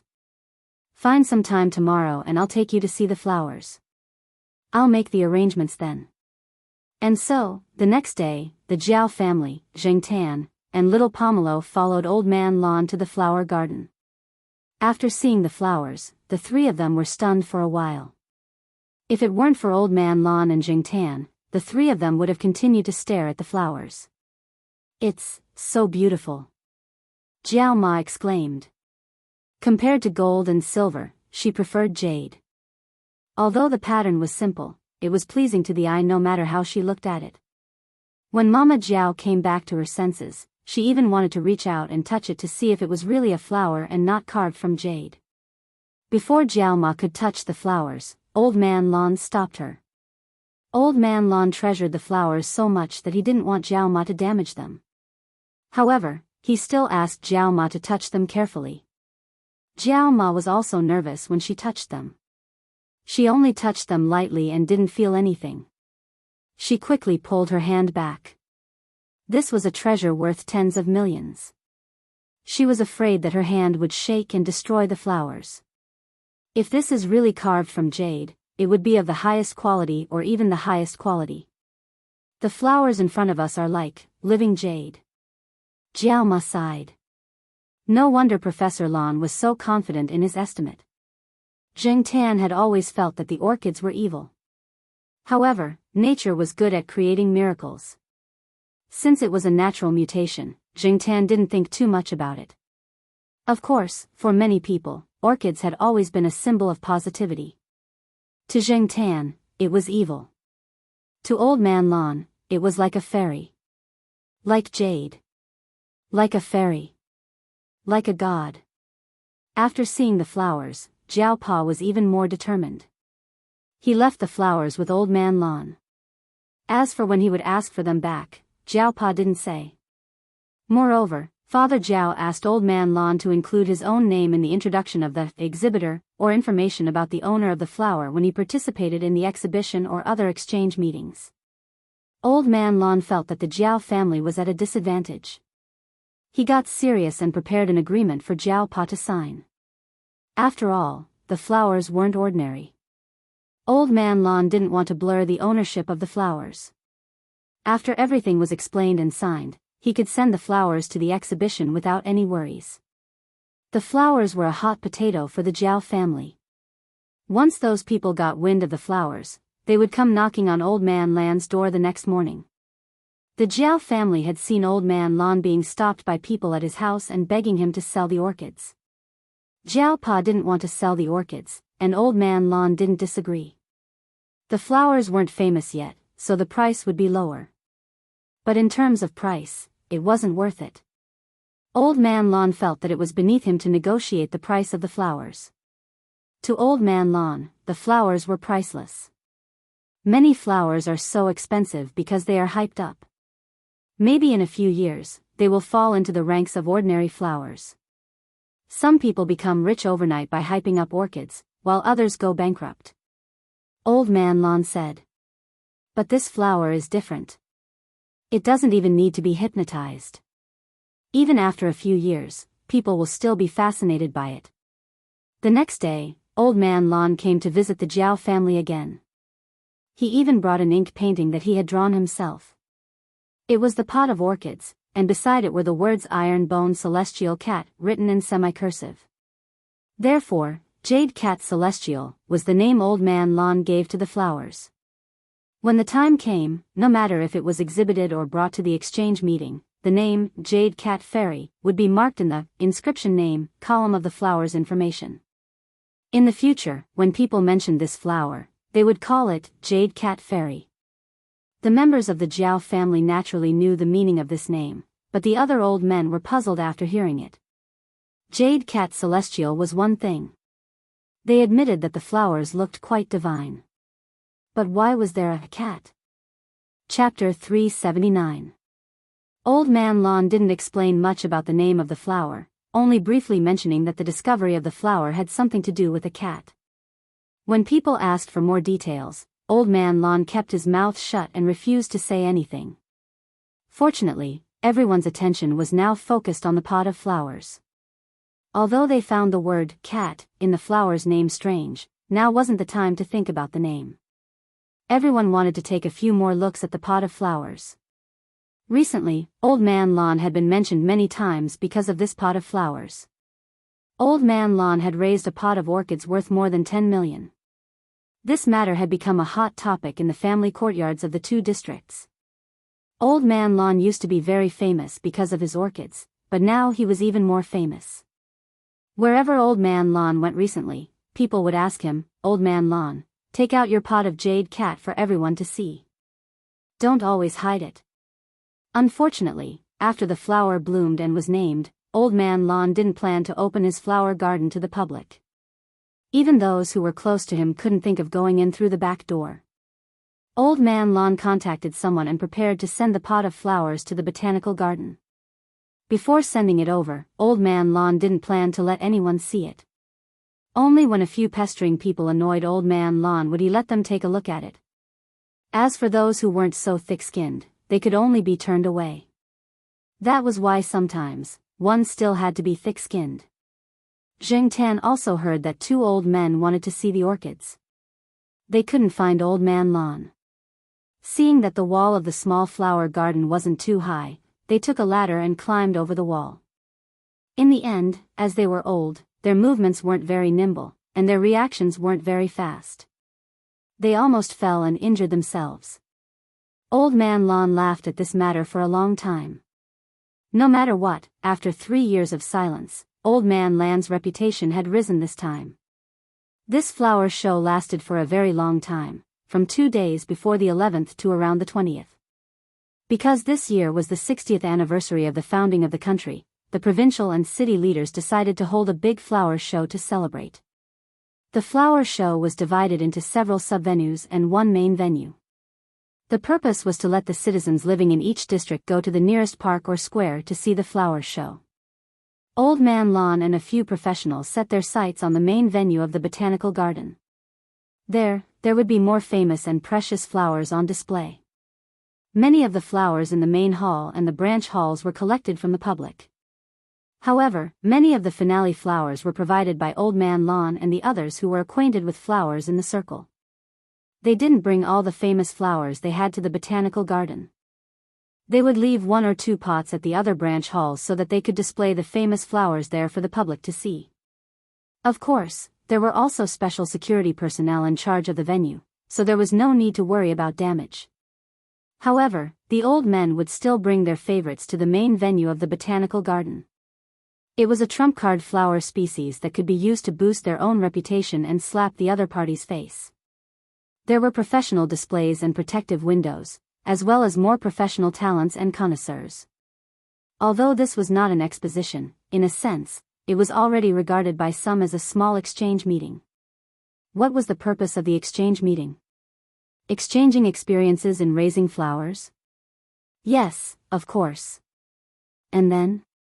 Just like a class reunion, there was no lack of showing off and showing off. It was just that while others were showing off their carriages, they were showing off their plants and flowers.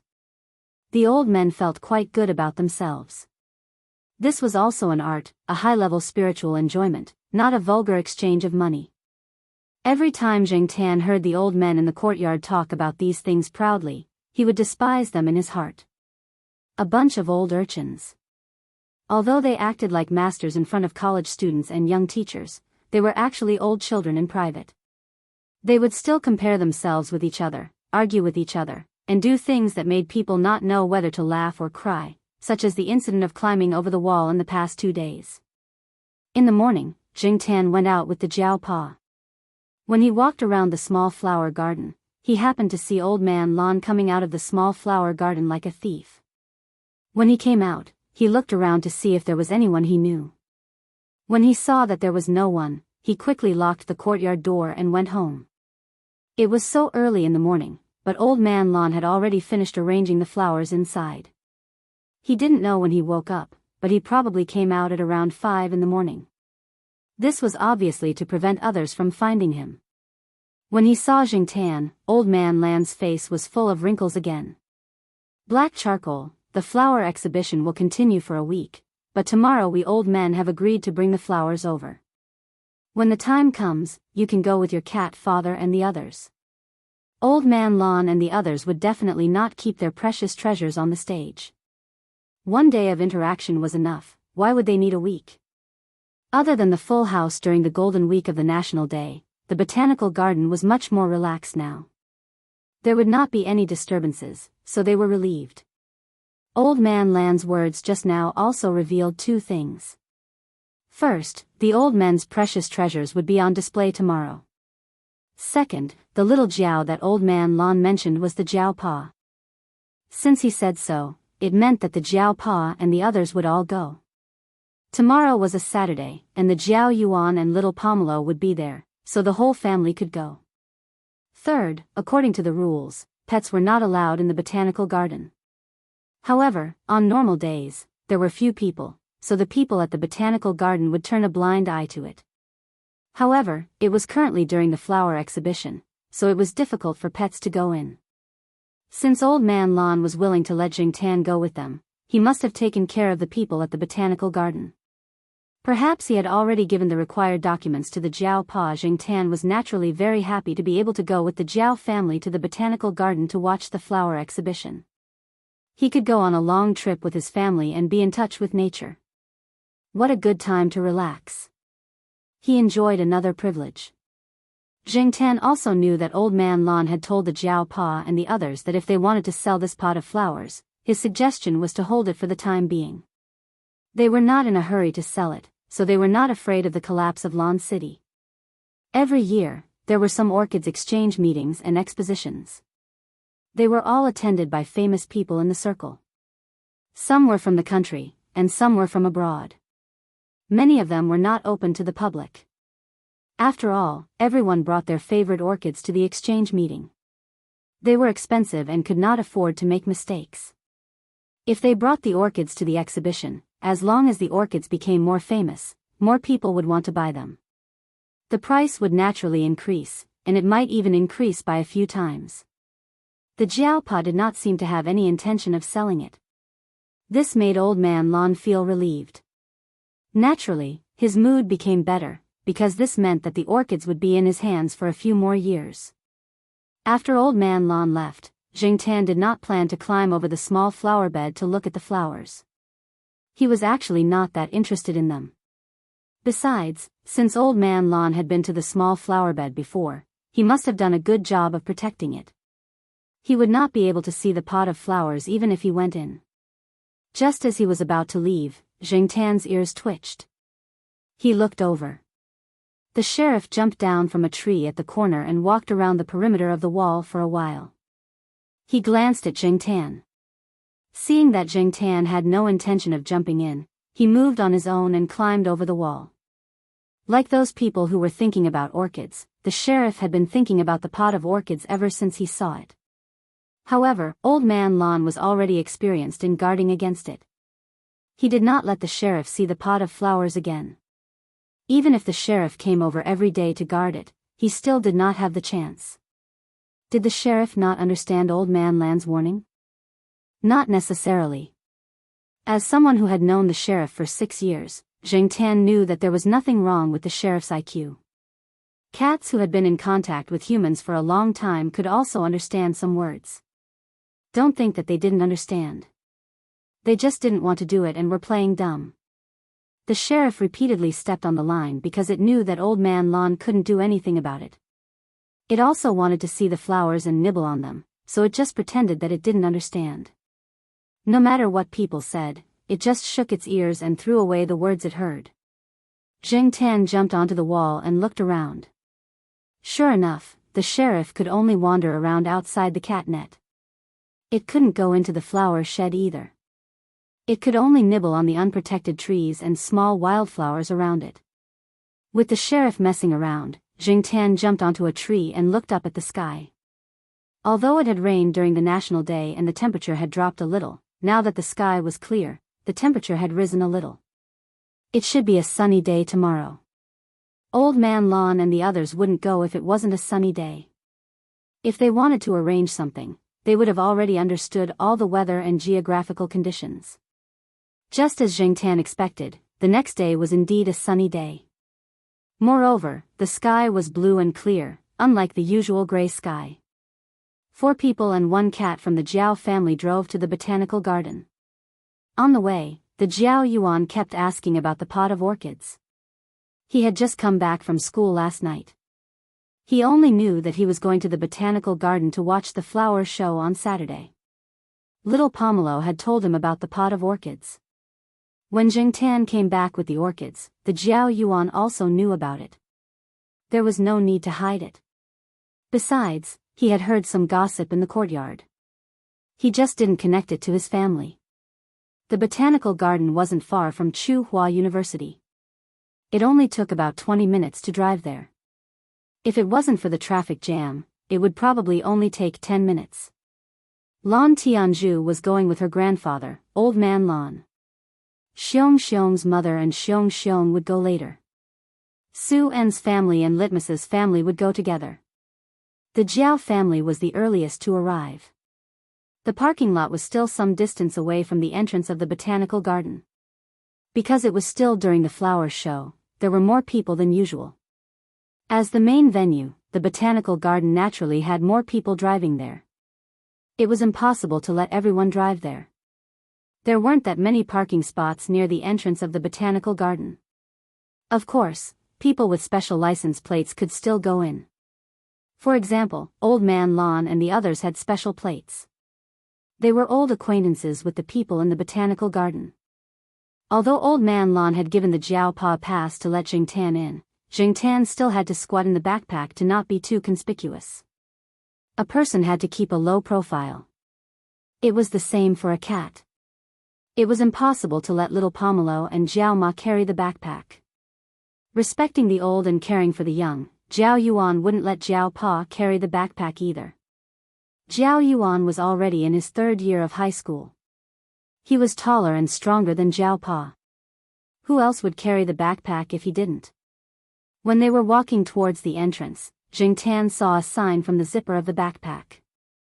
There were also volunteers in uniform giving out maps of the distribution of plants in different areas of the botanical garden. On the maps, there were clearly some forbidden areas. There were a few places that weren't open to the public today. While they were looking, a black car slowly drove over. Why can that car drive in? It doesn't look that special, the Jiao Yuan asked. There were people blocking the road that they had just passed. That was why the car was parked further away. There's a pass on the window of the car, the Jiao Pa explained. Jiao Yuan said, oh, and didn't think too much about it. There were always privileges. If they could have it, so could others.